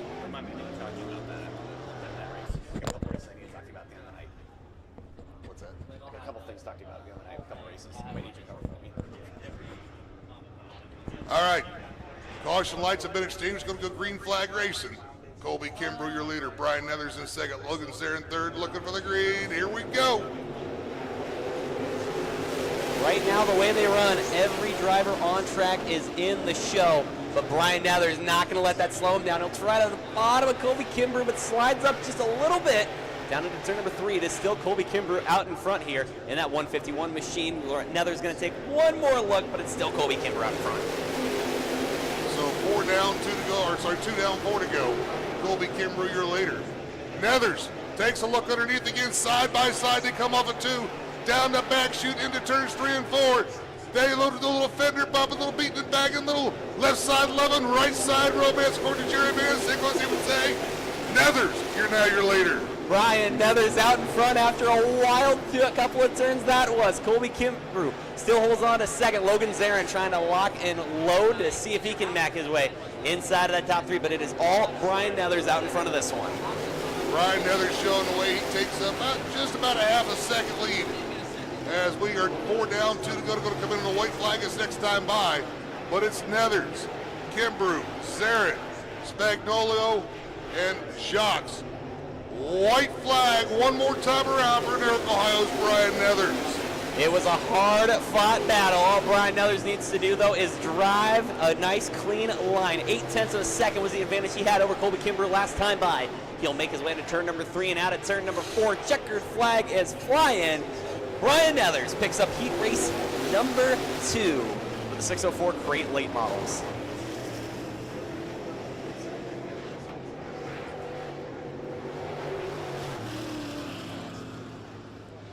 So Matt Bernard, Lauren Longbrake, and Brett Jacques, AJ Spagnolio, Logan Zarin, Colby Kimbrough, and Brian Nethers picking up heat race number 2 for your 604 Crate Late Models. So that will wrap up the crates. We will now go into Mod Light competition. They're taking my idea. So did you guys tap into my race fast live time? Here's how the lineup for heat race number 1 for the Mod Lights on the pole to be the 24 of Tyler Jacobs. Outside in, that is going to be the 20 of Ryan Klein. Row number 2 will see the 17 of Jake Bowman and is outside the 31H of Hayden Cheeseman Hill. Row 3, Joe Boyle in the 65 car and the 91 of Ray Leslie with Warsaw's John Large on the tail in the 73 car.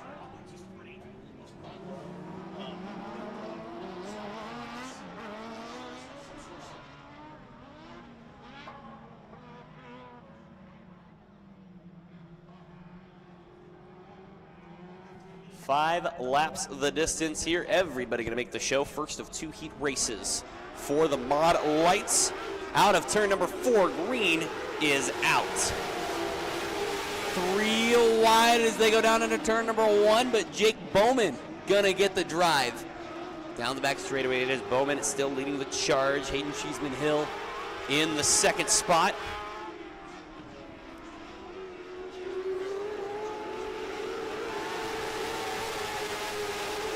Bowman, Cheeseman Hill, and Leslie right now your top 3 as we've got a caution.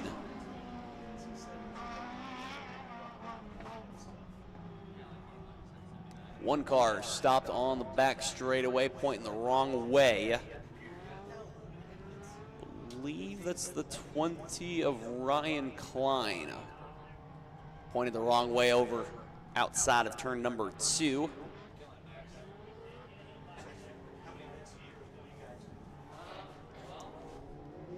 Get him fired back up, and yes, it will be the 20 of Ryan Klein. My apologies, ladies and gentlemen, just stepping away for just a moment to speak with the legend junior over here. My good friend Dustin Jarrett, always a good time, always great to see him whenever he shows up. Great to have him here in attendance tonight to watch his dad wheel that 15 UMP modified. So, looks like no laps in, 1 lap in the books, 4 laps remaining. It's Jake Bowman, Hayden Cheeseman Hill, Ray Leslie, Tyler Jacobs, John Large, Joe Boyle, Ryan Klein, looking for the green. Here we go. Ray Leslie trying to drop the bottom shelf. Hayden Cheeseman Hill trying to find a way around that 17 of Bowman. Looks like there might have been just a tick of contact right there, but Cheeseman Hill taking the lead away from Jake Bowman. Hayden Cheeseman Hill, now your leader. Can he keep it at the stripe? Bowman trying to battle back on the bottom. It is Hill, your new leader. right now. Hill, your leader. Looks like a bit of a bounce, like a bit of a rut or something down in turn number 1. The problem with these cars, something that's not so significant to the big cars, these little cars, it's going to make a big effect, and we've seen it right here, but it's not slowing down the top 2. Here comes Bowman, back down to the bottom, drag race down to the line. It is still Hill at the line with 2 to go. 2 laps remaining in this one. Bowman making it exciting right now. Trying to get to the inside of Hill. Got a little bit better drive coming off to his Hill to the outside. He'll drift up the track. Jake Bowman going to lead him into 3 or 4, but here comes Hayden Cheeseman Hill. Coming right back.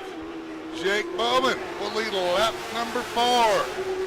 1 more lap to go for Jake Bowman. Younger driver, but a lot of experience in the mod lights in that 17 car.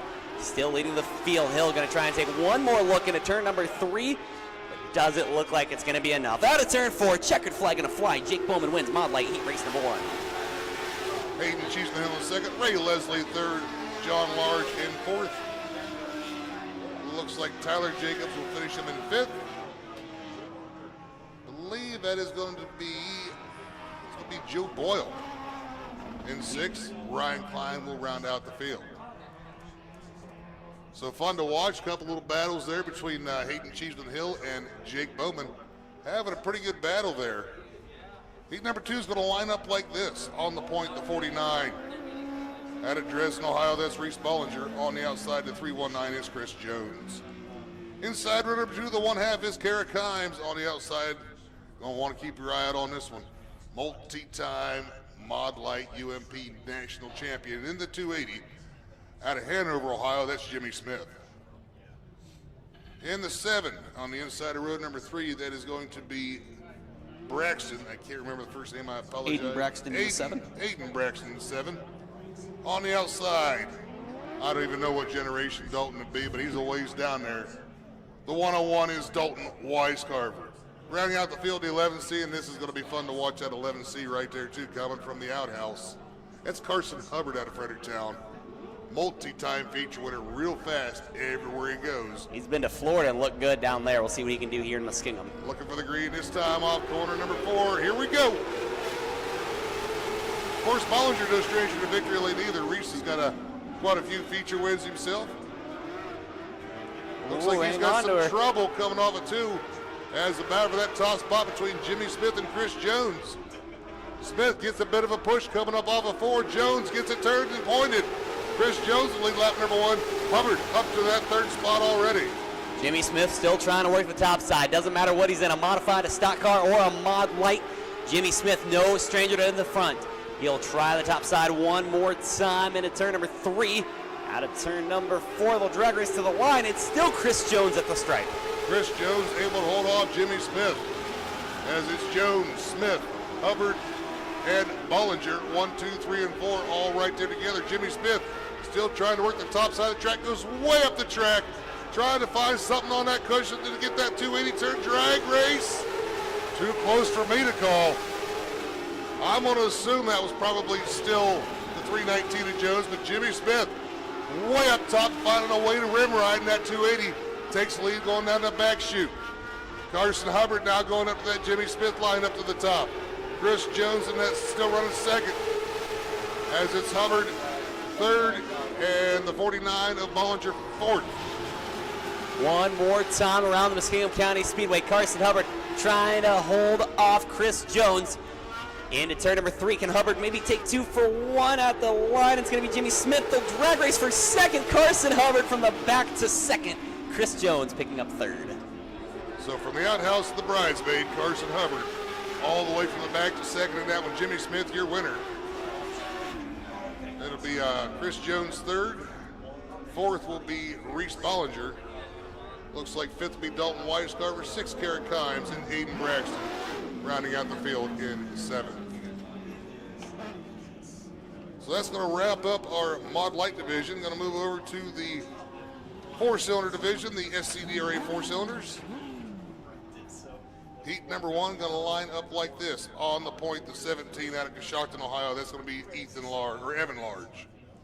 On the outside, the number 9 out of Zanesville is Kevin Grapp. Row number 2 to the inside, that'll be the 31 of Van the Man, Valagnino, and his outside the 777 of Howard Rock Jr. Inside, row number 3, the 72D is Darren Thornsley. On the outside, the 434 is Tom Wilson. Row 4 to the inside, that'll be the 7 of Malachi Braxton, and his outside in the 100, that is going to be David Potter. Rounding out the field on the inside, the number 7 is Mick Wilson. On the outside in the 60 is Michael Chapman. See you guys. Good to see you, buddy. See you, fellas. Keep it up. All right, so I believe 5 laps of distance on these as well. Gonna go green flag. It's time off corner number 4. Looking for the green. Here we go. And we got a hornet's nest at the start of this one. Looked like Kevin Grapp going to come out with the early advantage, but man, everybody all over the place looking for something. That 777 of Howard Rock into that second spot right now.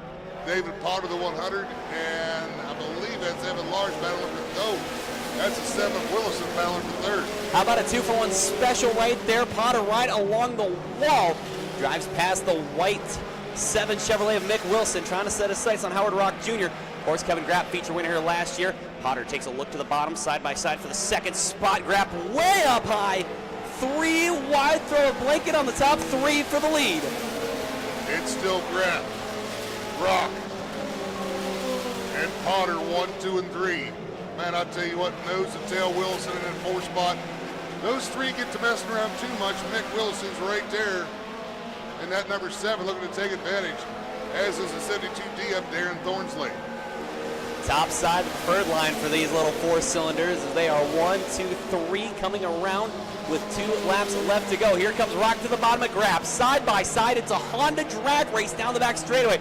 Bow tie right there in the mix. They'll touch, big ride. 2 of them around, 3 cars involved. And it looked like a little bit of contact up there between the 100 and the, I believe that'd be the 9 of Grapp, as it looked like Grapp and Howard Rock were having a whale of a battle for that top spot.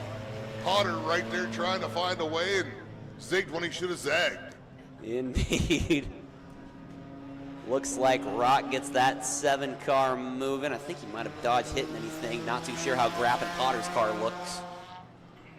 I told you, man, that 100 car, it's very slippery to drive. It looks like it's quite the handful.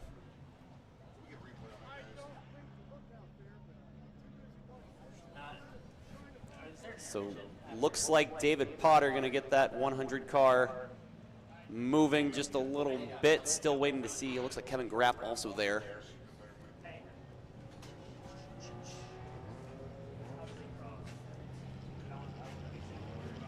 So it looks like David Potter needing some assistance refiring the 100 car. Picked up his first feature win at the Hilltop Speedway at the end of last season. I don't know who you call that on, to be honest with you. At Muskingum County, we do make judgment calls here on occasions, or actually most times. That was such a bang event right there. I don't know who's going to be charged with a caution on that. Do you call it on Rock? Do you call it on Kevin Grapp? Do you call it on David Potter? I just don't know. Yeah, this is kind of one of the times where the no-stop rule kind of takes advantage, but it's a weird system. So thankfully, that's not a call you or I have to make. Absolutely. Sounds like, if I heard Tristan correctly, they're going to charge the caution to the 100 of David Potter. Well, I see Kevin Grapp back there as well. So we might be charging everybody and just putting them all to the tail, because it was such a bang event. Somebody has to go to the tail. It might end up being all of them. Looks like Rock might have actually taken that car pit side. Yeah, it looks like Rock was unable to continue. So going to go green flag race the next time by. 2 laps to go on this one. So that'll put Mick Wilson out in front in the 7th, Dan Thorsley in 2nd, Valak Mino in 3rd, Tom Wilson 4th, and the 7B of Malachi Braxton, your top 5 right now, with 3 down, 2 laps left to go here in the first heat race for your compacts. Watch that white and silver car sitting 2 spots up from the tail. They're going to be fun to watch, just 2 laps to go. Looking for the green. Here we go. Green flag flies.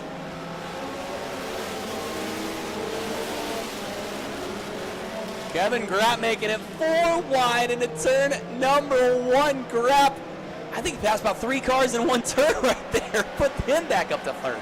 David Potter trying to find his way as well, but couldn't quite get the same slipstream off of Grapp. Grapp way up top. White flag one more time around. Bring him home, William.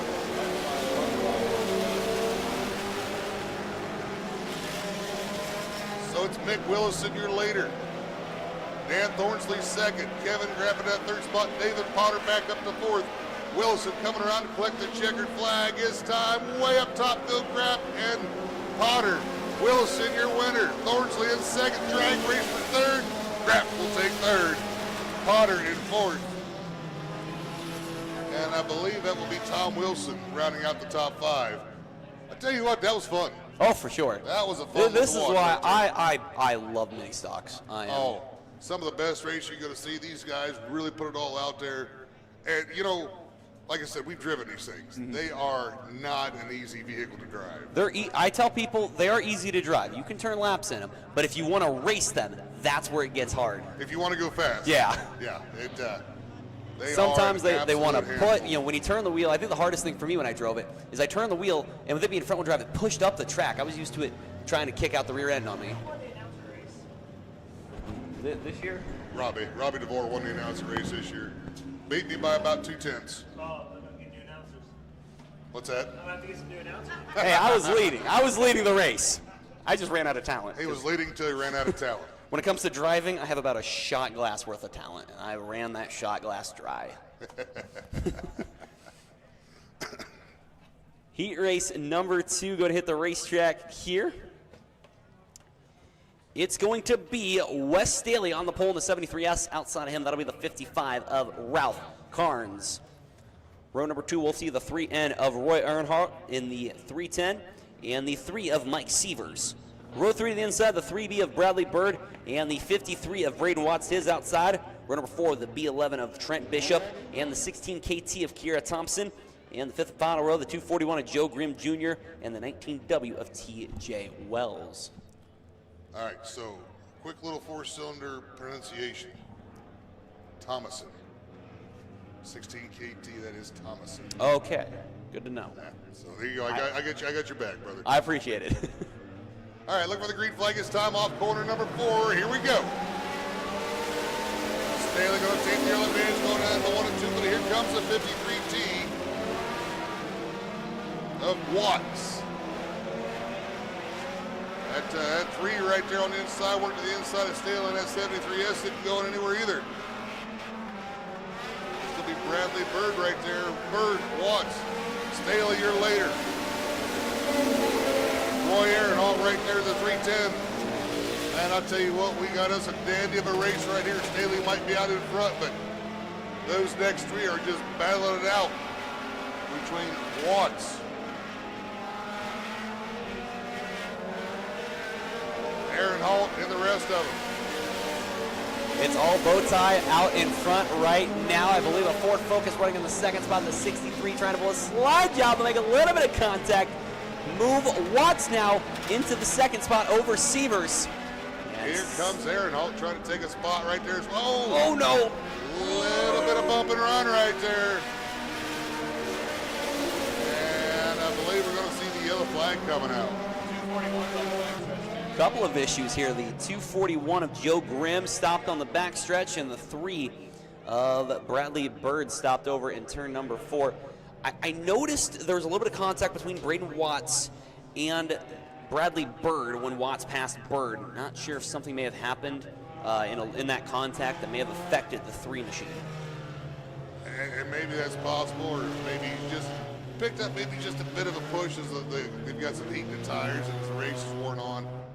You know, that's the thing about just about every car you get into. Once the tires start heating up, the handling changes. For sure. So you've got to have your car not quite what you want early on in the race for when you get some heat in the tires. That way you have the car the way you want it as the race wears on. That way you can be faster towards the end than you are at the beginning. At least that's the thought process.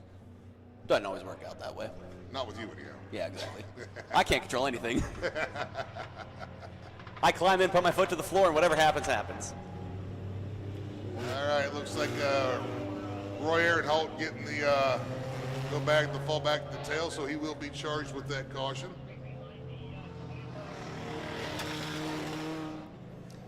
Right now, Wes Staley still out in front. Staley, no stranger to success in the mini stocks. He's got wins at Wayne County Speedway, wins at Hilltop Speedway. And anytime there's a big SCDRA show anywhere around here, Staley always loves going out there. Actually picked up his first ever feature win at the Midway Speedway several years ago. Wes Staley looking for the green, and it flies. Here we go, green flag. 2-lap dash to the finish. It's still going to be Staley showing the way around the 3/8 mile. Oh, look out! Roy Ehrenholt showing a little bit of left side loving right there. To the 53T Trek stage speeders, both those cars have ended up in the infield. White flag going to fly. 1 lap left to go for the 73 of Wes Staley.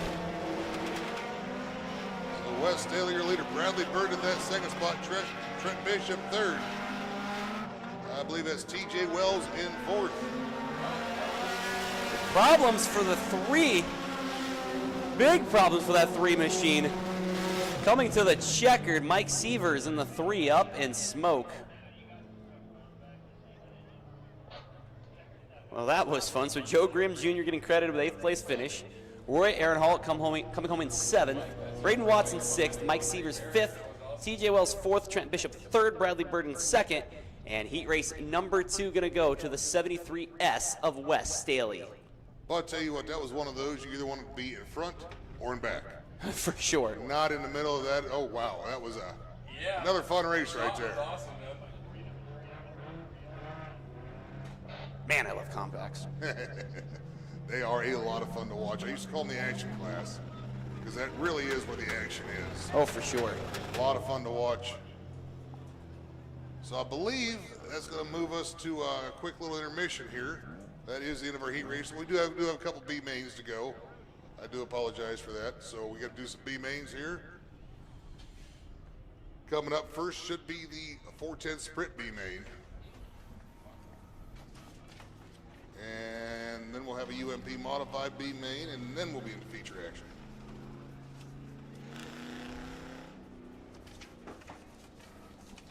I think I got my papers all in order.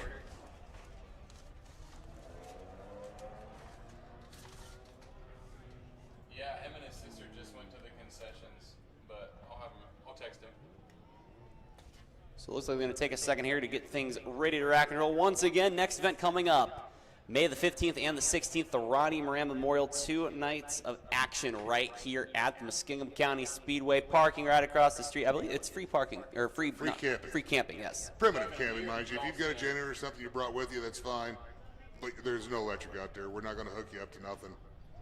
And unless maybe you anger us, and I might have to hook you up to a side-by-side and drag you somewhere. But anyway, no, I'm just kidding. Now, it's primitive camping. There is no electric or anything over there, but it is free. So you can't beat the price. Free 99, buy none, get one free. Take it however you want to say it. My favorite price, free. Exactly. Going to be a lot of great racing action that weekend. Absolutely. I tell you, and like I said, all to honor just one of the best men I have a chance to meet, the Ronnie Moran Memorial. I believe are we correct in saying that's being headlined by the Valvoline Ironman Series? Ronnie's. Yes. So it is it. So both the Ronnie Moran Memorial and the Jim Dunn Memorial are being sanctioned by the Valvoline Ironman Series. That is the Chris Tilley Series out of Kentucky, I believe it is. Always a pleasure to have the chance to work with Chris Tilley and his team when they come to town. Very busy weekend, actually, for the Ironman Series. Next weekend, Saturday night, they are part of that comeback classic over at the Mansfield Motor Speedway, and then on Sunday, they'll be at the West Virginia Motor Speedway for one of the memorial races. I cannot remember the gentleman's name off the top of my head. Blanking out. I do not know. But Saturday at Mansfield, that's going to be very exciting. Great to see that track come back to life. Our good buddy Robbie DeVore been over there working hard. He's going to be the voice of that track this season, and what Matt Tift has done there is incredible. Absolutely amazing. And I've said this in relation to Hilltop Speedway with the Snyders when they took it over and all the work they've put in. You can make more money. Anytime, any place you have the opportunity to make more money, you can get money back.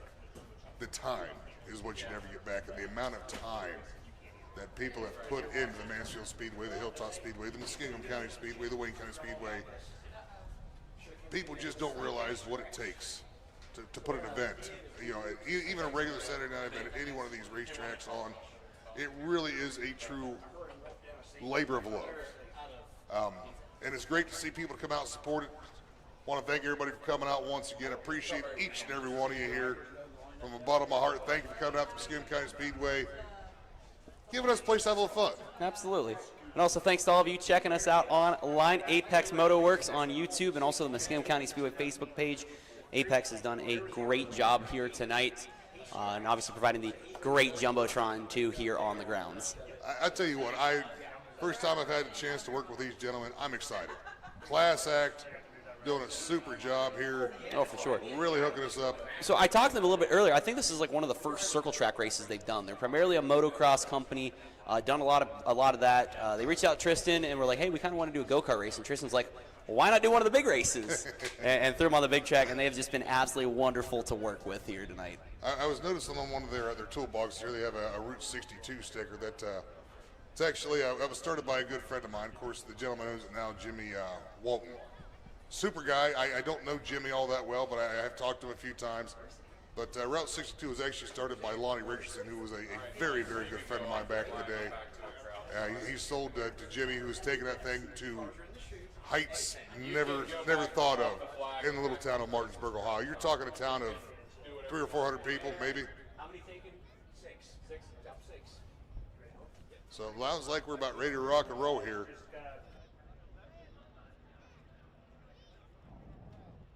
Being told that Jimmy has a very large announcement coming in a couple weeks over at the Route 62 Motorsports Park. Check him out on Facebook. I'm sure it's going to be there. So a lot of good things going on. Appreciate Apex Motorworks coming out here, having us on, putting us on online live. Check us out. There's the Muskingum County Facebook page, Muskingum County Speedway Facebook page, Apex Motorsports on YouTube. Andy, we are set for our B main. We'll take the top 6. 12 laps, right? Aaron? 12 laps, yes. 12 laps? Okay. 12 laps the distance. We'll take the top 6. The lineup like this. Row number 1 will be the 3J of Jacob Begenwald on the pole. Outside him, that's going to be the 59 of Brian Knuckles. Row number 2, that'll be the 4 of Danny Smith. And to his outside, we will see the 25R of Jordan Ryan. Row number 3 to the inside, that'll be the 6J of Jonah Alman, and it's outside the 1B of Keith Baxter. Row number 4, the 81 of Race Jacobs, and the 3TN of Tyler Newhart. Anthony Gaskins and Brianna Lawson going to make up row number 5. Then it is Billy Morris, Brandon Kunkel, Casey Smith, Cody Stillion, Jordan Harble, and Lance Heinberger. This is B-Main 1, is that right? 12 laps the distance. Top 6 to the feature here tonight at the Muskingum County Speedway. And hearing, unfortunately, the 3J of Jacob Begenwald, who was slated to be on the pole, going to be scratched for this event here tonight.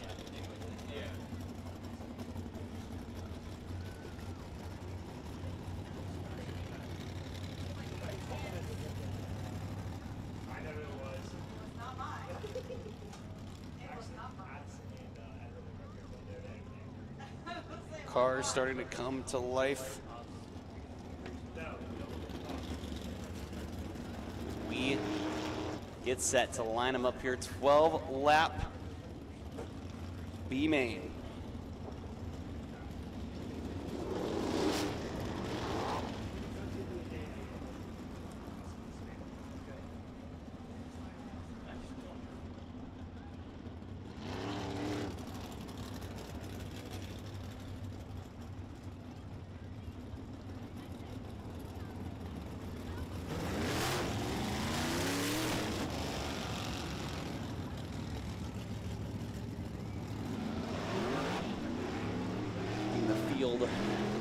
Final few cars fired off here.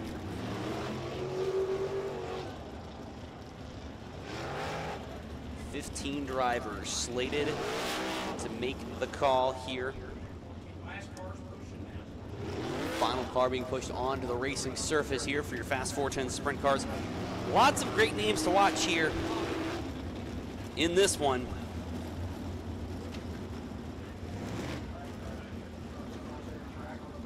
Jordan Ryan, feature winner multi-time feature winner over at the Wayne County Speedway. Race Jacobs, like we said, the next generation of the Jacobs family in that 81 car.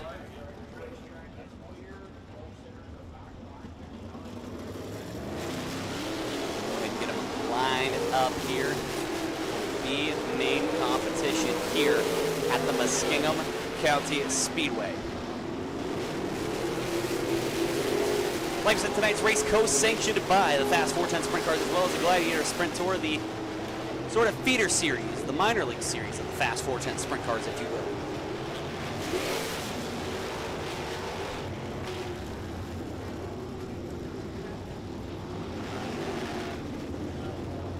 Drivers assembling in 2x2 formation. Like we said, 12 laps the distance. Top 6 will head to the main event. The rest will pack it up and head home. Drivers being shown one to go this time by. Also being shown the start cone over in turn number 4. If you can't hang, there's the door, baby. Brian Knuckles, Jonah Amon in the front row. Danny Smith, Jordan Ryan, runner number 2, Keith Baxter, Race Jacobs, Anthony Gaskins, Tyler Newhart, Brianna Lawson, Brandon Conkle, Billy Morris, Cody Stillion, Jordan Harble, Casey Smith, and Lance Heinberger.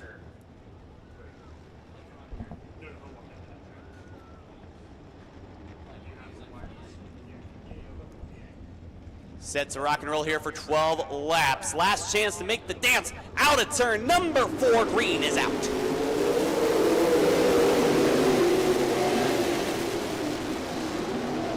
Down back straightaway. It's going to be Brian Knuckles showing the way. A little bit of contact with the 6J of Jonah Amon in the back. Like we said, top 6 heading to tonight's feature event. Everybody else is going to be done for this one. As right now, Brian Knuckles showing the way here in heat race number 1.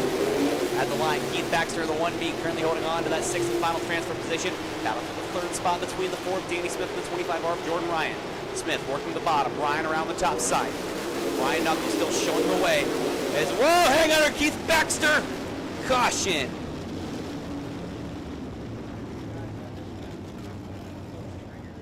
So, caution flag coming out. Casey Smith spinning over in turn number 3.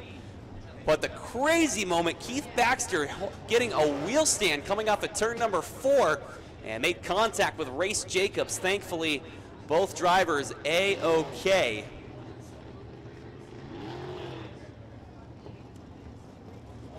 Race Jacobs, Keith Baxter, both fighting for that 5th and 6th spot here in B-main competition.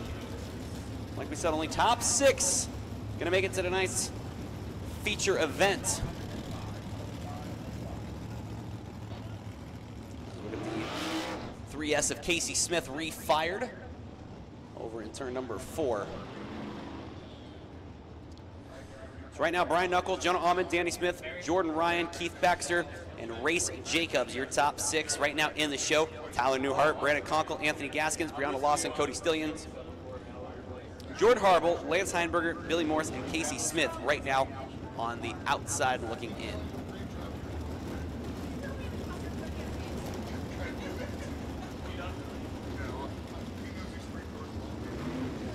Set to come back around next time around.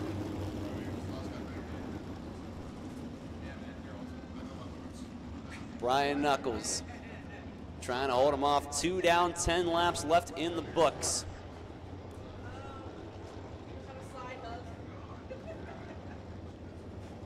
Brian Knuckles taking a nice smooth pace out of turn number 4. Green flags back out.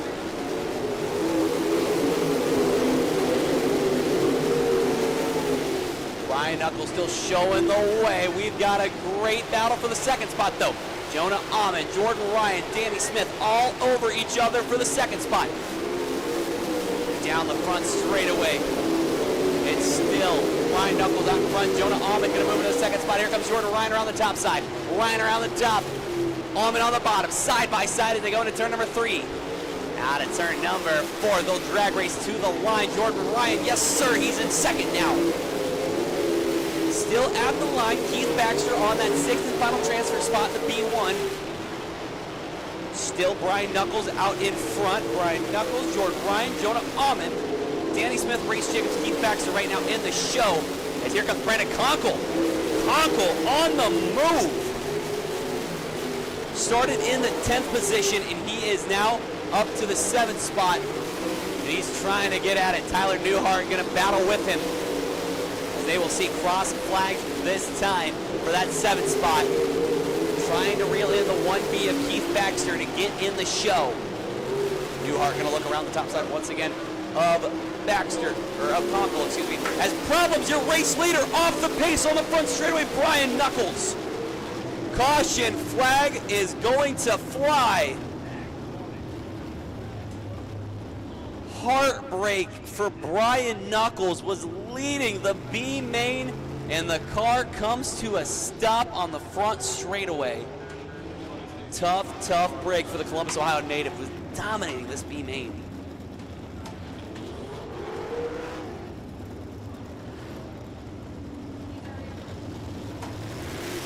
So with that, he will have to go to the tail. With that, that is going to put Brandon Conkle now in that 6th and final transfer spot. Conkle and Newhart were battling for the 7th spot. Now with Conkle in a transfer spot, Newhart's going to be all over him. Things are looking good here for the B main here for the Fast 410 sprint cars. Let me tell you, if you like what you see in this B main, the A main is going to be just as exciting here in a little bit. So right now it is Jordan Ryan, Jonah Almond, Danny Smith, Race Jacobs, Keith Baxter, Brandon Conkle right now. Your top 6 that are in the show. Brian Knuckles done for competition.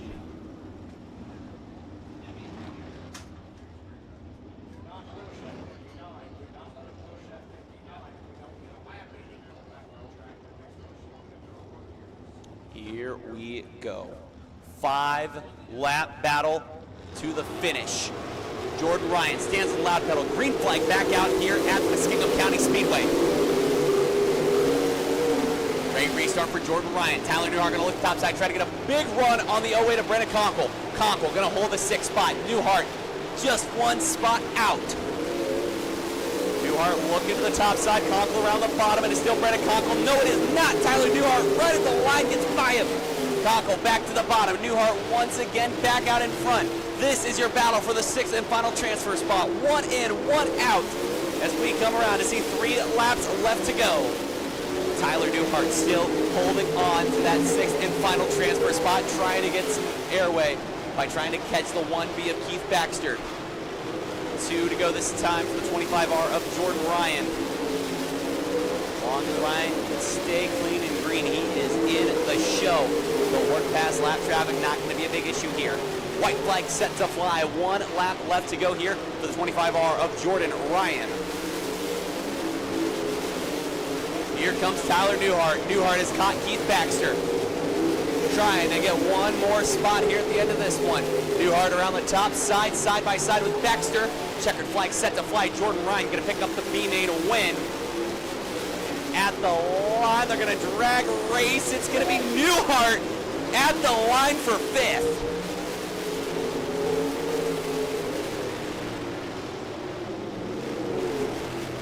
Finish to tonight's B main going to look like this. 15th to the 59 of Brian Knuckles, 14th to Casey Smith, 13th to Billy Morris, 12th to Cody Stillion, 11th to Anthony Gaskins, 10th to Lance Heinberger, 9th to Brianna Lawson, 8th to Jordan Harble, and 7th to Brandon Conkle. Those will be your non-transfers done for tonight.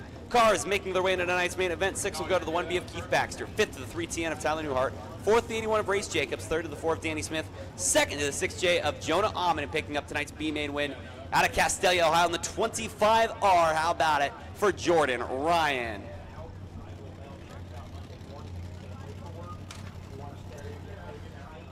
Modified B main. I'll welcome back my co-host, Mr. Andy Dice. Fantastic. Try that again. Fantastic job, William. I'll tell you what, man. That was an exciting race to watch. May not have been up front. Tough break for Brian Knuckles as he kind of had that one in hand going away. Don't know what broke on the 59 machine, but watching that final transfer come down, or 5th, or what, wow, what a show those Battle two between put on. Newhart and Conkle was impressive. Absolutely Newhart insane. taking home the final transfer spot. We will see him later in tonight's main event. Believe 30 laps, I think. Let me double check what we got the man up here.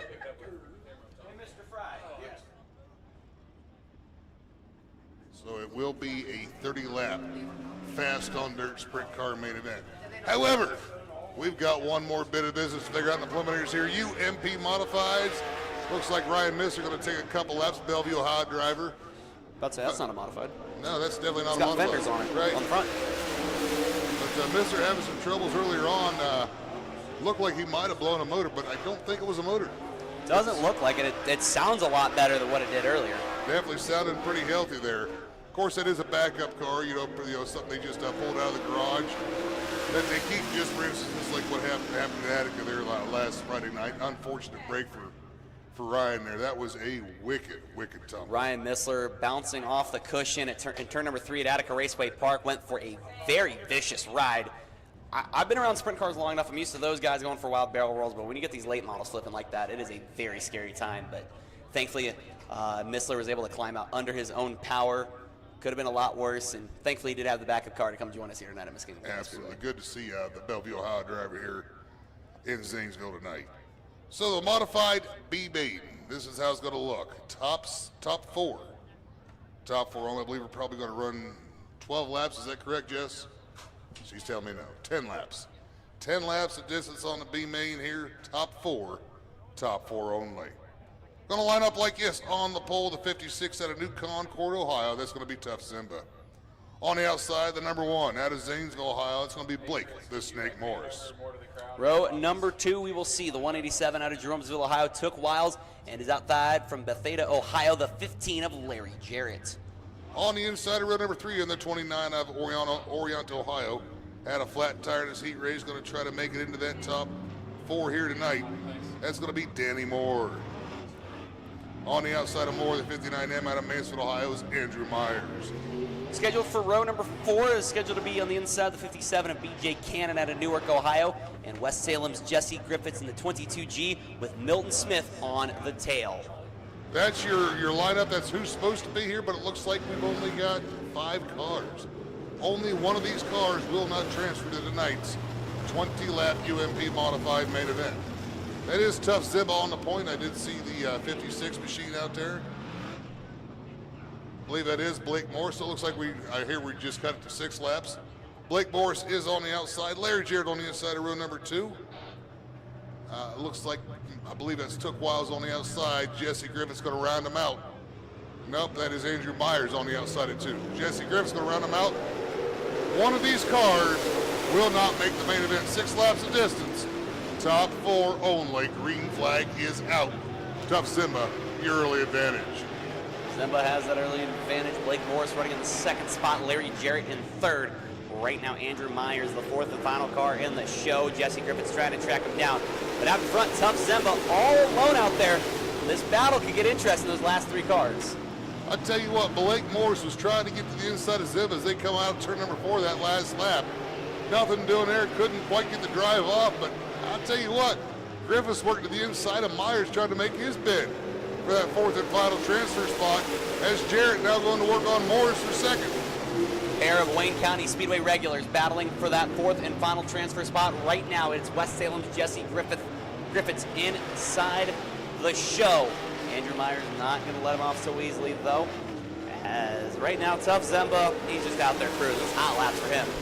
Zimba out in front, off the gun. The battle right now is for that 2nd spot with Larry Jarrett, 70-year-old, the legend Larry Jarrett, trying to work all over the one of Morris, but Griffiths now working up the inside of Jarrett. Jarrett having some trouble there coming off of 2.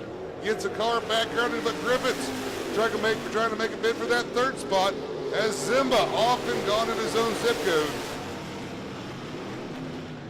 Thinking about it, some problems. Andrew Myers off the pace. That front wheel wobbling, not good to see.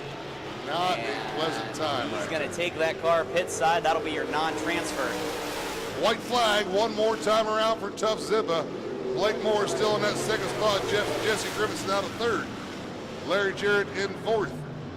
That will be your transfer cars. That'll be the cars we'll see at tonight's 20-lap UMP modified main event. Checkered flag, though, gonna fly. Tough Zemba picking up the B main win. And a battle for the second spot. The Snake, Blake Morris, gonna get it done. Jesse Griffiths the third. The legend, Larry Jarrett, rounding out your top 4 year transfer cars. So I believe that is going to wrap up preliminary action here at the Muskingum County Speedway.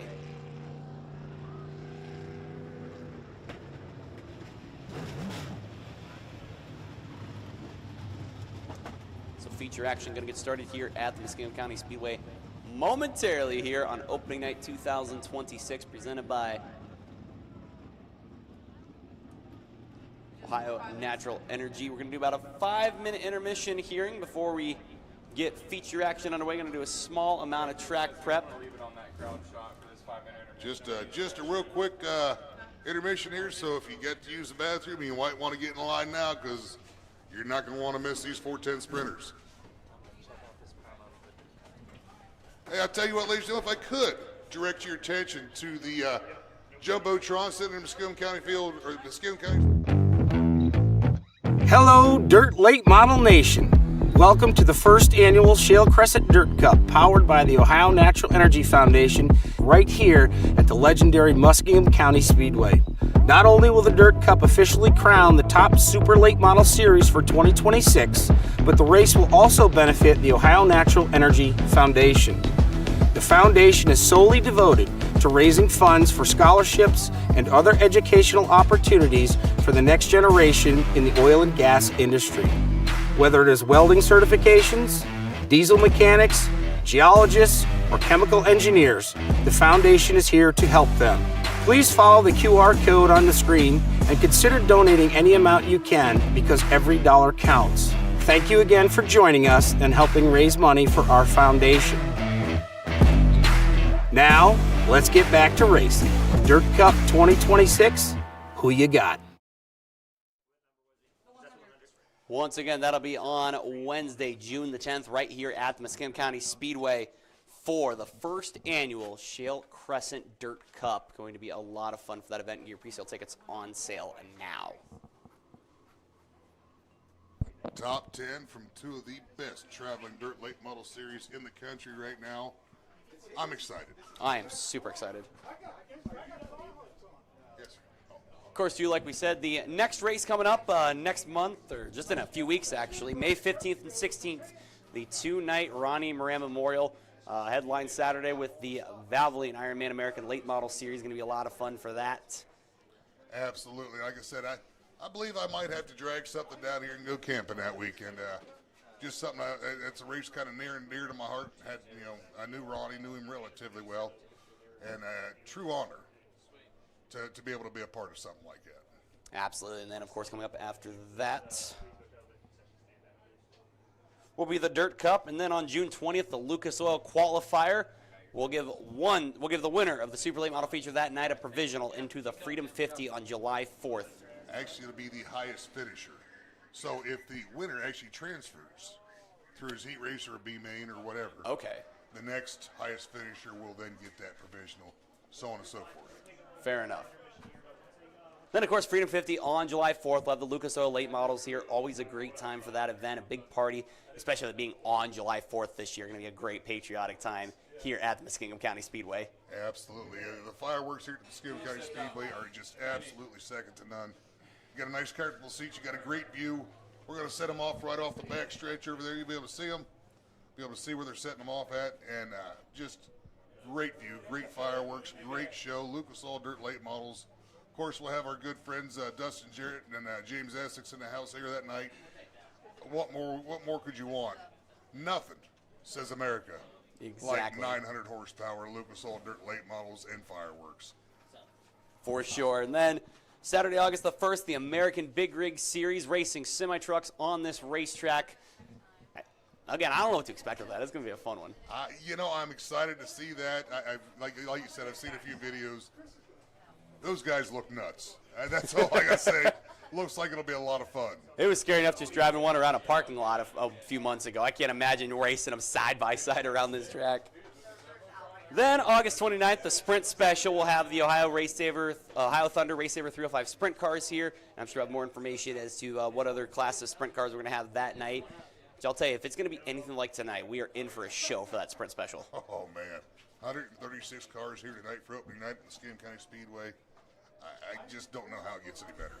Exactly. And then rounding out the season, September the 19th, the Jim Dunn Memorial right here, one of the big memorial races here at Muskingum County Speedway. We'll honor the great Jim Dunn.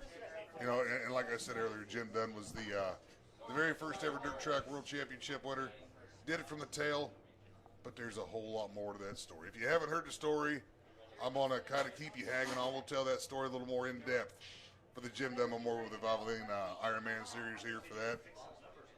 And like I said, we'll tell the story a little bit more in depth that night, but it's a good story to hear. It's something you can tell your grandkids when you get them involved in racing as well.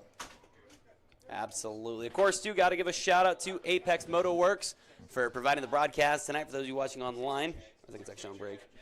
But for the great Jumbotron right here in the infield, it's been a pleasure working with Apex. Hope we get to work with them more in the future. 1,000 people watching online. Got over 1,000 people watching online. Jumbotron comes courtesy of Zach Burgess. Turn heads, drive crowds, boost visibility. The mobile digital billboard. Zach Burgess. You can find him. You're going to have to read that well. I can't. My eyes don't. Well, you wear glasses. What am I talking about? You can find him. You can email him at hello@illumascreens.com or at www.illumascreens.com.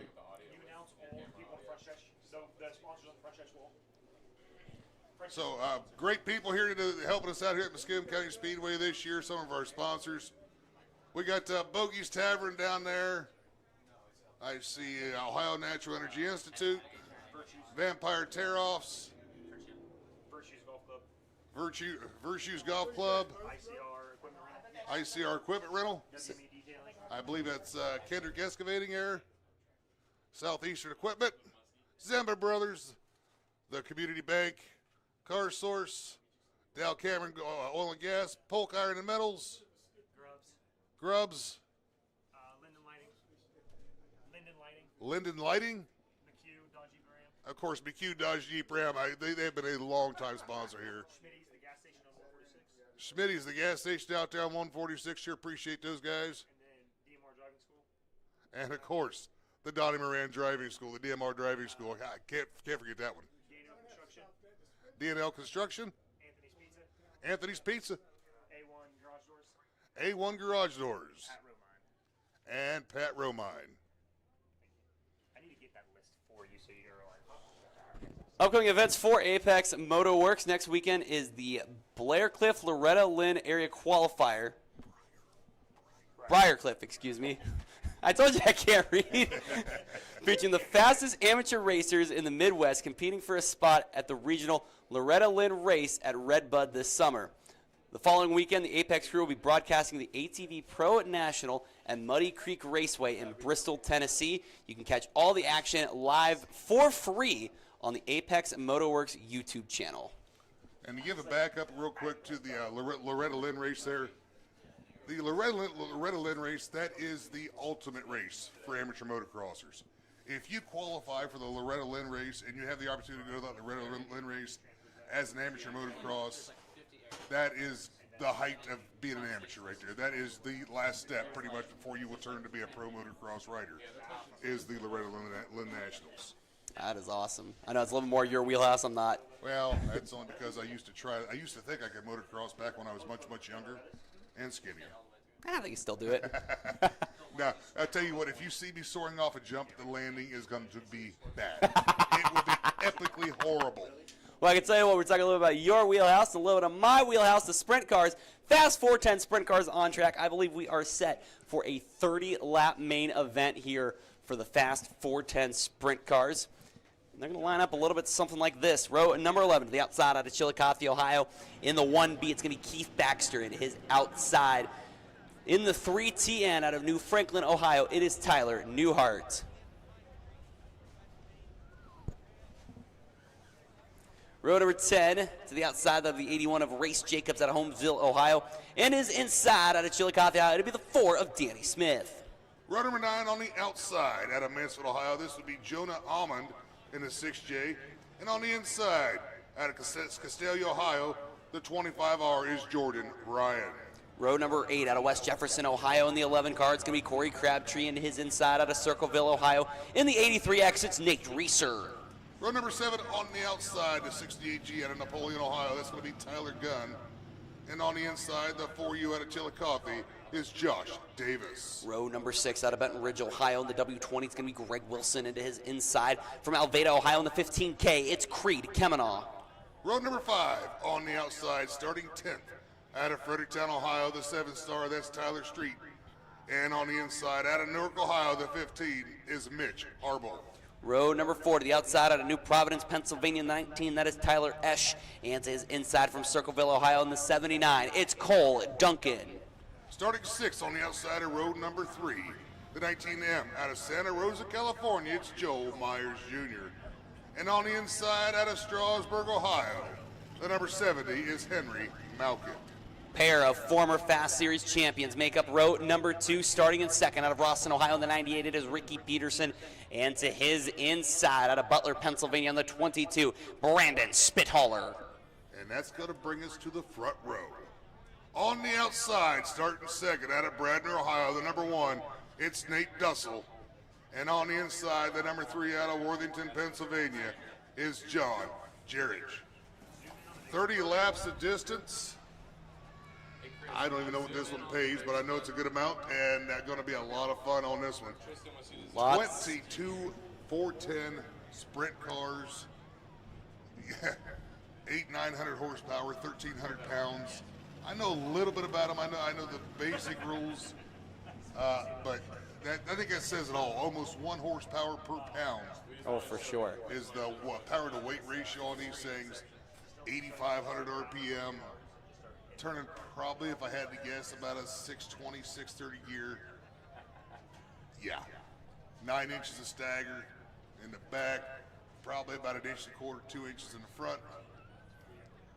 And one thing we haven't seen either, no fenders on these cars. You fender. can't really bump and bang a little bit. When you beat and bang, you're going to go for a wild ride. We almost saw that B-main between Keith Baxter and Race Jacobs. Thankfully, nothing happened there. But And what you know, the race fans, the casual race fans can't see. A lot of the sprint car guys probably know this and know it a lot better than I do. But there's actually a jacking device in that car where they can change the angle for the top wing, move it forward, move it back just a little bit. In case they need a little more grip, need a little less grip. They can kind of move that wing around just a little bit to kind of adjust to what the track is doing. Absolutely. I think it's if you move the front wing forward, it loosens it up a little bit. If you move it back, it'll give you a little bit, it'll make the car a little tighter, if I'm not mistaken. Aaron tells us works off the power steering pump, so. So that's about Aaron Fry. He's not only the series promoter, he's a former racer himself, actually. Former very successful racer. And, okay, we're going to go slightly below average then. So, Aaron, of course, the promoter for the Fast Series, super guy. He'll tell you why he's a promoter now. He says, I'm too old to drive, couldn't drive very well to begin with. I get a little chuckle out of Aaron down there. Just have a little fun with him. Super guy, can't say enough good things about him. It's always been a pleasure to work with him every time he comes down with the Fast Series. oh, for sure. So getting them lined up, getting ready to fire them off. Quick turnaround time for these guys. I'll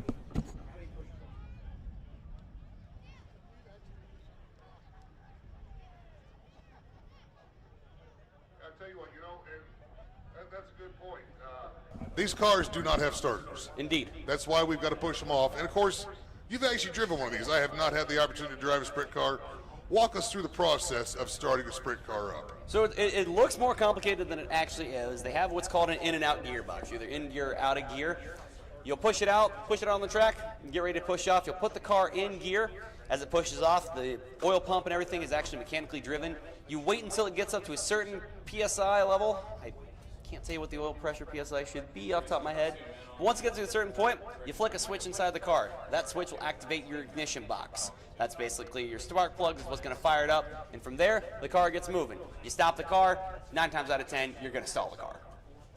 All right, great explanation right there, Will. Appreciate that.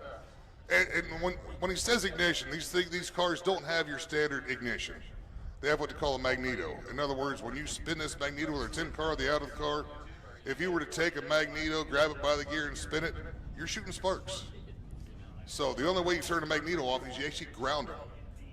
So when you flip that switch, you're taking the ground away from the magneto, and it's allowing that magneto to fire the spark plugs. A lot of times a lot of people have tried to differentiate why they haven't put starters in the car, and part of it's for tradition, and part of it is just for weight. I mean, that's, you don't have to put the flywheel in, you don't put the transmission in. That's what keeps the cars so lightweight. And this has been the way that they've been fired for years. Well, and last but not least, there's really no room in these things to put a starter. Yeah, that too. You'd have to rebuild everything if you put a starter there. Can you imagine trying to put a starter, a battery? I mean, I've seen a few people that have pulled it off, but it's very few and far between. I mean, I've seen street legal sprint cars before where they've kind of changed them around and made it to where you can be a street legal, but man, I'll tell you what, the transmissions in these things ain't but about 2.5 foot long, and most drive shafts are maybe a foot. Oh, the crazy thing too, I don't know if you ever knew this, the drive shaft right under your legs. Yes. Right under the seat, between your legs is the drive shaft. Yeah, so if you lose a U-joint, bad things are going to happen. You'll be feeling that one for a few days.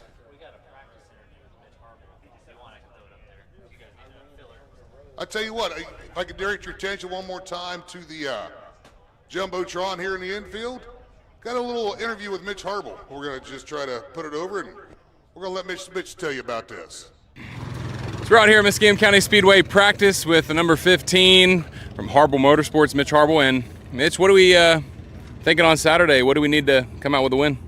I think we just need to figure out to get a little bit better on the slick stuff. That's what we're doing today. That's where we've been kind of struggling the last couple of years. So if we can get better in the slick, if we can qualify good, start up front, and I think we got a good shot.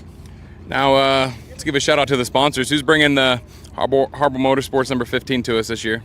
So we got Yard Barn Mechanical on the car out of Mount Vernon. He does all of our vehicle needs and maintenance kind of stuff. We also got May's Trailer Sales out of Mansfield. If you need a trailer, hook up Jeb May and family. They can get you hooked up. We got Schaefer Oil with us again. They give us all of our fluids for the engine, rear end, all that kind of stuff. Best stuff out there that you can buy. And then Mom and Dad help out quite a bit as well, so couldn't do it without them. Awesome. Well, look forward to watching you turn some more laps, and looking forward to Saturday. Thanks, Mitch. That is Mitch Harble, driver of the number 15 machine, going to be rolling off 9th in tonight's feature event here with the Fast 410 Sprint cars. I believe I see the final driver, I believe it's coming off, final driver making his way to the track. Definitely a good little piece right there, little filler piece, and great to hear from Mitch Harble, long time competitor in the 410 sprints. Absolutely, a longtime supporter too of the Fast 410 Sprint cars. And of course, like I tell you, this is more your wheelhouse. I just don't know the sprints very well, but great to have them here. And man, they are the fastest thing on dirt. They are awesome to watch. And while we got a little bit of quietness, ladies and gentlemen, if you could, we're adults here. Most of us, we kind of make our own decisions about our own health and safety. If you've got little ones with you, make sure you got something over their ears. Worst come to worst, use your fingers. That way, they can hear the music when they get to your age. And when they get to our age, they can make their own decisions about how they want to plug their ears or not. I mean, these things are super, super loud, and just give the kids a chance to hear the music later on in life. Absolutely. Although our age, what do you mean by that? Well, I mean, I'm a lot older than you, but let's just go with adults. Fair enough. Well, I guess in your case, adults and number only. Yeah, I'll give you that one. That must have been before segregation, huh? It looks like.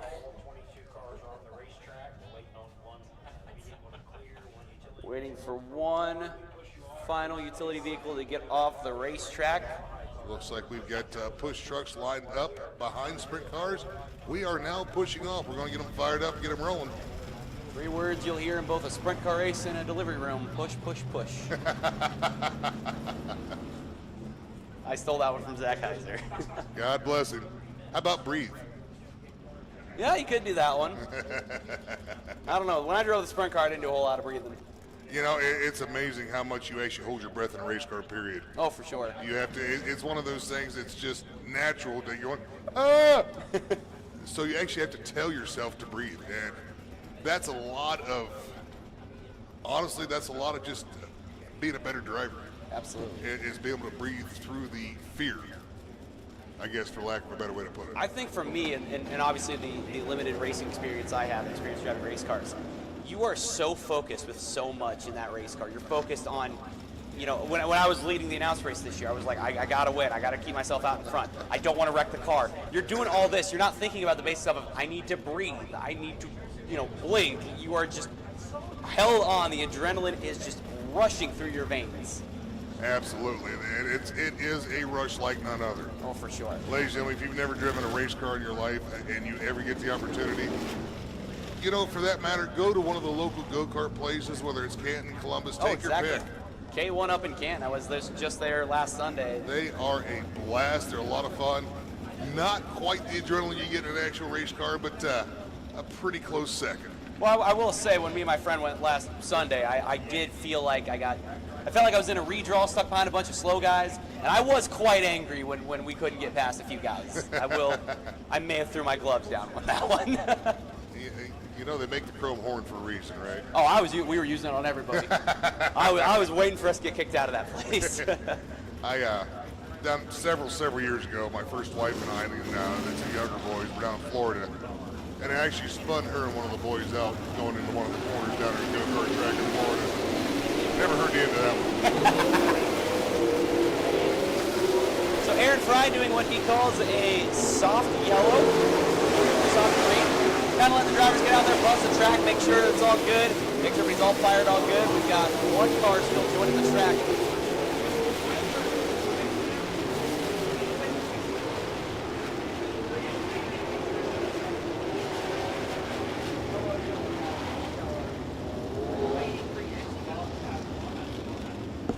So, got a car stopped on the backstretch. Nate Reeser finally making the call.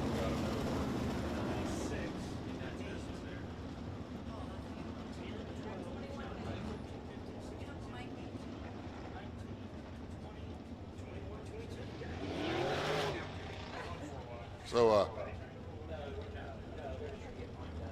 just trying to watch Aaron count the vehicles out there, make sure we had to ride them out. I think he ran out of toes. I think so.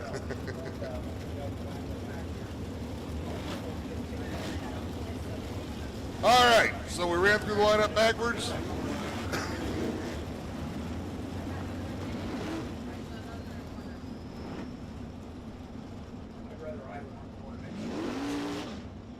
Looks like we're going to get them lined up behind the pace truck.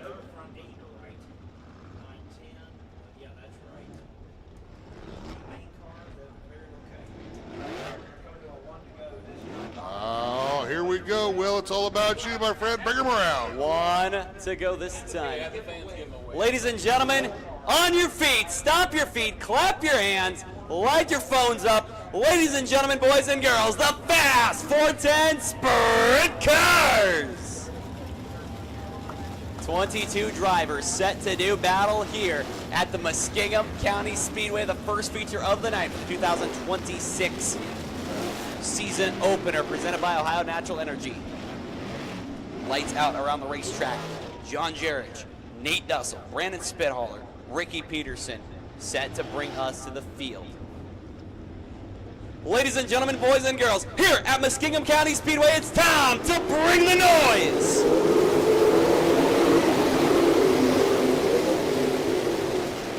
Out of turn number 2, Nate Dussel leading the charge down the back straightaway. John Jarrett's going to run the second spot. Ricky Peterson in third out of turn number 4, though. Opening lap going to go to Nate Dussel. Jarrett's still working on the second spot. Peterson in third. Then it'll be Brandon Spithaler and Joel Myers Jr. The 19 cars. Right now it is still Brandon Spithaler out front. Spithaler 1.2 second advantage over the 3 of John Jarrett. Great battle for the 4th spot starting to heat up between the 22 of Brandon Spithaler and the 19 of Joel Myers Jr. Spithaler in the middle, Myers Jr. on the bottom. Spithaler trying to track down the 98 of Peterson. And one car up around the top a little bit. Tyler Newhart, they'll stay clean and green.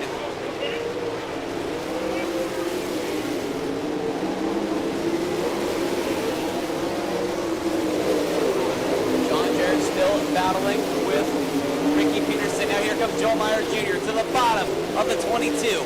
Move the 19 of Joel Myers Jr. to that fourth spot, as here comes Peterson. Peterson around the top side of John Jarrett. Ricky Peterson going to move into the second spot now. It is still Nate Dussel. Problems, yellow, 2 cars around.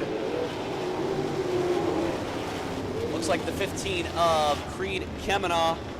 And can't quite tell who that other driver is facing the tower.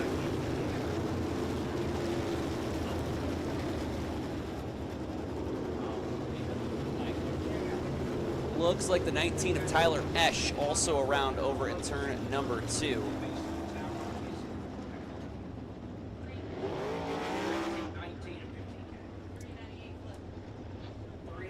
Boy, Nate Dussel kind of checked out in that one. 4-second advantage over the 98 of Ricky Peterson. Peterson and John Jarrett having a great battle for the second spot. Tell you what, I've been watching Tyler Street kind of working his way up slowly through. Started 10th up to 7th now. And him and Tyler Esch having a whale of a battle.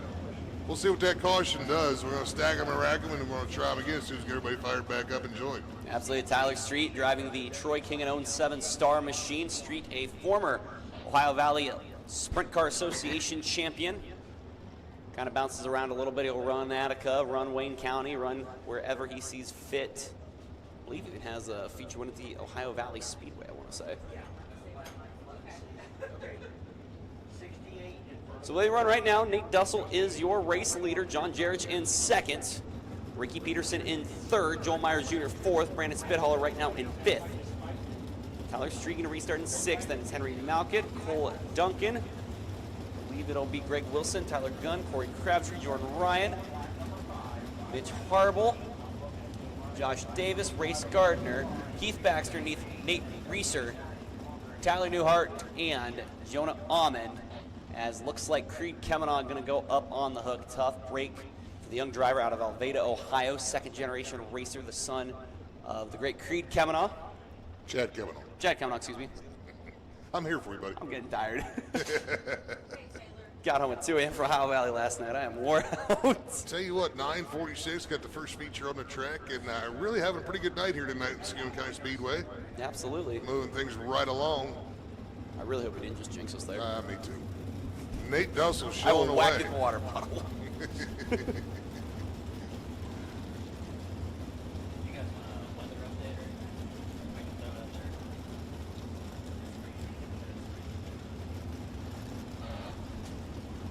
We're seeing up on the Jumbotron, 59 degrees here in the Dresden, Ohio area.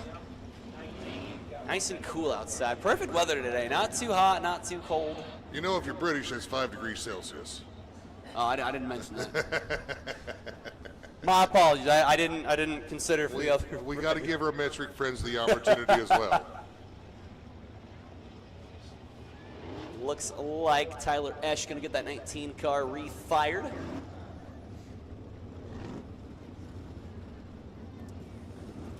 Nate Dussel, a former series champion, the 2021 Fast Series champion, the Industrial Movers Fozzie Farms 1 machine. Currently out in front. Like we said, he had a 4-second lead over the 98 of Ricky Peterson before that yellow came out.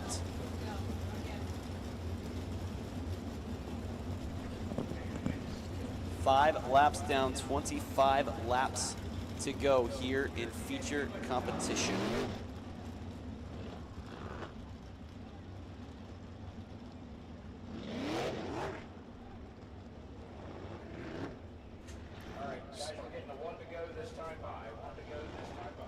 So we were just kind of awaiting word there on Creed Kemenaugh, see if he was going to get more carry or not. Obviously, his night is terminal. Going to be one more time around under the slow pace. We're going to fire him back off, Will. Absolutely, Mr. Dice. Like we said, Nate Dussel currently out in front. John Jarrett's in second. Ricky Peterson in third. Don't count out Peterson. Had a podium finish here last time the Fast Series was here last summer. Of course, Joel Myers Jr. is in fourth. Brandon Spithaler in fifth. Spithaler always fast everywhere he goes on that 22 car. As we get set to rock and roll once more here at the Muskingum County Speedway. 5 laps down, 25 laps in the books. We've got a lined up Nerf bar to front wing out of turn number 4. Green flag back out.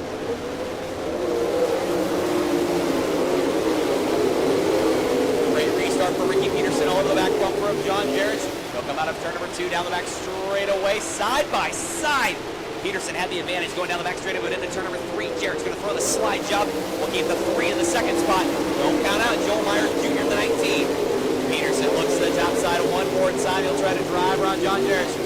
Possible little contact there. Here comes Joel Myers Jr. Myers Jr. and Jarrett side by side for the 3rd spot. Move the 19 up to 3rd. John Jarrett's on the outside looking in of that podium as here comes Tyler Street looking to the bottom of Spithaler for 5th. Spithaler in the 22 Street in the 7-star. Side by side as here comes Joel Myers Jr. to the bottom of Ricky Peterson. Battle for the 2nd, battle for the 5th, battles all over the track. Still keeping an eye on that battle for the 2nd spot between Ricky Peterson and Joel Myers Jr. Myers trying to get past Peterson, can't make it happen though. Boy, Nate Dussel has been on rails since the drop of the green flag. Chatted him a little bit earlier, but still side by side. Myers takes another look to the bottom of Peterson. Now the 19 of Joel Myers Jr. going to move into the 2nd spot. Myers Jr. now in front of Ricky Peterson, going to try to track down the 1 of Nate Dussel as they will see 19 laps to go this time by.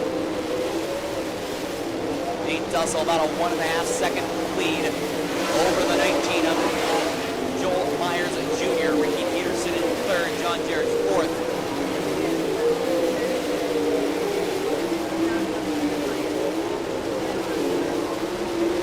Now Joel Myers starting to make his way through lap traffic. Myers trying to reel in the 1 of Nate Dussel. Dussel working on putting Tyler Eschwab down. Still about 1.3 seconds separate your top 2 right now.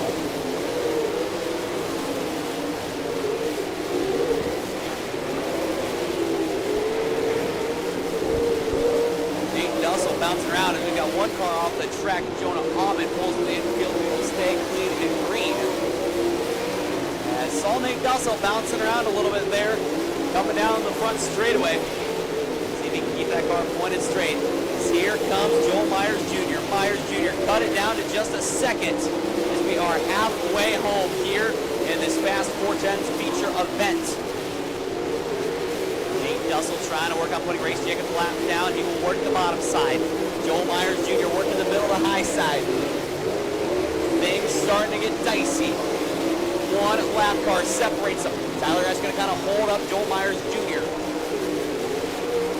Myers still trying to work past Tyler Esch.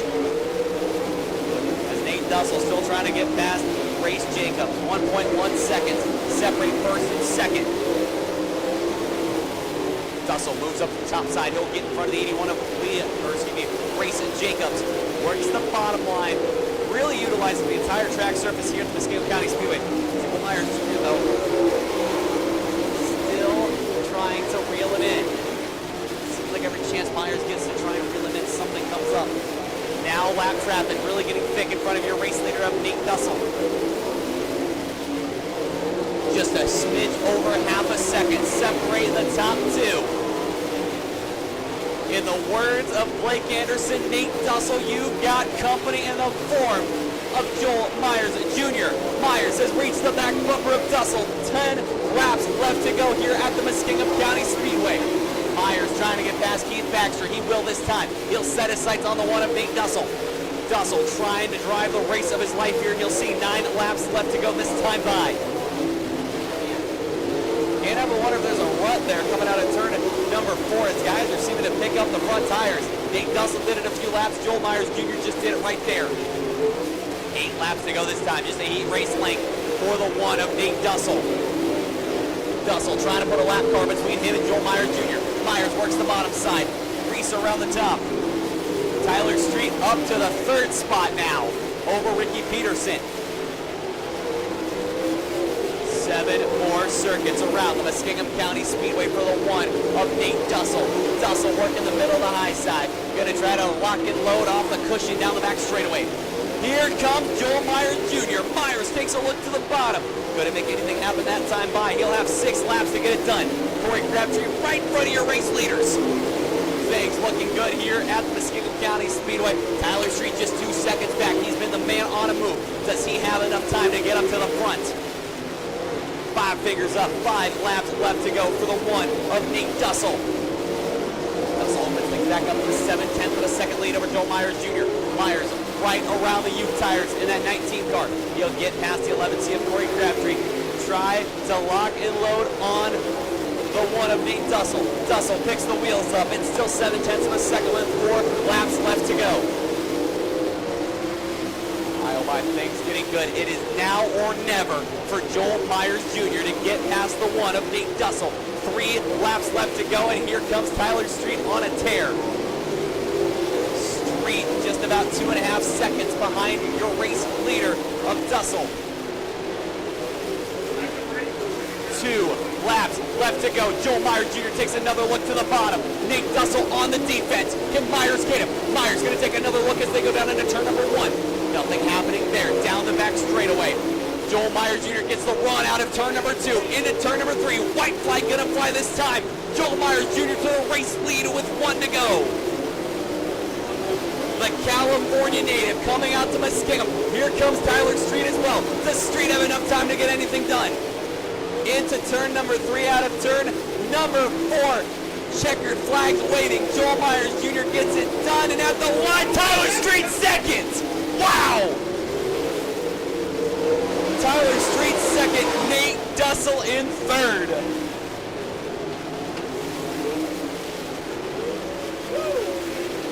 Shout out to Tyler Street right there. 10th to 2nd. Man, that was one heck of a run.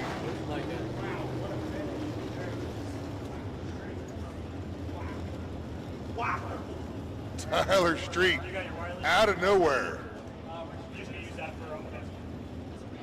getting around Nate Dussel there, right at the flag stand to pick up that 2nd spot.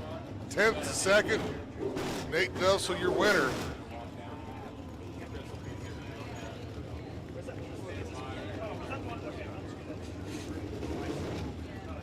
Top 3 getting ready to pull into Muskingum County Speedway Victory Lane.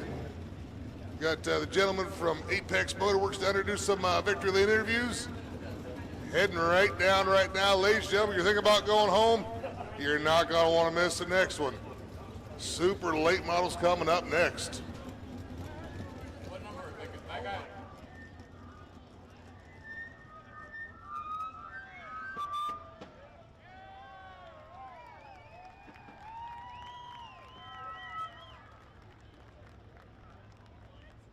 Joel Myers Jr. out of the car here at Muskingum County Speedway, getting that foot off. What an exciting race that was.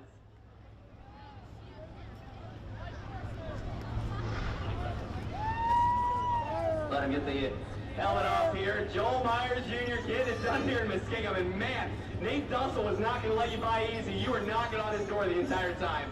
Yeah, just, it took me a while to clear Ricky and Brandon there. And, I knew if I kind of to pick off lap traffic right, and there was times that he would pull away, and there would be times I gained. And I just knew if I shooted my nose, he would, hopefully kind of start pushing a little bit harder and miss the bottom down there where I could really get a good run. And that's just kind of what happened. And got, lucky drag racing down the backstretch. But can't thank to Alec Lake enough. They've been putting up with me. We've been, Nebraska on Tuesday. We've been all over the place. So, and Courtney, my girlfriend, with us. And obviously, Brody and Sarah Hayward enough for giving us the opportunity to let us live our dream. And obviously, Dad and Lisa back at home, Dirt Dudes, Lost Engineering, and Stall Attack, Dan with the Range Pond Grill back in New Zealand, just everybody that makes our racing go around.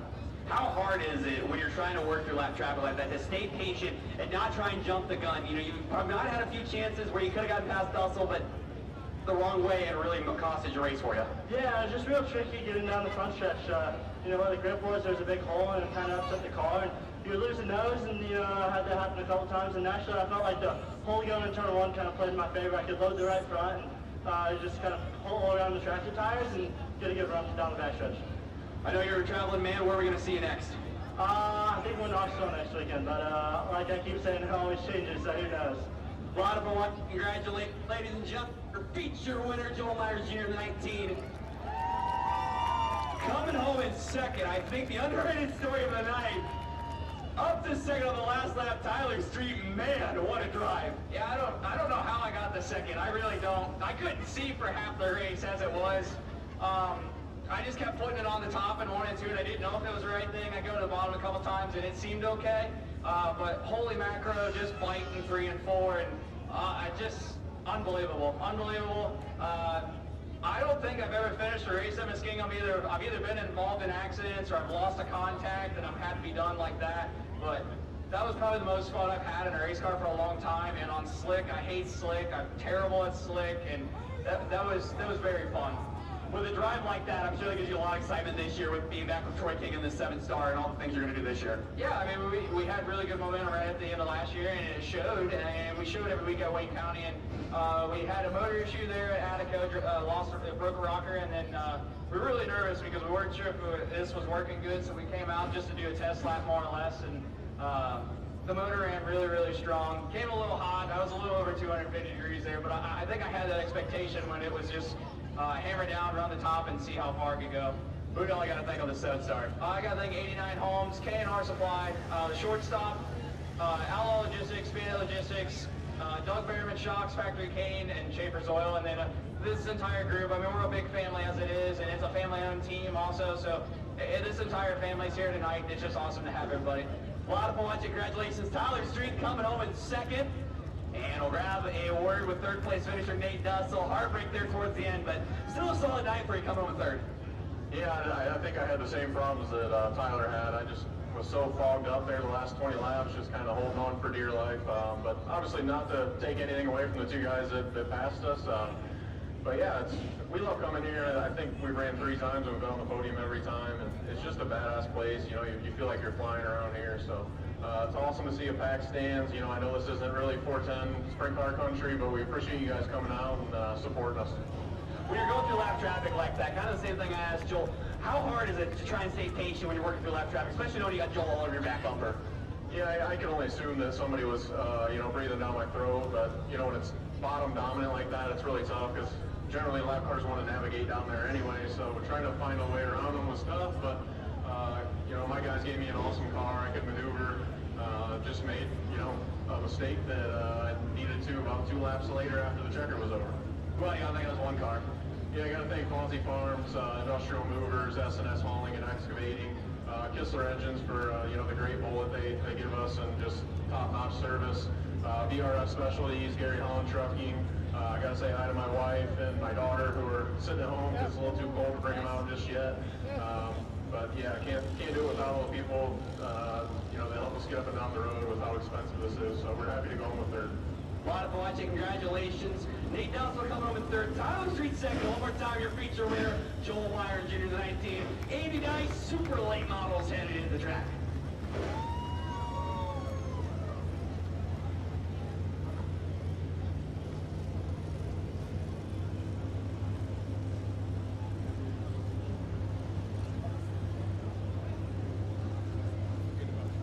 All right, for those of you listening and watching on Apex Motorsports on YouTube or Muskingum County Speedway on Facebook, we'll be right back. We're going to take a short little pause, pay some bills real quick.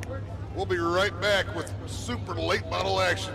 And here's how they're going to line up. On the pole, out of Zanesville, Ohio, driving the number 20, that's Todd Brennan. On the outside, out of Allison Park, Pennsylvania, in the number 48, that's going to be Colton Flinner. Inside row number 2, the 57 out of New Concord, Ohio, that's Caden Black. On the outside, the triple nickel, the 555 out of Ellenville, New York, it's Brock Pankeris. I'm being told that's the wrong lineup. Oh, here we go. Will, you messed me up. It's all your fault. Oh, anyhow. Reset try number 2. On the pole out of Zanesville, Ohio, the number 20 is still going to be Todd Brennan. On the outside now, out of Mansfield, Ohio, the Mansfield Madman, that's Kyle Moore in the 1-star. Inside row number 2, the 57 out of New Concord, Ohio, it's Caden Black.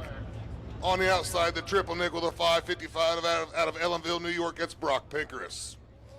Inside row number 3 out of Allison Park, Pennsylvania, the 48 is going to be Colton Flinner. On the outside in the 31 out of Belmont, Ohio, it's Lincoln Smith. The onesie of Logan Zared rolls off from the inside of road number 4. He's out of Hookstown, Pennsylvania. He'll be flanked by the 14 of Corey Conley out of Wellsburg, West Virginia. 9 starting spots going to go to Wheelersburg's Rod Conley in the 71R. Going to be Cabot, Pennsylvania's Levi Yetter in the number 10 on the outside. Inside row number 6, the 14 out of Worcester, Ohio is going to be J.R. Gentry. On the outside, the 09 out of Kennedy, Michigan is Matt Morovsky. Inside row number 7, the 34 out of Newark, Ohio, it's going to be Brian Nethers. And on the outside out of Byesville, Ohio, it's going to be Kyle Bond.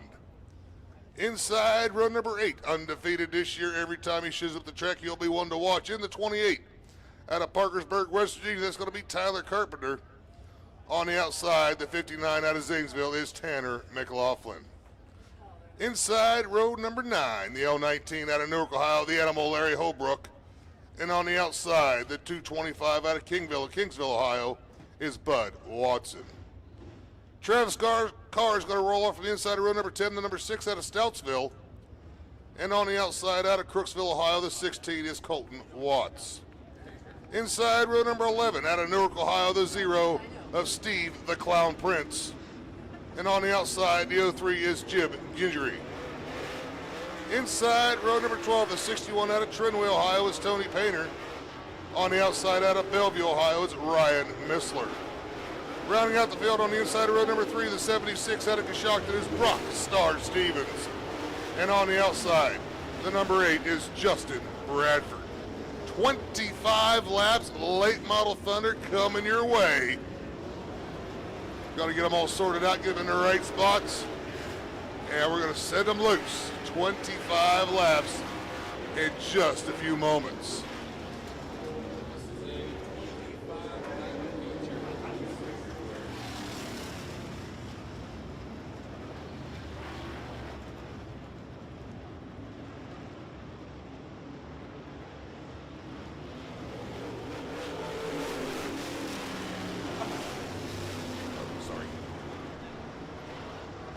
There you see the field lining up behind the pace truck.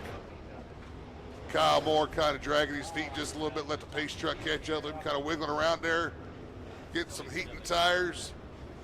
We'll get him up on the outside of the 20 of Brennan. The Ohio Natural Energy pace truck picking up the field. Now we've got them in a good order. We've got to get them stacked and wrecked. We're going to go green flag race. And I believe we're going to probably take one more caution lap. We'll wait and see what the light does on the backstretch. But it's Todd Brennan, Kyle Moore on the point. Will, you ready for this one? Oh, I am. If it's anything like what we just witnessed, we are in for a show here tonight. This track looking awesome. Donnie and the gang did a great job at this place tonight. Fantastic job on the track tonight. Congratulations to Donnie and the track prep crew. Ladies and gentlemen, here they come one more time. Let's set them off. Big round of applause. Wave your hands, wave your feet. Wave your hat, stop your feet. Let's set them off. 25 laps. Super late model Thunder coming your way.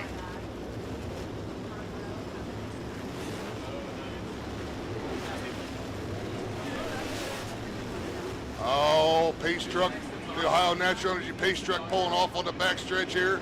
We're going to go green flag this time. Todd Brennan, Kyle Moore. Who's it going to be? Place your bets, pick your winner. Bumper to bumper to bumper, door handle to door handle.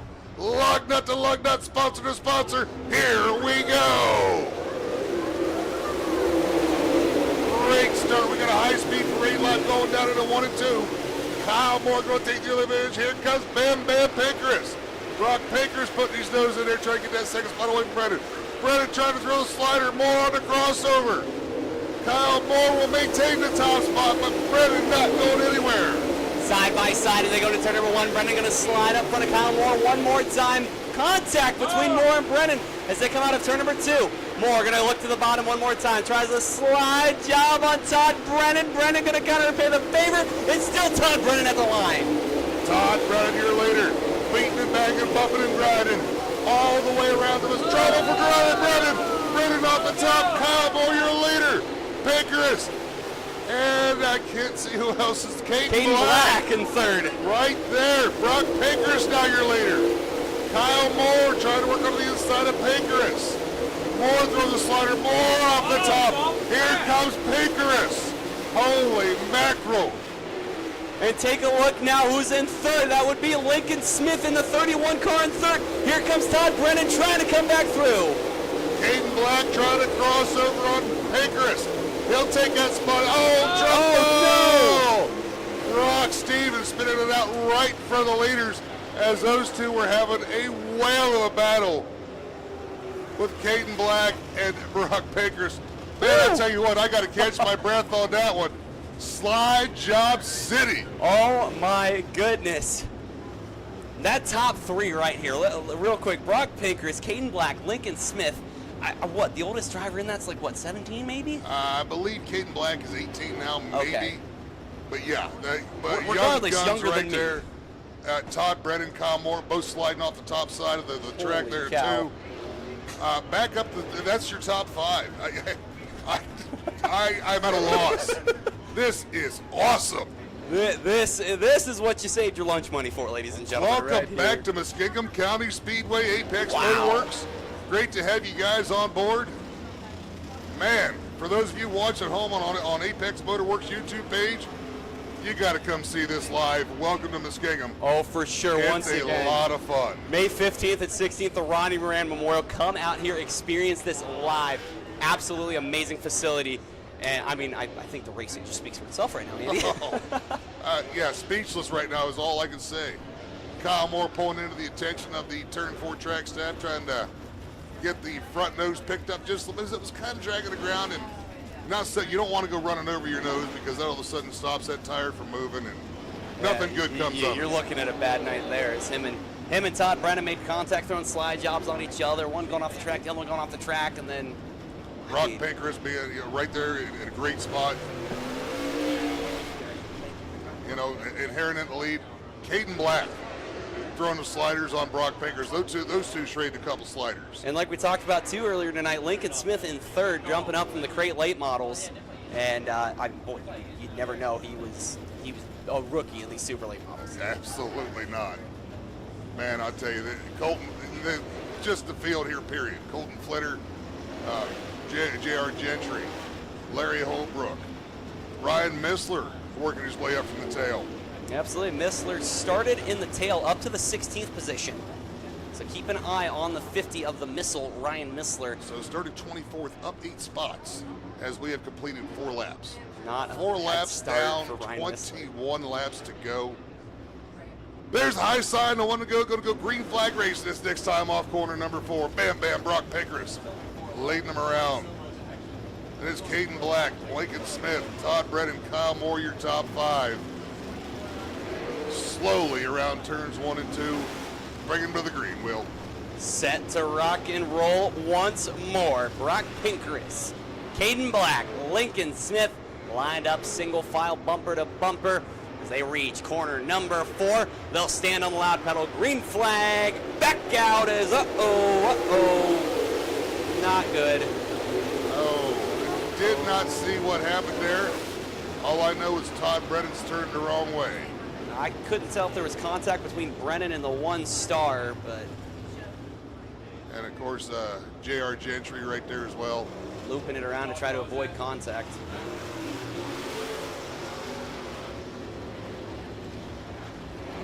So we await word track staff to see what the official call is.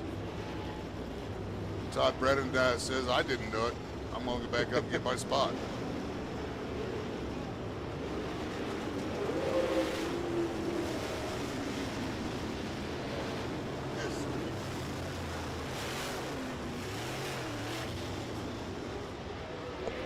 Kyle Moore says, I had nothing to do with it. I'm just going to fall right back into 4th.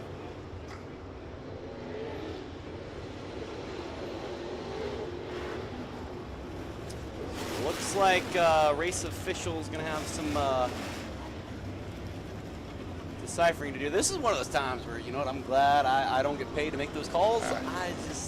I talk about it. That's what I yeah, get paid to we do. just run our mouths. That's all we do. Looks like Todd Brennan is going to be charged with the caution. Looks like he's going to drop to the tail of the field. Oh, so no stop rule, I guess, tonight. 20 and the Okay. 14 will restart from the tail. So I guess we don't make judgment calls anymore, running a no stop rule. Oh, man. Good to Somebody's know. got to inform me of these rules before the season starts. That's all I got to say. That's why Jessica's here, to make sure we're in line. You got to keep me in line. She's got to keep both of us in line. She got a big job right there. All right, there's a high sign, the one to go. Bumper to bumper to bumper down the backstretch. Pinkerus, Black, Lincoln Smith, Kyle Moore, Logan Zarin. That's your top five. Go to the green flag racing. Here we go. Zarin moves to the inside of Kyle Moore, trying to take that 4-spot away. As Caden Black trying to get it run. Here comes Logan Zarin on the bottom. Zarin looking strong, trying to get to the inside of Lincoln Smith. Here comes Caden Black, high, wide, and handsome. Looking to throw a slider this time. Oh, contact. They keep him going. Yeah. A little more contact. Oh, my. Sheet metal sales are going to be good on Monday, but right now it is still Brock Pinkerus out in front. Caden Black running in the second spot. Lincoln Smith in third. Logan Zarin, Kyle Moore. Black going to take another look to the bottom of the 555 of Brock Pinkerus. They'll go into turn number 3. Both are on the top side. Looks like Black and a bobble on the top. It is all Brock Pinkerus out in front.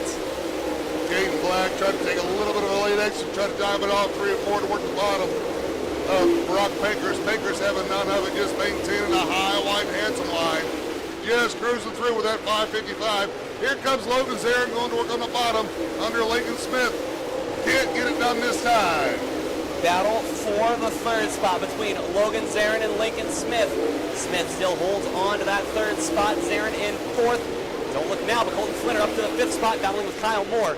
As Caden Black still trying to reel the 555 of Brock Pinkerus back in. Just a half a second separating those two cars last time by. Brock Pinkerus, your leader, Caden Black, trying to reel him in. We got a good run coming off at 2. What can he do through 3 and 4? Both those cars looking real strong as it's Lincoln Smith in that 3rd spot. Logan Zarin in that 4th, but here comes Colton Flinner up to 5th. Unlike the sprint cars, it looks like the top line is going to be the preferred line. As here comes Caden Black. Slide job on the 555. They'll go side by side. You've got a new race leader. It's Caden Black at the line. Caden Black. And we got a caution. One around on the bottom of turn 1 and 2. Oh my. I believe that is the 16 car. I believe that's going to be Colton Watts out of Crooksville, Ohio. Sitting down there stopped in about on turn number 2. Oh man. I believe that lap counted, so that's going to put 14 down, 11 to go. Caden Black, your new leader. Wow. Pulling a slider off there. Big Turn 3 slide and job 4. on Bam Bam Brock Pinkerus. Man. I'll tell you what, one thing I noticed during the sprint car feature, and I've kind of noticed here with the late models, I think there's a little bit of a rut or something at turn number 4, because I'm seeing guys bounce around. I saw a lot of the sprint cars getting wheel stands that are coming off the bottom, and I think that's kind of what's going on the restart here, is guys are hitting that rough stuff right there, and it's kind of bobbling everybody up. So I think that's part of the reason why we see the top line being so dominant right now. And that's quite possible. The other thing you got to realize, sprint car, 900 horsepower, 1,300 pounds. Late model, 900 horsepower, 2,300 pounds. The other thing, if you take the total tire, the total width tire on a late model and on a sprint car, you come up with the same overall width. You've got those big monsters wide tires on the back of the sprint car, but you've only got 8-inch front tires. On a late model, you have 11-inch tires all the way around. It all equals 44 inches. Time it's all said and done, it's 44 inches of tire on the ground. So the line's going to move just a little bit according to where the cars are able to run. And with a little more weight of the late model, same horsepower, they're going to be forced to run the outside of the track a little more. That's just where their momentum carries them. So there's the high sign. Let's bring them to the green, Will. Set to rock and roll once more. It is now Caden Black out in front, Brock Pinkerus in second, Lincoln Smith in third, Logan Zarin fourth, Colton Flinner, your top 5. Kyle Moore, Corey Conley on the outside, looking into that top 5. They'll reach turn number 4. They'll stand back on the lap pedal. Green flag back out. Baker. Black still show the way. Baker is trying to take a look up underneath the skirt of Black here on that restart. Black having none other drives away. Here comes Logan Zarin getting around Lincoln Smith up into that 3rd spot. Kyle Moore trying to work around Colton Flinner. Got to give a special call out to Ryan Missler, started 22nd. He's up at about that 9th spot. Trying to work race with Rod Conley right now. Just as you said that, Conley and Missler made a little bit of contact. I thought you were going to announce your jinxing for a second. As it is still out in front, Caden Black. Take a look at the gap this time by. And it looks to be about a 1 second, almost 2 second gap between Caden Black and Brock Pinkrist. And don't count on Logan Zarin, he's coming fast. Zarin definitely pedaling hard in that 1Z. Oh, it looked like Caden Black got a ball on the top. Colton Watts having some trouble there in the 16. Right in front of the leaders, but Caden Black, Brock Pinkrist both looking around him. Pinkrist tried to throw a slider, couldn't get it done. Black drives away. They'll put lap number 13 in the books, lap number 14. They'll be 14 down, 11 to go. 1.2 seconds the advantage for Caden Black. Looks like one car off the pace on the back straightaway. Can't quite tell who that is. They'll make the hard left turn into the infield. As it is not going to affect Caden Black at all. He's still going to roll the top side nice and smooth. Brock Pinkrist running in 2nd. Logan Zarin trying to find some fire here in the final 12 laps of racing. 12 laps to go this time. Caden Black into 3 and 4 on the top. Way up on the top side. High, wide, and handsome. He's coming up into heavy, heavy lap traffic as it's Justin Bradford, Travis Carr, J.R. Gentry, all racing for position right in front of the 57 of Caden Black. Still Caden Black now, heavy lap traffic going to affect the 57 car this time around. The 555 still trying to reel him in. Top 3 could get a little interesting here through lap traffic. As Caden Black still showing the way around the Muskingum County Speedway. They'll come around to see 11 laps to go. This time 5 for the 57 car. Caden Black looking really, really strong. And no trouble! We got them piled up there at the exit of 2. Here come your leaders. Wow, everybody gets through. It looks like that's going to be Brian Nethers and the 10. Kyle Bond in the 10. Levi Yetter, I believe, in the 10. Kyle Bond being the modifieds. Might be Kyle Bond in. Okay, not 100% sure. It's one of them. Okay, there's Yetter, so that will be Kyle Bond back there. Not very often I'm right. Write that one down. Screen recording this when I get home. Assuming the replay will probably be on YouTube later on, it'll be on your guys' Apex Motorworks YouTube channel. We are forever enshrined, Will. Oh, that's dangerous. I wish you would have known that earlier. Oh, man. So, clear track now. Caden Black narrowly missing the activities there off of turn number 2 as he was coming up on those guys in a hurry. I gotta say, quite a lot of damage to that 1 star of Kyle Moore. That body slowly starting to fall apart as you can see the A-pillar, if you will, kind of waving around in the wind. Well, and Todd Brennan up from the tail, right on his back bumper now. Absolutely. So, Brennan putting a heck of a run in.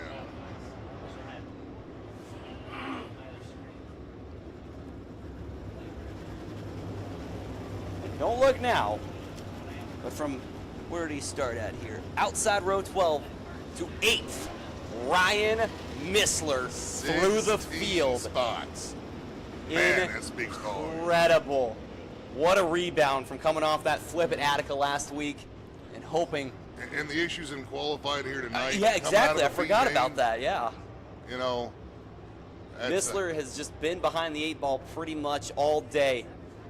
And if he can keep it going right now, this will be a great feeling for him. All right, I believe.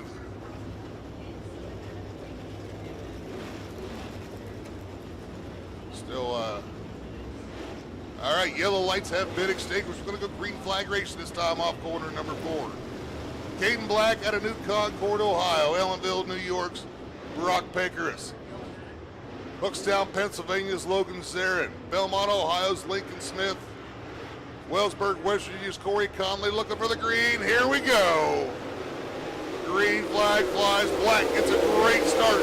He'll take about 3 car lengths going down into turns 1 and 2. Brock Baker's trying to get on the bottom. Black up on the top.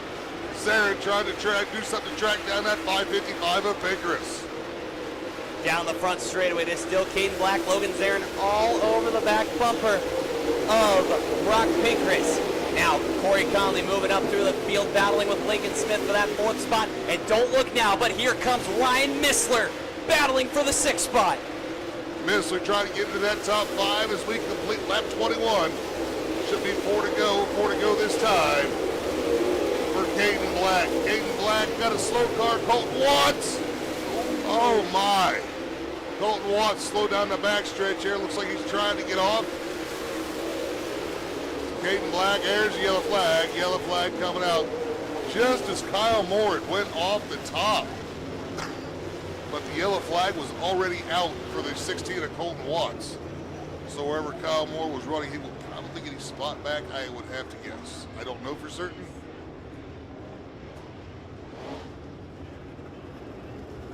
Up to 7th is the 50 of Ryan Missler. We're going to keep harping on it. That is quite the drive with 4 laps left to go. And I guarantee you that man's got a smile on his face you couldn't knock off with a sledgehammer right now. For sure. He is having fun. Oh, yeah. Such a great guy, too. Ryan Missler. Been very blessed to get to know him over the last few years, and just a great, likable guy. Great YouTube channel as well, too. Really cool to see the behind the scenes of his YouTube. But right now, it is all Caden Black all the time out in front of this one.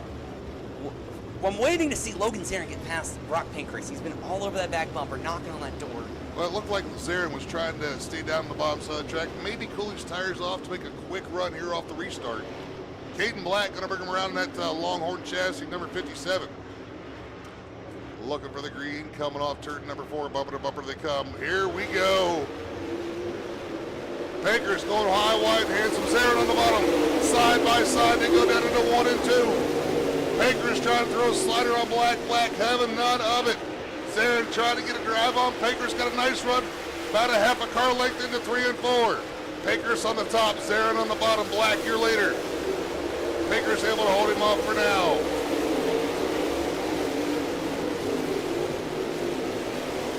Ryan Missler. Trouble for Moore. Kyle Moore going off the top of turns 1 and 2.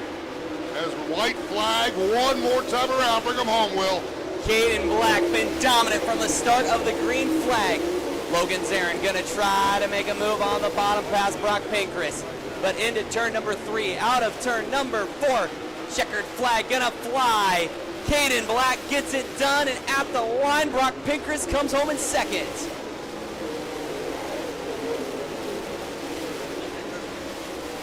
All right.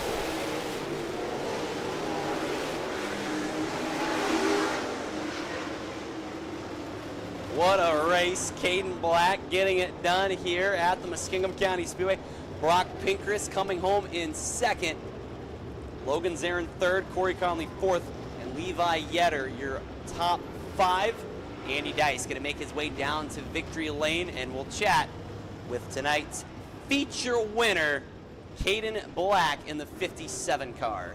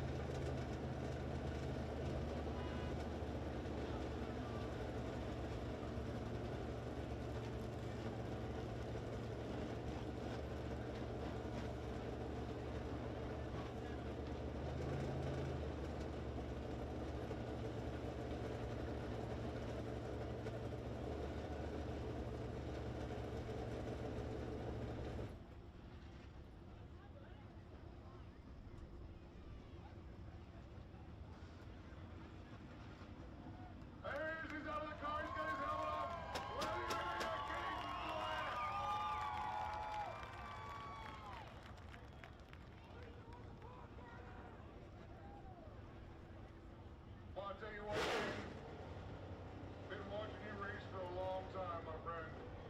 Not your first feature with them, I believe it's your first year at Muskingum. Number one, how's that feel? Man, it feels awesome. I feel like every time we come here, we have zero luck, and Tristan reminds me about every time I come here. So it's definitely a great feeling to finally get one here. It's been a long time coming. Tell you what, you had your hands full with Brock Pinker's there through the mid part of that race. As a driver, what kind of goes through your mind when you're just throwing sliders back and forth, just trying to find the line to stay around? I was definitely way faster than him.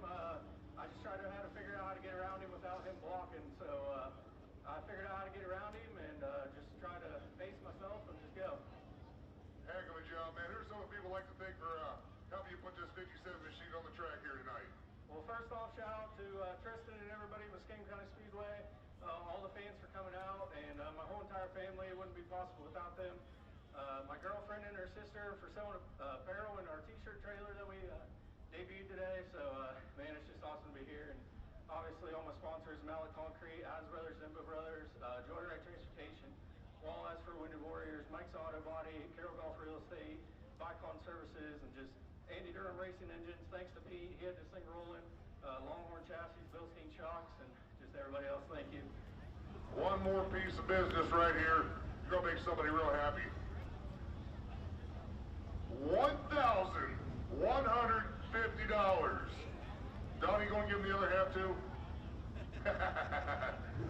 All right, purple ticket number 405827. 405827, $1,150. Take that ticket to the office.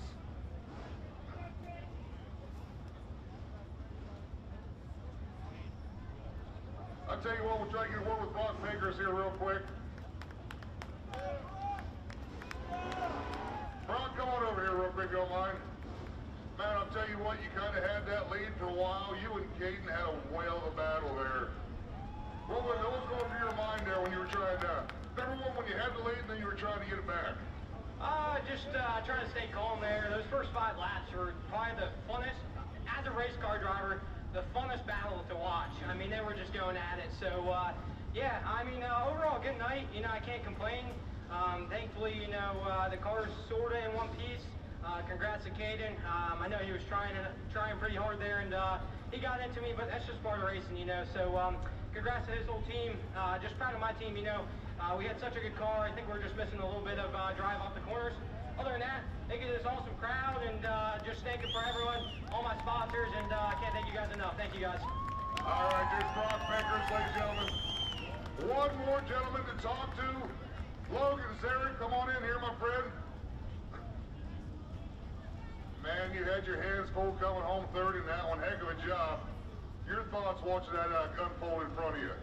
I didn't want any parts of that. I was just kind of sitting there waiting to see if something happened, but yeah, traffic's good. We just messed up a little bit in the heat race, cost us. We had to start pretty far back, but it's nice to come home and race a little bit, and close to home, and then head to Iowa on Monday. Well, best luck at Iowa. Quick shout out to your sponsors. Brandon's Landscape, Valvoline, All American Framers, of course my parents, Darren Truck and Automotive, Motor Transport, VG Performance, Longhorn, Tomas Towing, my fiance, Fran, Wedge Motorsports, and Close Racing Supply. All right, let him hear, ladies and gentlemen, Logan Zarin. One more time, your feature winner, Caden Black.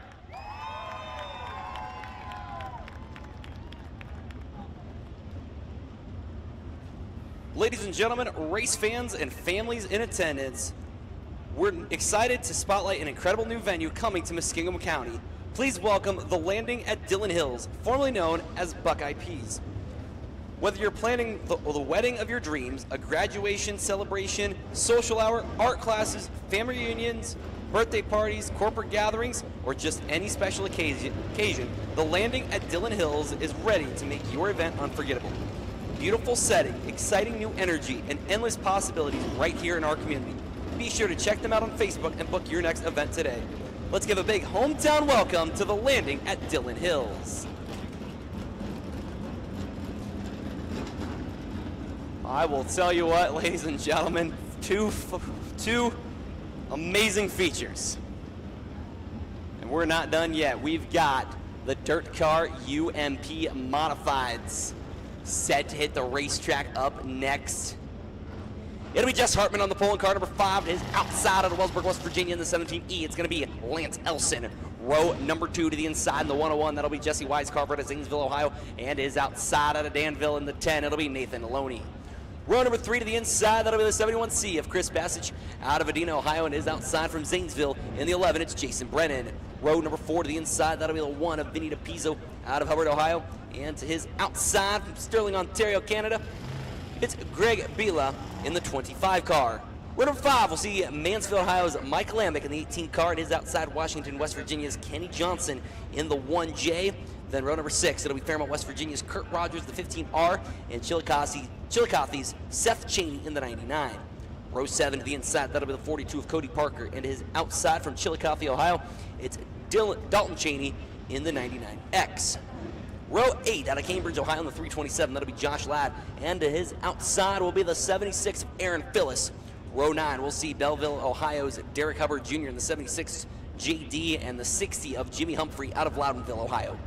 Row number 10 to the inside, that'll be the 12 of Casey Lamb out of Hartville, Ohio. And from Plainfield, Ohio, in the 12D, it will be Kevin Davis. Row number 11 to the inside, that'll be New Concord's Tough Semba in the 56. And out of Zanesville in the 1, it's Blake the Snake Morris. And final row to the inside, that'll be the 22G out of West Salem, Ohio, Jesse Griffiths. And Bethesda's, Ohio's Larry Jarrett on the tail in the 15 car.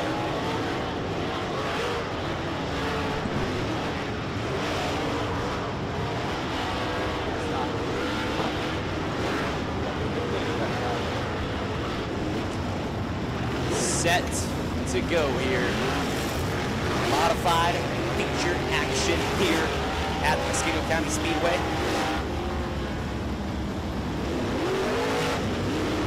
What has been an exciting race night so far. We are far from over, ladies and gentlemen.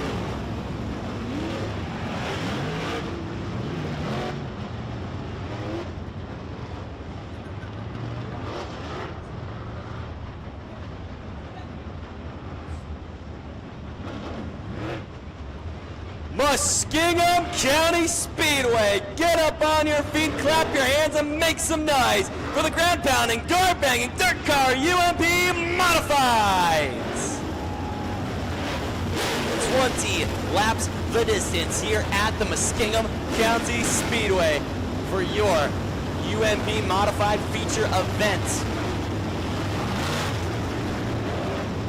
Jess Hartman, one of the recent up-and-coming drivers, alongside the grizzled veteran of Lance Elson in the 17 car, make up your front row.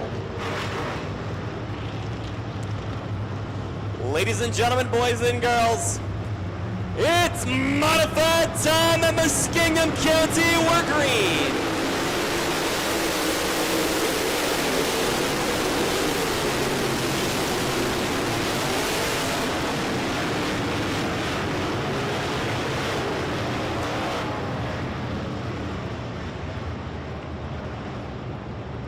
Nope, it's not modified time. We're gonna rack them, stack them. We're gonna try that lineup one more time. It's, Jess Hartman in the 5 car. He is the leader. Sets the pace. He starts the race.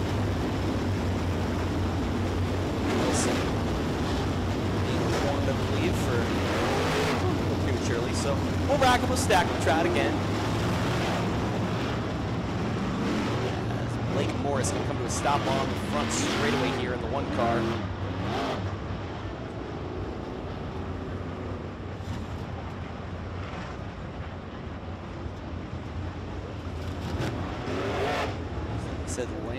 Jess Hartman, Lance Elson, your front row.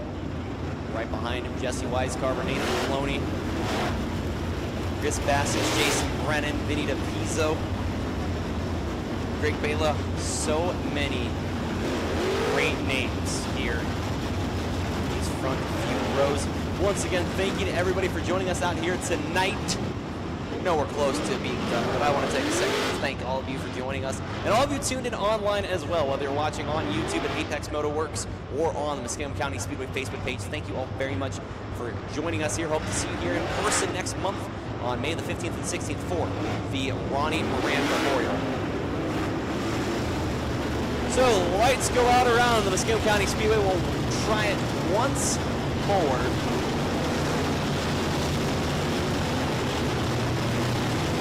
Modified feature action. It'll be Jess Hartman, Lance Elson, the front row.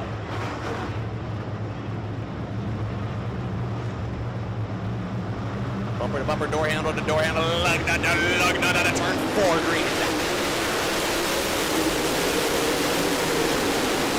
Better start that time. They'll go dead even into turn number 1. Out of turn number 2, Jess Hartman gonna lead the field down the back straightaway. Lance Elson runs in second. And it is the 10 of Loney in third. They'll go to the top 3, 1 car off the pace of the back straight. Back to 76 car. Get that off track side by side for the second spot. We've got to get low.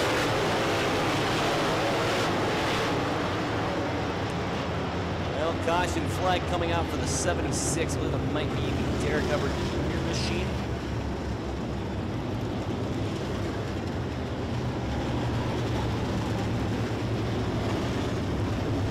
The yard full zone of cars. No, that one isn't. 76 coming to a stop on the front straightaway.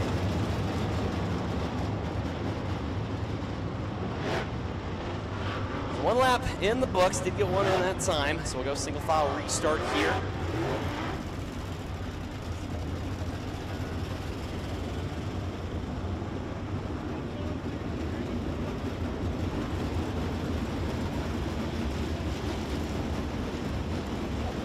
Jess Hartman, your race leader. Lance Elson runs in second. Nathan Loney in third. Jesse Weiscar fourth.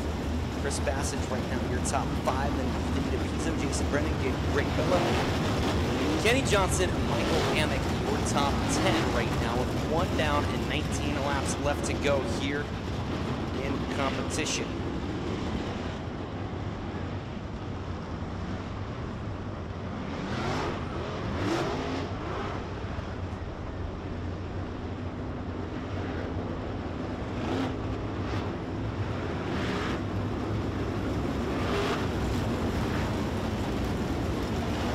Lights go out around the Muskingum County Speedway. Gonna see if we can click off a few more laps this time by.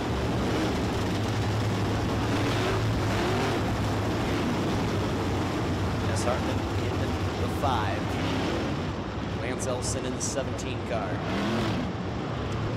Ethan Loney in the 10. Out at turn number 4.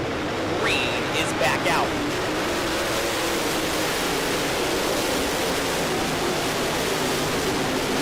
They go back into turn number 1 out of turn number 2. Problems for Nathan Loney. That car bobbling on the bottom. He's going to lose wholesale ground. He'll get that car refired. And it is still Jess Hartman out in front. He's also running in the second spot. Picks that left front off the ground. Nathan Loney going to try to lock and load and try and come back to the field here. Got a tough road to get through though. Nathan with Jess Hartman out in front. Now here comes Jesse Weiscarver. Weiscarver around the top side, Elson on the bottom. Your battle for the second spot. Down the front straight away. Move the 101 to second. Now Chris Bassage also going to get past the 17 of Lance Elson. Here comes Nathan Loney, going to try to lock and load after getting around on the bottom side there. He's a couple laps to go. 3 wide for third out of turn number 4. And it is going to be Nathan Loney now moving up into that 4th spot. Loney bobbling on the bottom. He'll try to get past the 71 of Bassage. There's Bassage in the 71. Nathan Loney in the 10. Weiscarver still trying to reel in Hartman, but here comes Loney. Loney back up to 3rd.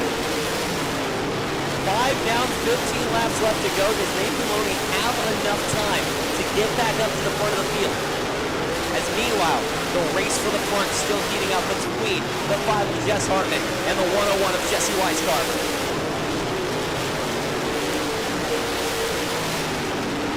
Hartman starting to reach to the back of the field. Weiscarver right there on his bumper as we have a yellow.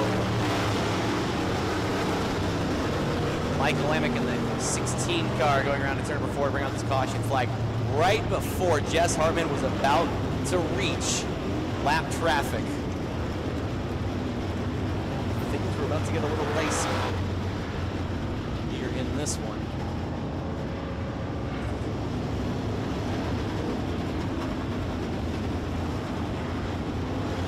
We're getting 16 of Michael Amick refired as it is still Jess Hartman out in front. How about Nathan Loney? Bobbled on the bottom, fell back to the 7th spot, and back up to 3rd already. Yeah, Loney definitely wheeling hard in that number 10 machine. Jesse Weisgarber, the two Jessies right there. That's kind of been the standard of the Middle Ohio Valley region, especially here in the Midway Speedway, Hilltop Speedway, and Wayne County Speedway. Those two show up, they're going to put on a show. Absolutely. And of course, Nathan Loney, no slouch wherever he goes, several feature wins. You can put him right there in that mix as well. That's probably 3 of the top modified drivers around the area. I'll be honest, if I'm one of the Jessies, I did not want to see this yellow, especially if I managed to find out that Loney had fallen back like that. Although Loney was coming pretty good, but I still think it probably could have bought him a little bit of time. Well, you know, actually, if I'm Jess Hartman, I'm glad to see that caution. Now I don't have to try to pick my way through. That is true. There is that on the other hand. You don't have that lap traffic. You got that clean air. Yeah, because I guarantee you, he's looking at that Jumbotron right there. He knows that 101's behind him. Oh, for sure. You know, and that's not a decision you want to have to make which way to go when that 101's hung on your back line. All right, there's a high sign. Going to go green flag race this next time off corner number 4. Jess Hartman, your leader. Jess Weisgarber in 2nd. Nathan Loney 3rd. Chris Macy 4th. Lance Nelson, your pole sitter, currently rounding out your top 5. Green flag. Here we go. Hartman getting a little sideways there coming off of turn number 4 on the restart. But Weisgarber unable to capitalize. Here comes Nathan Loney. Loney trying to get underneath the 101 of Weisgarber. Weisgarber working the high side, trying to track down the 5 of Hartman. Loney gets that 10 car turn. Does he get the drive? No. Weisgarber able to hold on. Right now, Hartman, Weisgarber, Loney. Loney takes another look to the bottom. Side by side for the 2nd spot. Weisgarber up high, Loney down low. He's going to try to drive it in deep. Weisgarber going to shut the door on him, though. Throw a blanket on the top 3. Nathan Loney can't make it happen. Still sits in 3rd. Loney just can't quite get the drive on the bottom before getting around. Holds up the inside of that 101 through each and every corner. As the 101 has kind of pulled up the back bumper of the 5. Top 3, 1 heck of a race we got going here as we are 8 laps down, 12 to go. Just half a second separates Jess Hartman from Nathan Loney. All 3 cars side by side. Hartman in the 5, Weisgarber 101, Loney in the 10. They'll go into turn number 3. Weisgarber going to look low one more time. Side by side. Loney way on the bottom. 3 wide to the line. It's still Hartman. Hartman by a whisker right there. All 3 cars within 4/10 of a second of each other. Loney going to take that 2nd spot away from Weisgarber now. Because Weisgarber is able, Weisgarber will bounce back on the top side. Loney on the bottom, Weisgarber on the top, Hartman in the middle. Loney takes the 2nd spot, now he's got his sights set on Hartman. Oh, trouble, tough Simba. Around in turn number 2. Loney hard on the brakes right there as he had a windshield full of tough Simba sitting the wrong way right there in turn number 2. Loney in that 2nd spot, man, I'll tell you what, like you said early on, he'd fallen back to 7th. Boy, is he looking tough, working his way back up through. Oh my goodness, and of course the battle of the Jesses, but now he's going to get in the middle of that sandwich and try and see if he can't spoil the party and steal a win here in the stage for this one. Well, we've got 9 laps to figure this one out and get it all sorted out. So 11 down, 9 to go here. You know, no shortage of action in these races tonight. This has just been awesome. Oh, for sure. Top to bottom here at Muskingum County Speedway. And we've still got 3 more races to go after this. Crates, mod lights, mini stocks. Oh, yeah. You're right, we do have 3. I was thinking too. I thought we just had crates and mini stocks. And here comes Nathan Loney getting his 2nd spot back. I think you'll probably see him scrub some tires here, trying to make sure he's good and clean when they go to restarts. He had to pull towards the infield there in turns 1 and 2 to avoid a spinning tough Simba.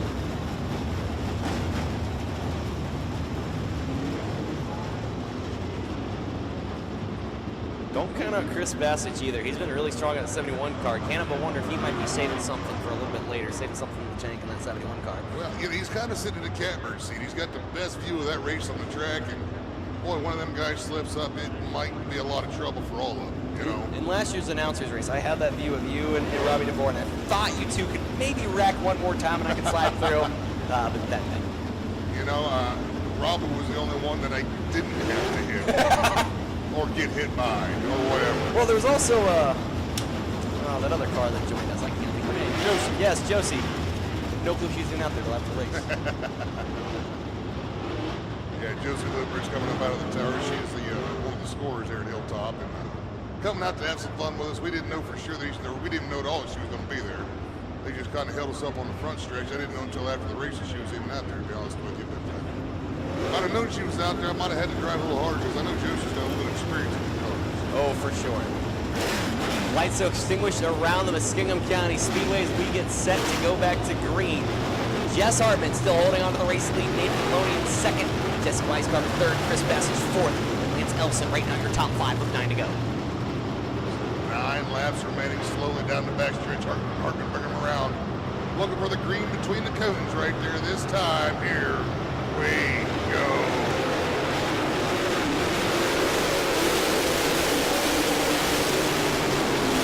Once again, drop the bottom until Hartman gets the door shut. Here comes Weisgarber on the outside. Side by side for that second spot with Weisgarber and Loney. Hartman trying to make that car as wide as he possibly can. He might have to pick a lane, because here comes Weisgarber on the outside. Side by side, they go on the 1 and 2. Into turn 1 and 2. Hartman still holds on. Problems for Nathan Loney once again off the base on the bottom side, and that one's going to be terminal. That'll do it for Loney. Meanwhile, the battle of the Jesses.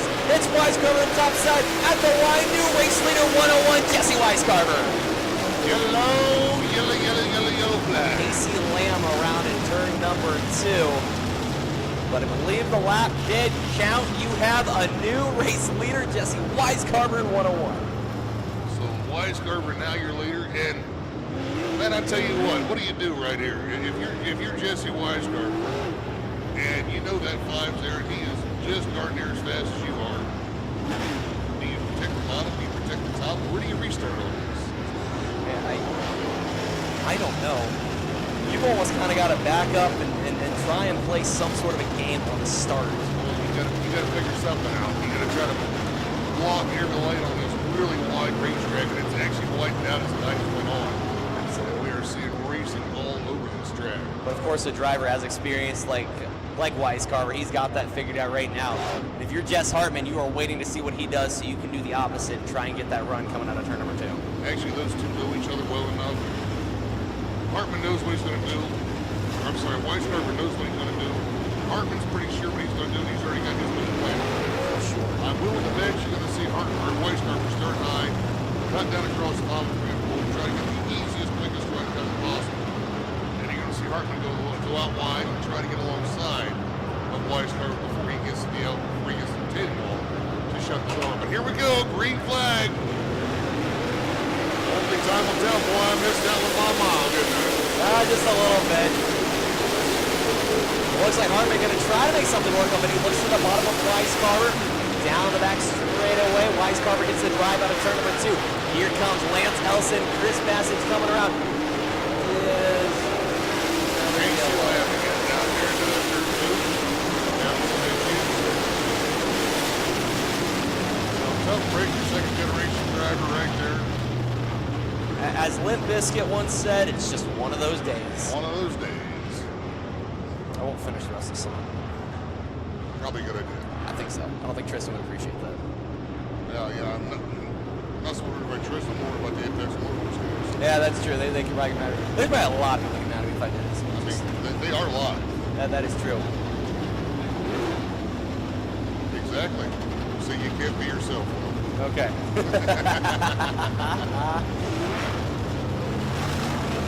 Thanks again, everybody, tuning in online, Apex Motorworks, whether you're watching on YouTube or on the Muskingum County Speedway Facebook page. And once again, thank you to all of you race fans here in person for coming out and packing this place. Hope to see you back here. And if you're watching online, hope to see you here in person for the Ronnie Moran Memorial, May 15th and 16th, right here at Muskingum County Speedway in Dresden. She actually just got a constituent event. So I can get away with stuff now. All right, there we go. One to go. Bring him to the green, Will. Set to rock and roll once more. 6 laps left to decide this one. It is Jesse Weiscarver in the 101. Jess Hartman in the 5. Chris Bassage in the 71. Lance Elson in the 17. And Jason Brennan in that 11 car. They're lined up single file, bumper to bumper, out of turn number 4. Green's back out. Almost dead. Need to restart right there. Hartman gonna go to the top side. Gonna try to follow Weiscarver into 1 and 2. Down the back straight away in the turn number 3. This is Weiscarver with the advantage.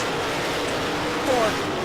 Battle for the 3rd. Gonna start the heat up between Lance Elson and Chris Bassage. 5 to go, 15 down, 5 to go this time. Jesse Weiscarver, the 101, the outlaw.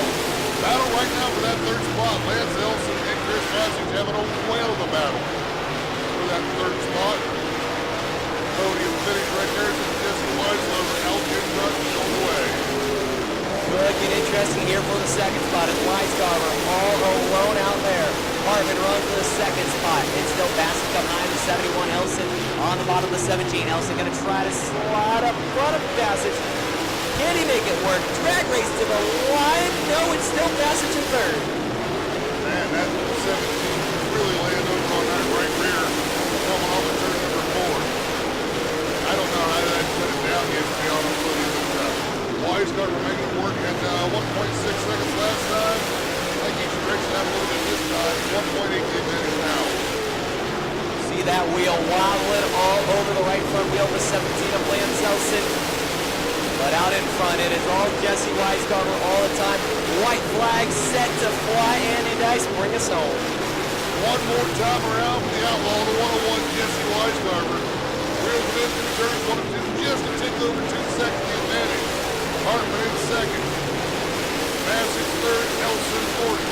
Weiscarver one more time for turns 3 and 4. Checkered flag, your winner, the outlaw, Jesse Weiscarver. Jess Hartman 2nd, 3rd place to go to Chris Bassage. As Bassage and Elson have to split the 22 of Jesse Griffin. Elson 4th, Jason Griffin round out your top 5. Big Seth Cheney, Eddie Pizzo, Kurt Rogers, Rick Bellier, Kenny Johnson, Josh Ladd, Cody Parker, Kevin Davis, Dalton Cheney, Derek Hubbard Jr., Michael Amick, Jimmy Humphrey, Larry Jarrett, Tough Simba, Jesse Griffiths, Casey Lamb going to round them out.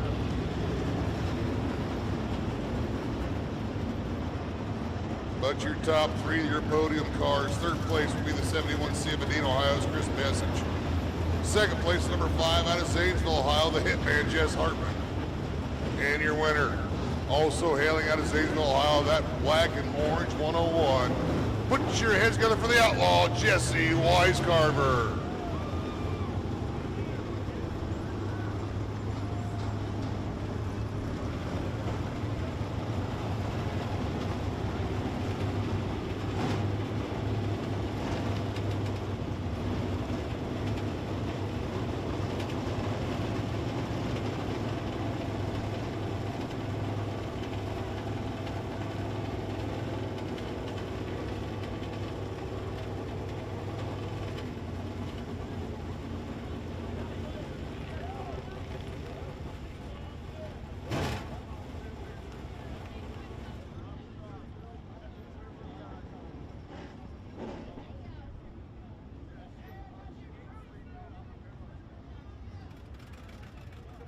Jesse Weiscarver climbing out, feature winner Jesse Weiscarver in the 101.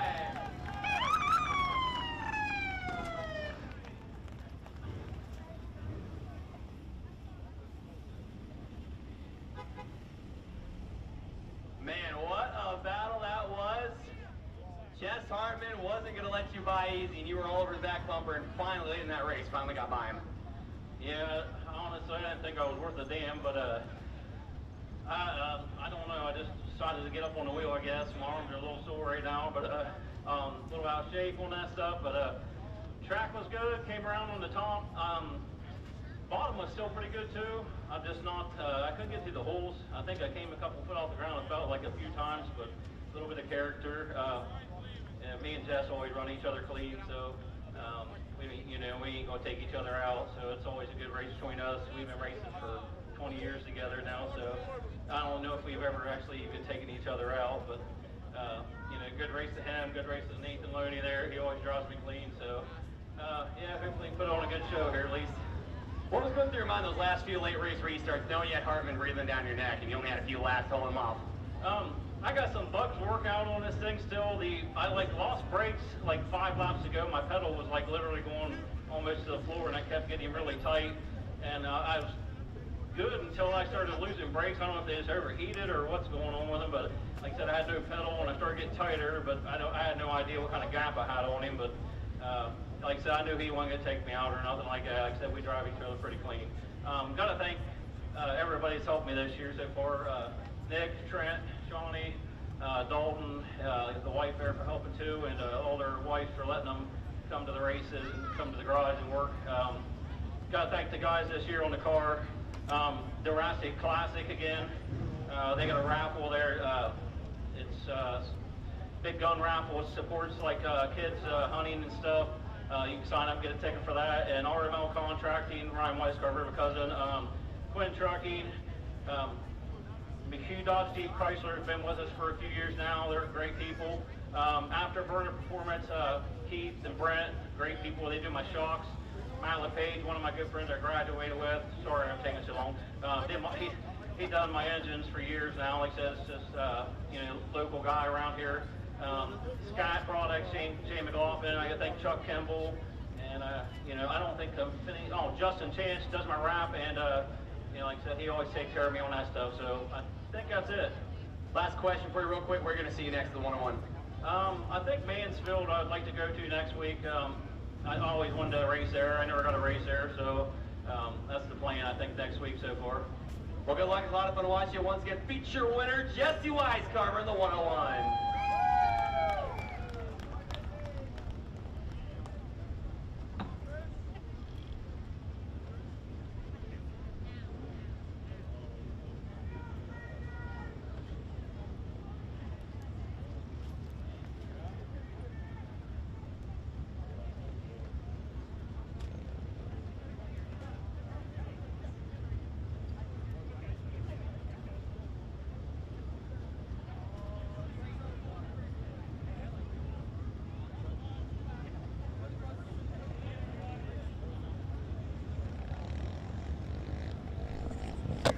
All right, congratulations to Jesse Weiscarver picking up the UMP Modified Feature victory. Great late models coming up next. On the pole out of Lewis Center, Ohio, the 2A, that's Matt Altiers. On the outside, the 34 out of Newark is Brian Nethers. Row number 2 out of Lexington, Ohio in the 96F, that's going to be Justin Chance. And is outside from Fairmont, West Virginia in the 151, Colby Kimbrough. Row number 3 on the inside, the 1-star out of Conneaut, Ohio. That's going to be Jeff Watson. On the outside, the 33X, you just saw in 3rd place in the Super Late Model Feature. Desert Late Model Feature. Out of Hookstown, Pennsylvania, the 33X, that's going to be Logan Zarin. Row number 4 to the inside, the 101, that'll be Kyle Zimmerman out of Avian, Pennsylvania. And he's outside from Shinson, West Virginia, AJ Spangula. Row number 5 on the inside, out of Linville, Pennsylvania. One of the guys that had a heat race win in his pocket until the very last lap. The 02 out of Linville, Pennsylvania, that's Benjamin Easler. And to his outside from Mentor Highlands, Ohio, in the 10, that'll be Brent Jux. Inside, row number 6 out of Martinsburg, Ohio, the 29, the milkman, that's Scott Smith. And on the outside, the 27 out of the capital city, out of Columbus, is Lauren Longbrave. Row number 7 to the inside out of Dresden, Ohio, the winner of our pit pass giveaway. It is the 5 of Joe Hensel, and it is outside the 15 car to Pittsburgh, Pennsylvania. It's Matt Bernard with Logan Stockdale out of Novelty, Ohio on the tail in 31. Novelty, Ohio. You suppose there's a joke shop there? There has to be. There's gotta be. Or a specialty ice cream shop. I mean, it's about like normal Illinois. Exactly. Anyhow, all right, there they go. We're going to set them off rolling. It's Altiers on the point, Nethers on the outside. Justin Chance inside row number 2, Colby Kimbrough on the outside. Jeff Watson inside row number 3, Logan Zarin on the the outside. Kyle Zimmerman on the inside, runner number 4. AJ Spagnolia on the outside. Benjamin Easter rolls off the inside, runner number 5. And Brett Johnson on the outside. Then Scott Smith, Lauren Longbreak, Joe Hensel, Matt Menard, Logan Stockdale. 15 laps of distance, I do believe. No, it looks like it's 20. 20 laps of distance. I gotta read these sheets a little better than this. I think we need her to highlight that. Sometimes she provides needed information. All right. 604 crates, crate length models. I know there's at least one 602 in the field. There's the Ohio Energy High Energy Pink Strip. The high side, no one to go. Gonna go green flag racing. Next time off the corner. Matt Altier, Ryan Nether set to do battle. We saw 2 exciting throwdowns, brawls, whatever you want to call it, those heat races. I'm excited to see what 20 laps of crate late model action is going to look like here tonight at Muskingum County Speedway. Pace truck off to the infield.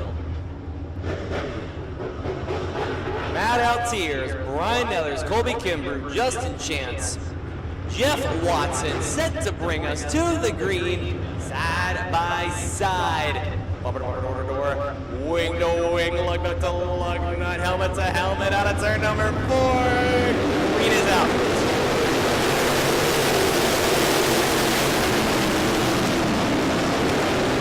Matt Altier taking the advantage coming out of turn number 2. Looks like Colby Kimbrough right back on his pocket. It's Nellers and Chance. 1, 2, 3, 4. Logan's there rounding out the top 5. Here comes Colby Kimbrough. Not quite. Second. Colby Kimbrough getting her up. Matt Altier, so they come off turn number 2 right there. Down into turn number 3. Altier's going to try and run almost identical line with Colby Kimbrough trying to get by him. Don't count out Brian Nellers though in that 34 car. He's going to be lightning fast. Justin Chance and Logan Zarin right now as we've got a caution. 1 around, I believe that's the 10 of Brett Jacques. Brett Jacques having some issues there, the number 10 car. Gets it righted and pointed in the right direction. So 2 laps in, 18 laps to go. Colby Kimbrough, now your leader. Matt Altier currently runs in that 2nd spot. Brian Nethers, Justin Chance, Logan Zarin, that's your top 5.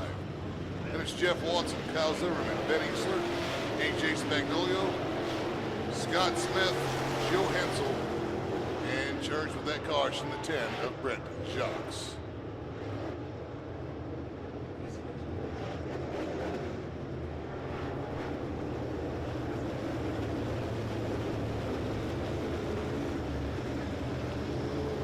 Looks like going to give the 1 to go this time. Buys. Looks like Brett Jacques is going to take that car into the infield.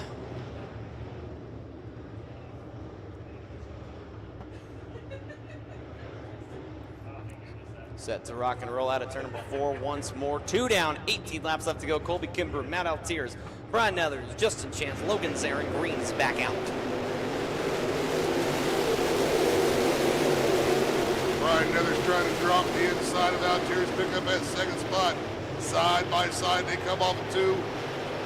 Altiers able to get the better of it this time as Zarin working to the inside. Whoa, trouble Brian for Nethers. Off the top, gets it back, no track stays free. He is going to lose a lot of ground though. Brian Nethers all the way back to 10th now. Tough break for him. That's going to allow Logan Zarin now inside of the 3rd position. Matt Altiers cannot seem to reel in the 151 of Colby Kimbrough. Kimbrough out on a drive now. Kimbrough out in front, off and gone in his own zip code. 1.8 seconds. The difference between 1st and 2nd. That's Zarin. Now going to work on Altiers for that 2nd spot as it's Justin Chance in 4th. Looks like 5th trying to work the inside of Chance will be the 101 of Kyle Zimmerman. Meanwhile, in the 2nd spot, Logan Zarin finally cleaning the 2. We have Matt Altiers. Here comes Zimmerman through the field. Zimmerman going to battle side by side with Justin Chance. Chance around the top side, Zarin around the bottom side. down the front straightaway. It is going to be at the line. It's still chancing fourth by just a thousandth of a second. You see who's right with Zimmerman coming through the field? Go to Benjamin Easton. Remember the heat race? Oh yeah, who could forget that? Those two right going together. It's like Easton kind of fell back just a little bit there as Zimmerman on a heater picked up another spot right there in the fourth. Meanwhile, Colby Kimbrough is still showing the way around in the 1. 3 wide for second. 3 wide for second. At the line, move the 101 of Kyle Zimmerman. 2 for 1 special, Andy Nice. 2 for 1 special right there. It is the BOGO. Kyle Zimmerman at second spot now tries to set sail to track down that 151 of Colby Kimbrough. Logan Zarin now going back to work on Matt Altiers. Zarin will take that third spot as Eastler currently sits in fifth with Justin Chance in sixth. Still Colby Kimbrough out in front. He's got about almost a 3-second lead over the 101 of Kyle Zimmerman, trying to take it nice and smooth. Logan Zarin trying to drive away from Matt Altiers to see if maybe he can reel in a podium position. As we are 10 down, 10 laps left to go here in 604 crate action. Halfway home on this one, Colby Kimbrough still your leader. 1.9 seconds advantage last time. The eyeball test tells me Zimmerman's catching it. I don't know how quick. A bunch. 1.3 seconds now the difference, 6/10. A lot of time left. Can Kyle Zimmerman catch the 151 of Colby Kimbrough? But you know, catching is one thing, passing is another. Good lap traffic come into play on this. As we complete another lap, going to be 12 down, 8 to go. Kyle Zimmerman taking huge chunks out of Colby Kimbrough's lead. Memory serves me right, Zimmerman kind of had some tough luck in that heat race. Things didn't seem to go right for him. So what a big way this could turn around for the 101 of Zimmerman. Started inside row at number 4. And he is now 7/10 of a second back behind Colby Kimbrough with 7 laps left to go. 7 to go, picking up about 2/10 a lap. Just about 2 car lengths between them right now. Good to catch lap traffic. Joe Smith, Scott Smith, right there, be the first on the hit list as we complete lap 14. 14 down, 6 to go. Don't look now, but Matt Altiers back into the third spot over Logan Zarin. But meanwhile, Kyle Zimmerman has reached the back bumper of Colby Kimbrough. He tagged the back bumper, going to slide up the racetrack. Lap traffic, top and bottom, right in front of your race leader, Colby Kimbrough. Things are going to get interesting. They're going to split the lap traffic. Colby Kimbrough still on the bottom, 5 laps left to go. Can Zimmerman get by him? Colby Kimbrough, your leader, gets around the lap traffic with Scott Smith. The 5 of Joe Hensel next on the hit list. Kyle Zimmerman right on the back bumper of Kimbrough as they're trying to work through the lap traffic of Joe Hensel. Matt Altiers up into that third spot. This ain't over yet as we got 4 to go. 4 laps left to go. It almost seems like Zimmerman just can't seem to figure out 3 and 4. He's going to try looking a little bit higher into the entry of turn number 3. Matt Altiers right there in the mix as well. 3 laps left to go, and it looks like that time he's stuck with a little better. 2/10 of a second separate first and second. Don't count out Logan Zarin. That young man's got a lot of laps on a lot of different tracks. As Zimmerman tries to roll to the inside of Kimbrough, Kimbrough able to pull away. Zimmerman trying the top side, going to try to get a run coming off a 4 through the middle. Kimbrough able to keep him at bay, picks up a 1/10 of a second that time, 3/10 of difference. Zimmerman going to commit to the top side now in turn number 2. The car going to bobble a little bit. He'll slide up to the cushion. He'll try locking and loading one more time as they enter turn number 3. White flag getting set to fly. Andy Dice, bring us back home. White flag one more time around. Kimbrough, your leader, Zimmerman in second. 3/4 of a second now for Kimbrough. Can Zimmerman do anything with him? Matt Altiers in that third spot. Logan Zarin in fourth. Your top 5 will be Ben Eastler rounding out the top 5. There's a checkered flag. Your winner, who's it going to be? Colby Kimbrough. Kyle Zimmerman second, Matt Altiers third, Logan Zarin fourth, Ben Eastler rounding out the top 5. This will be Brian Nethers, Jeff Watson, Justin Chance, AJ Spagnolo, Scott Smith, Joe Hensel, and Brett Jocks will be your final placer in the crate late model division. So there's Will the Thrill going downstairs, try to get a word real quick with Colby Kimbrough in the 151.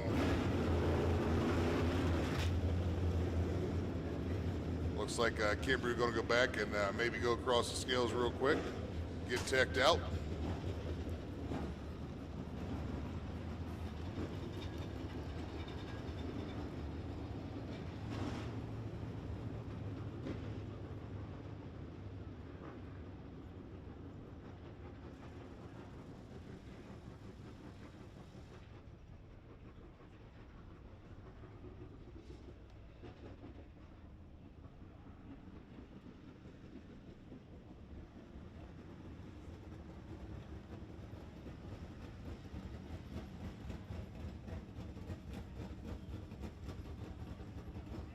So the fine gentleman from Apex Motoworks just notified me, if you are watching on Facebook on the Muskingum County Speedway page, you might want to switch over to YouTube.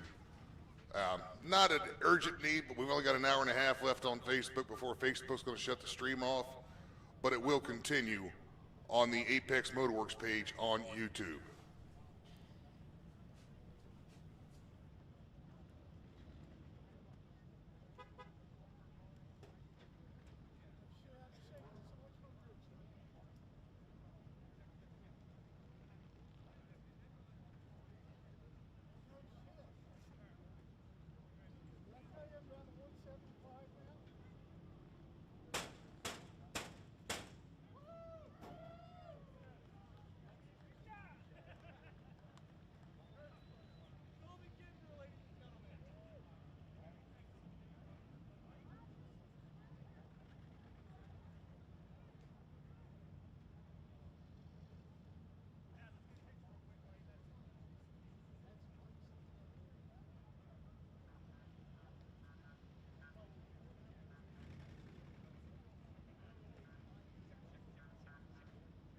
Mike, check. Okay, it's working here. Check, check, check. There we go. I think we got it now.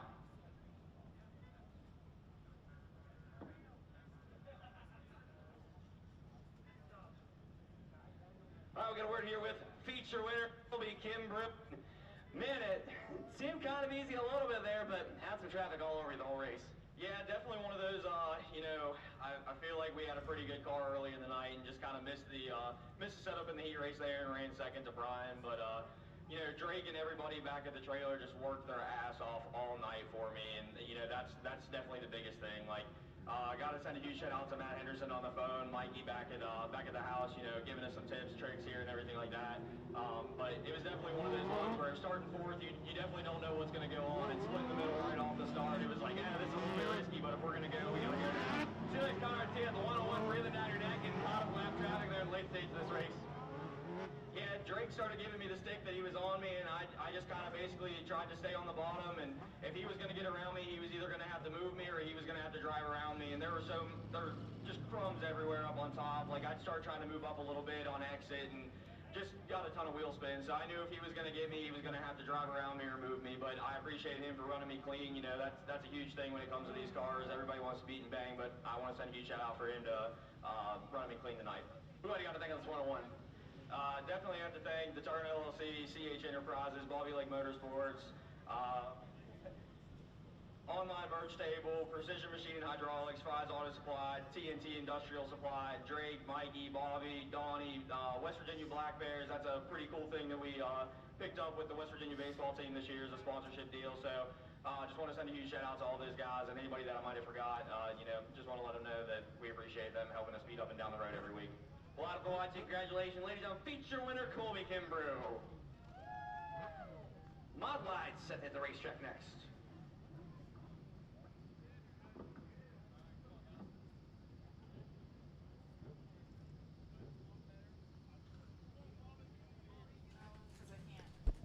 And then there were two races left here at the Muskingum County Speedway here tonight. 15 laps of distance on the Mod Lights. Here's how they're going to line up. On the pole out of Nashport, Ohio, driving at number 17, that's going to be Jacob Bowman. On the outside, out of Hanover, Ohio, the 280 is Jimmy Smith. Inside, row number 2, the 31H, out of Byesville, Ohio, is going to be Hayden Cheeseman Hill. On the outside, out of Fredericktown, the 11C is Carson Hubbard. Row number 3 to the inside from New York, Ohio, in the 91, that's going to be Ray Leslie. And to the outside in 319 out of Byesville, Ohio, is Chris Jones. Row number 4 on the inside, the 73 out of Worcester or Warsaw, Ohio, it's going to be John Large. On the outside out of Dresden, it's going to be Reese, the Beast Bollinger. Row number 5 to the inside out of Mansfield, Ohio on the 24. It's going to be Tyler Jacobs. And to the outside out of Zanesville, it'll be Dalton Wisecarver in the 101.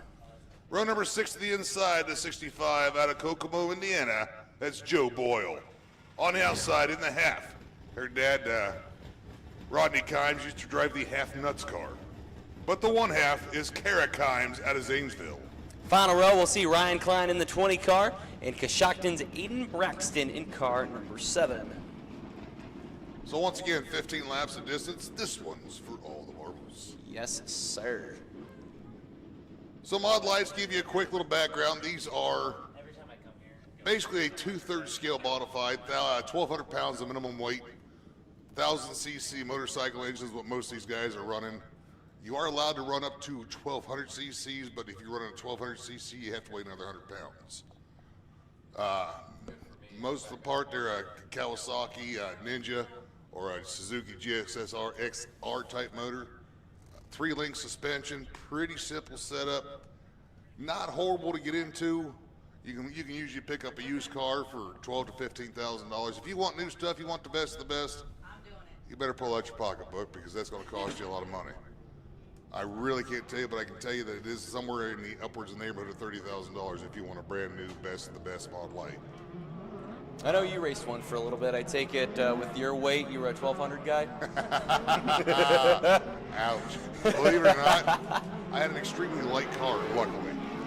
And I only had a 1,000 cc engine, and I was just right at 1,250 pounds. So, yeah, I only had it for a couple races, had some issues, and decided I couldn't afford it no more, so I sold it. Fair enough. How fun was it to drive these? Because these cars look like a blast to drive. These are a hoot, but they are twitchy. You know, it's rack and pinion steering, short wheelbase, small steering adjustments. I mean, you go overboard, you might be looking at the inside wall for half a second. If you over adjust on that steering wheel, you're looking at the outside wall and behind you before you know it hits you. They are very, very twitchy, very difficult to drive actually. Okay. Like I said, they don't weigh much of anything. They weigh about what your sprint car weighs. A lot less tire. So, and a lot less horsepower, obviously, too. Right around, if I had to put a number on it, I'd say right about the 120, 130 horsepower range. But the nice thing is, these things are meant to turn ridiculous RPM, 14, 15,000 RPM all day long. That's what they turn. That's what they're used to. That's what they want to see. Oh, for sure. So, one of these motors you can usually pick up less than $2,000 for the most part. And you can get half season or better out of it. You get great gas mileage. You're running on 93 octane for the most part. There are a few guys on the 85. But, you know, you might have to fill your tank up every third race. Green flag flies. Here we go. Jake Bubba take the other base, but don't count out that 280 of Jimmy Smith. We've got the best of Ohio Mod Light racing in that front row. Down the back straightaway, Jimmy Smith going to go up to the top side. Here comes the 319 of Chris Jones. Jones on the bottom, Carson Hubbard right there in the mix as well. First lap, who's it going to be? Give it to the 280 of Jimmy Smith. Jimmy Smith, your leader. It's going to be Jake Bowman in second. Carson Hubbard third. Chris Jones right there fourth. Reese Bollinger rounding out your top 5 in the 49. Here comes Carson Hubbard. Got a good run coming off of 2.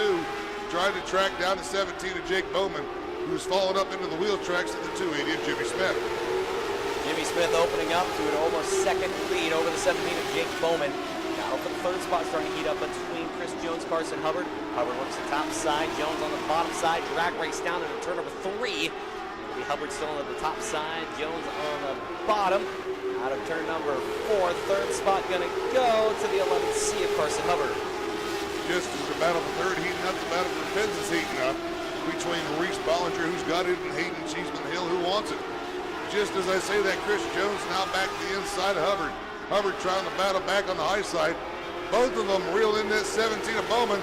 Looks like we might get 2 around the 1, but at least Hubbard around the 17 of Bowman. Chris Jones in that 4th spot. Bowman now third as Jimmy Smith is your leader. Bowman not trying to let him have it easy, though. Now Chris Jones going to slide up front of the 17. Jake Bowman going to try to reel him back in into turn number 3. Bowman right now next to the tractor tires. still side by side, still trying to block Bowman, and it's still Jimmy Smith out in front, 2 seconds over Carson Hubbard. 2.3 seconds the advantage for Jimmy Smith over Hubbard. Hubbard now clear of Chris Jones and Bowman trying to set sail. As Chris Jones tried to track down that 11C of Carson Hubbard to keep him in his sights. Lap traffic slowly starting to be effective here, but if you're Jimmy Smith, you just cruise right on through. Carson Hubbard going to work his way around the lap car as well as Chris Jones. Man, what a clinic Jimmy Smith is putting on that little thing. Jimmy Smith, multi-time national UMP champion. No stranger to victory lane everywhere he goes. Picking up the halfway point for 7 down, 8 to go for the 280 of Jimmy Smith. Carson Hubbard still runs in the second spot. Chris Jones in third. Jake Bowman in fourth. Reese Bollinger right now inside the top 5 in the 49 car. As behind him, it looks like the battle for 6 is going to be really exciting between Hayden Cheeseman Hill in the 31 car and the 101 of Dalton Weiscarver. Dalton Weiscarver and Hayden Cheeseman Hill having a whale of a battle as Jimmy Smith out in front, off and up at the halfway point. 8 down, 7 to go. Smith, year later.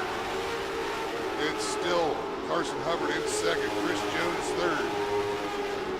4 spots Jake Bowman, but Reese Bollinger up on the back bumper. Jake Bowman trying to make a bid for that 4th spot.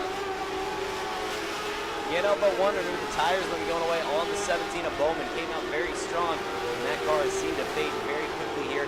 So they're coming around to see 5 laps left to go for the 280 of Jimmy Smith. He goes and puts Carrot Time back down. Jimmy Smith still out in front. Dalton Weiscarver looking real strong as he's worked around Hayden Cheeseman Hill. Trouble! Got Jimmy one off. Smith. Jimmy Smith, you're later. Here comes Carson Hubbard into the mix now. Things are getting exciting with 4 laps to go. 3/10 of a second. Now the lead was over 3 seconds down to 3/10. Jimmy Smith able to keep it underneath him. Keep the lead, but boy, just barely. As Carrot Kimes trying to work up the track, trying to keep Jimmy Smith behind her. Jimmy Smith trying to cross over. Whoa! To go to the bottom side of Kimes. Carson Hubbard hitting a bump down here in turn number 4, bouncing around a little bit. That's going to let Jimmy Smith open a bit of a gap back up. He'll come around to see 2 laps left to go this time. Jimmy Smith still out in front. Carson Hubbard trying to wheel in on the bottom. Working around the lap traffic. Looks like right 65 of Joe Boyle and the 24 Tyler Jacobs right there. Jimmy Smith able to get them and get around them, and so is Carson Hubbard as they're going to come in on the white flag. Going to be one more time around this time. Final lap for Jimmy Smith in the 280 machine. Working around the Muskingum County Speedway. Carson Hubbard going to try to make the last lap dash. He will take the field into turn number 3. Out of turn number 4, checkered flag going to fly. Jimmy Smith gets it done in Mod Light competition. Second will go to Carson Hubbard, Chris Jones in third, Reese Bollinger fourth, Dalton Weiscarver your top 5.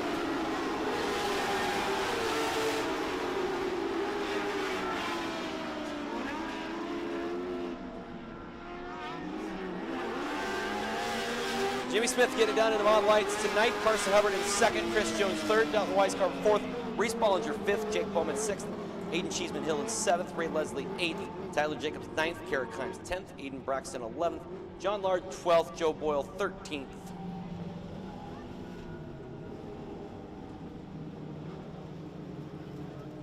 As Andy Dice going to make his way down to victory lane and chat with our feature winner, Jimmy Smith in the 280.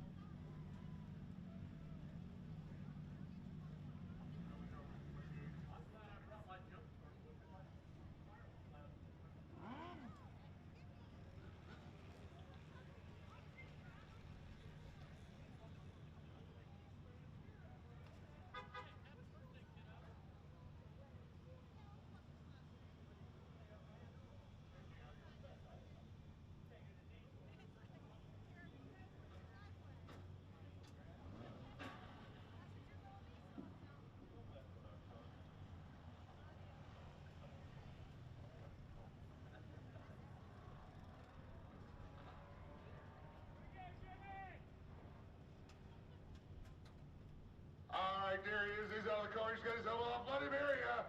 Jimmy Smith. Well, Jimmy, I'm not going to let you off that easy. You pretty well stepped on it right there. What was going through your mind when you were trying to find traction to get back on the track off the top of 3 and 4? I knew my wife was going to be up my ass after that one. I didn't realize I had that big of a lead, and I missed the corner. But I got to thank Logan Lewis and Frankie from NXS. We built this new race car, and it's pretty badass. Last piece right here. Tell you what, despite stepping on, you had almost a 3-second lead at that point. Then you were down to 3/10 for the last 2 laps. Able to get it done. Who are some of the other people you'd like to thank? Some of your sponsors and whatnot, Jimmy. Shire Meats, Buckeye Auto, Monkabutt, Wooden Nickel Tavern, Players, Richardson's Glass Service, J&K Auto, Crutchfield. I've never had a motor built, and he's built me a pretty badass piece. I tell you what, I hear Kelly back here telling you all the sponsors. Yeah, after going off the racetrack, I knew I better. She's gonna keep me going here. All right, let him hear, ladies and gentlemen, Jimmy Smith.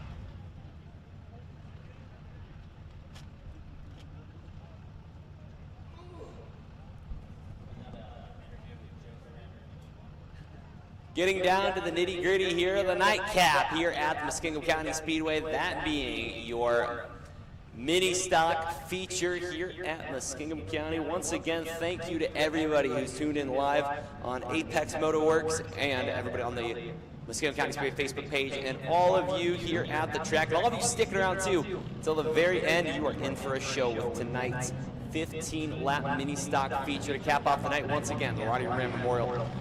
Our next event right here, Friday and Saturday, May the 15th and 16th. We'll have the Ironman American Late Model Series here on Saturday. But in the great words of Richard Hammond, excuse me, that is then, this is now. Here's how they're going to line up for tonight's 15-lap mini stock feature. On the pole out of Zanesville, Ohio, in that white number 7 car, it's going to be Mick Wilson. It is outside from Mansfield, Ohio, in the 73S. It's Wes Staley. Road 2 to the inside from Coshocton, Ohio, in the 72D. That is going to be Dan Thornsley. It is outside from Zanesville in the 3B. It's Bradley Bird. Row 3 to the inside. That is Kevin Grapp in the 9 out of Zanesville, Ohio, and the B11 of Trent Bishop out of Millersburg, Ohio. Row 4 to the inside, Tom Wilson in the 434 out of Coshocton, Ohio, and is outside Zanesville's TJ Wells in the 19W. Row 5 to the inside, that is Malachi Braxton in the 7B out of Coshocton, Ohio. It is outside Mike Sievers in the 3 out of Zanesville. Row 6, we'll see Orville's David Potter in the 100 car and Roy Ehrenholt out of Coshocton in the 310. Row 7 out of Salem, Ohio, Van the Man, Valak Mino in the 31, and is outside Braden Watts out of Crooksville, Ohio. Michael Chapman out of Zanesville, Ohio in the 60, makes up inside row number 8, is outside Joe Grimm Jr. out of Hopewell in the 241. Row 9, we'll see Evan Large out of Warsaw in the 17, and Kiera Thomason out of Coshocton in the 16 KT. Final row scheduled to be the 777 of Howard Rock Jr. and the 55 of Ralph Carnes.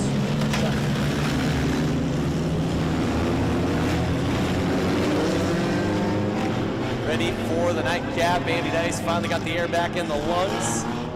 We are set. 15 laps of front-wheel drive mini stock fury. And I'll tell you what, walking up and down them steps reminds me that I am 53 and not my 30s anymore. Mick Wilson on the point, Wes Staley on the outside. Dan Thorns inside road number 2, Bradley Bird on the outside. Slowly around turns 3 and 4, bumper to bumper to bumper, door handle to door handle, lug nut to lug nut, sponsor to sponsor. Here we go. Wilson on the Gilly man, Staley off in the turn 1, 2. Staley to the high side, Wilson on the bottom. Staley trying to keep Wilson down there. Wilson having none of it, he'll drift up the track. Staley right on his back bumper. As number 3 of Bradley Bird falls into that third spot. Triple! Kevin Grapp, Dan Thornsley get tangled up. Brad State playing the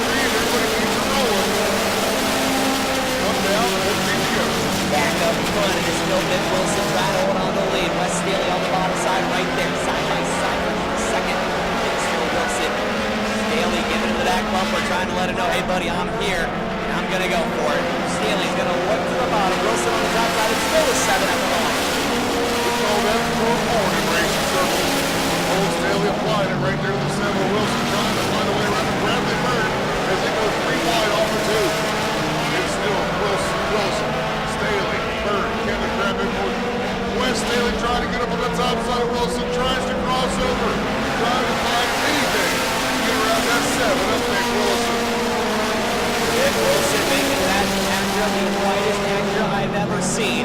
Meanwhile, Wes Staley, the Chevrolet right behind him. Don't count it. Bradley Bird and Kevin Grab, those guys ready to lock him. Whoa, Wilson gets a little bit sideways going into turn number 3. Down the front straight with a drag race. New race leader here. It's Wes Staley on that one. Wes Staley leaders with the lap number 4 down the left to go. It's Staley Wilson now in second. Bradley Bird still third. Kevin Grab in fourth. Malachi Braxton rounding up the top 5. David Potter, the 100 car up to 6th with the straw. The laps tick away. Wes Staley earlier takes about 10 to second. In the lap number 5. Again, native now with clean air. Going to try and drive away from the field. Here comes Bradley Bird taking a look at the bottom of Nick Wilson. Brad and McGruber drops and Kevin Grab off the pace on the back straightaway. Car's supposed to be rolling that car for a second. I'm looking to this gear, but it's all Wes Staley out for this one. I'm sure what happened number 9 on that car does not usually hiccup. Kevin Grab on the top speed winner having some issues there tonight. As it's still Staley, Wilson, Bradley Bird. Here comes David Potter on that trying to get up around the outside of Malachi Braxton. Braxton in the holding spot top. Mixing this ball away to that top. That's the car away to that top. David Potter with Chevy Sonic trying to reel in the 3 of Bradley Bird. Meanwhile, Wes Staley way out in front, 2 seconds over the 7 of Nick Wilson. We come around to see cross back this side. 8 down, 7 still halfway home. That's the whole here. It's still Staley, Wilson, Bradley Bird, Malachi Braxton. Kevin Grab rounding out your top 5. Three-way battle to try to get around that number 19. Wes Staley going to work his way past the 31 of Valentino. Meanwhile, the battle for second back to pole is going to start to heat up. Here comes David Potter, all over the back from Bradley Bird. Potter one side, Bird going to stay low. We got one car slow in turn number 3.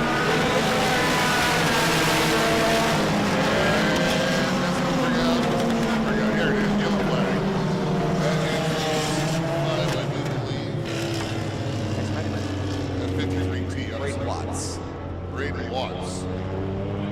53T having some issues there. Ditches turn number 3. Not a place you want to be when these cars are roughly 75, 80 mile an hour coming into that turn right behind you. And these are cars that are not designed to do what we are doing right now. I almost guarantee you nobody at General Motors said, you know what, we need to design a car that's going to be used as a daily driver for 20 years, and then somebody's going to come along, strip it out, put a roll cage in it, and race it in a dirt track. Exactly. I've always wanted to know what those engineers think when you see this. Well, I work in the maintenance department. Me and engineers don't speak. I got to fix them correctly. I don't blame you there. No, I'm just kidding. I've got a great relationship with engineers. They're intelligent, have a lot smarter than I am, and that's why they hold the position they have. Absolutely. So at 10 down, 5 to go. Wes Staley is your leader.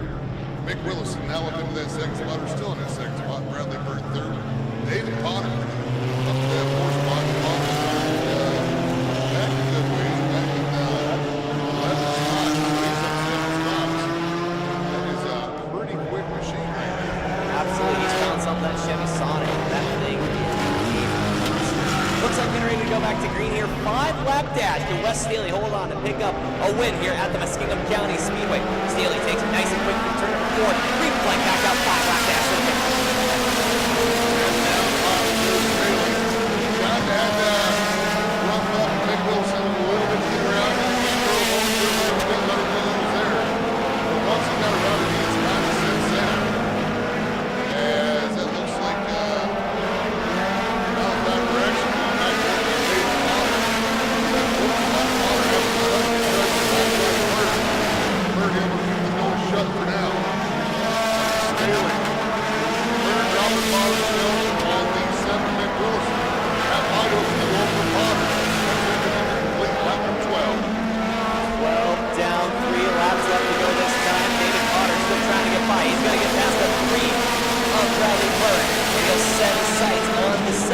Williamson.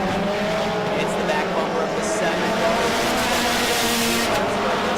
By Wes Staley all alone out in front of that 73 car. Wes Staley, a leader. Connor trying to work the top side of Wilson. Wilson trying to keep on the wall. Connor takes the second spot. As we walk number 13, 13 down to Bill Staley, still out in front. You'll see the white line as next time around to Connor. Anything.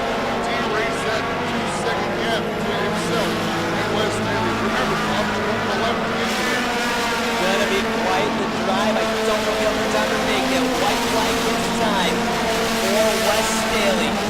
Quite the lead as Kevin grabbed off the pace on the front straightaway. And it looks like they're gonna let him race to the checker. Out of turn 4. Checkered flag is out. Wes Staley gets it done.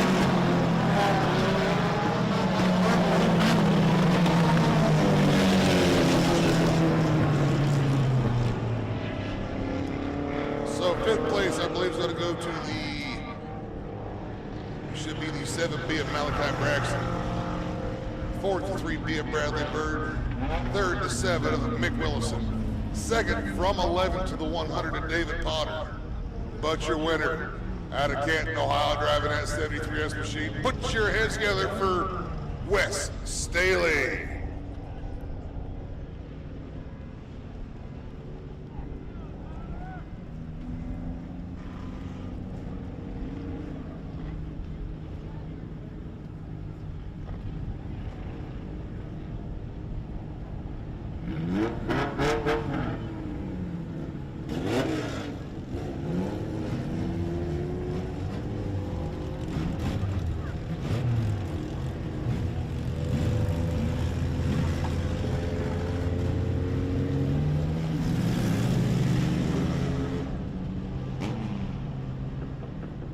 Check. Wes Staley bringing that hook longs. Scrap hauling Canada salvage 73S machine down here to victory lane.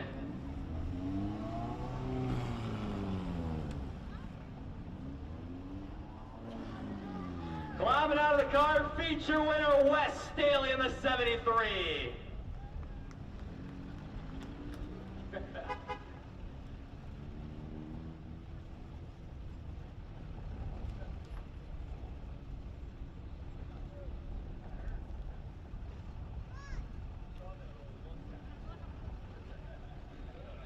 Man, Wes, what a drive that was. Had to get past Willison. Kind of looked like I had to put the chrome horn to him there to get by him. Oh, yeah, I was trying to make a move. I was getting ready to get up there, and then that wall's right there. So I was like, okay, I need to back off.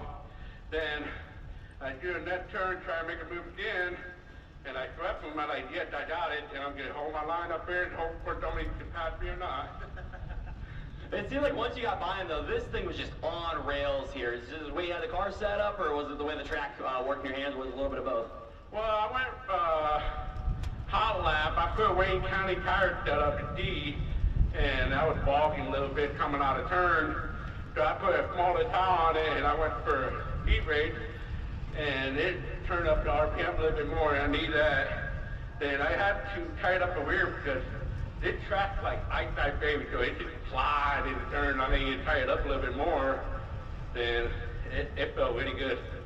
What do you got to thank on this 73 car? I got to thank Mr. Nice Guy, the DJ, Mr. Brady Chiropractor, Ken Auto Salvage, Webphone, Gentry Dumpster, JT Park. I got to thank for all the people that donate $5, whatever. BJP, they did a lot for me for this car. Jason Wallace did an amazing tune on it. I got a lot of guys that sponsored me, helped me out. If it wasn't for them, I wouldn't be racing. I know I talked to you before the season started, so you're going to kind of travel around, pick and choose where we're going to see you next, my friend. Yeah, I wasn't going to come today, and my wife said, you need to freaking go. I'm like, okay. So me and my wife came, he's like, let's hurry up before she said no.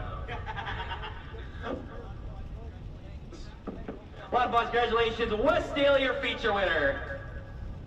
That's going to wrap up competition here tonight at Muskingum County Speedway. We will be back May 15th and 16th for the Ronnie Moran Memorial right here at Muskingum County Speedway. But for Donnie and Tristan Moran, the entire staff, for Andy Dice, I'm William Burkhardt. Andy, you got anything left to say?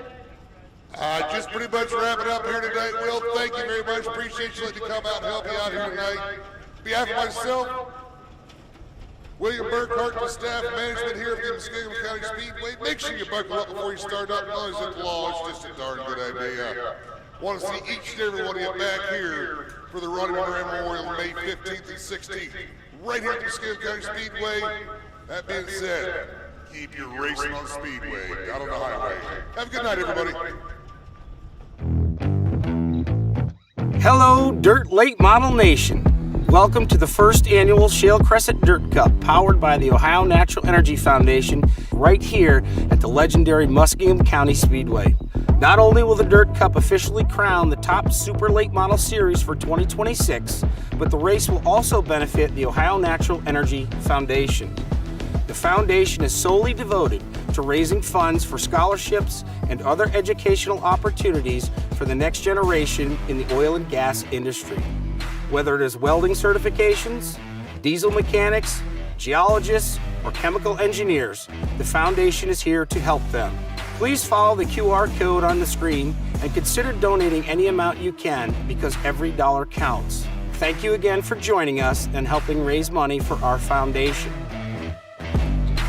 Now, let's get back to racing. Dirt Cup 2026, who you got?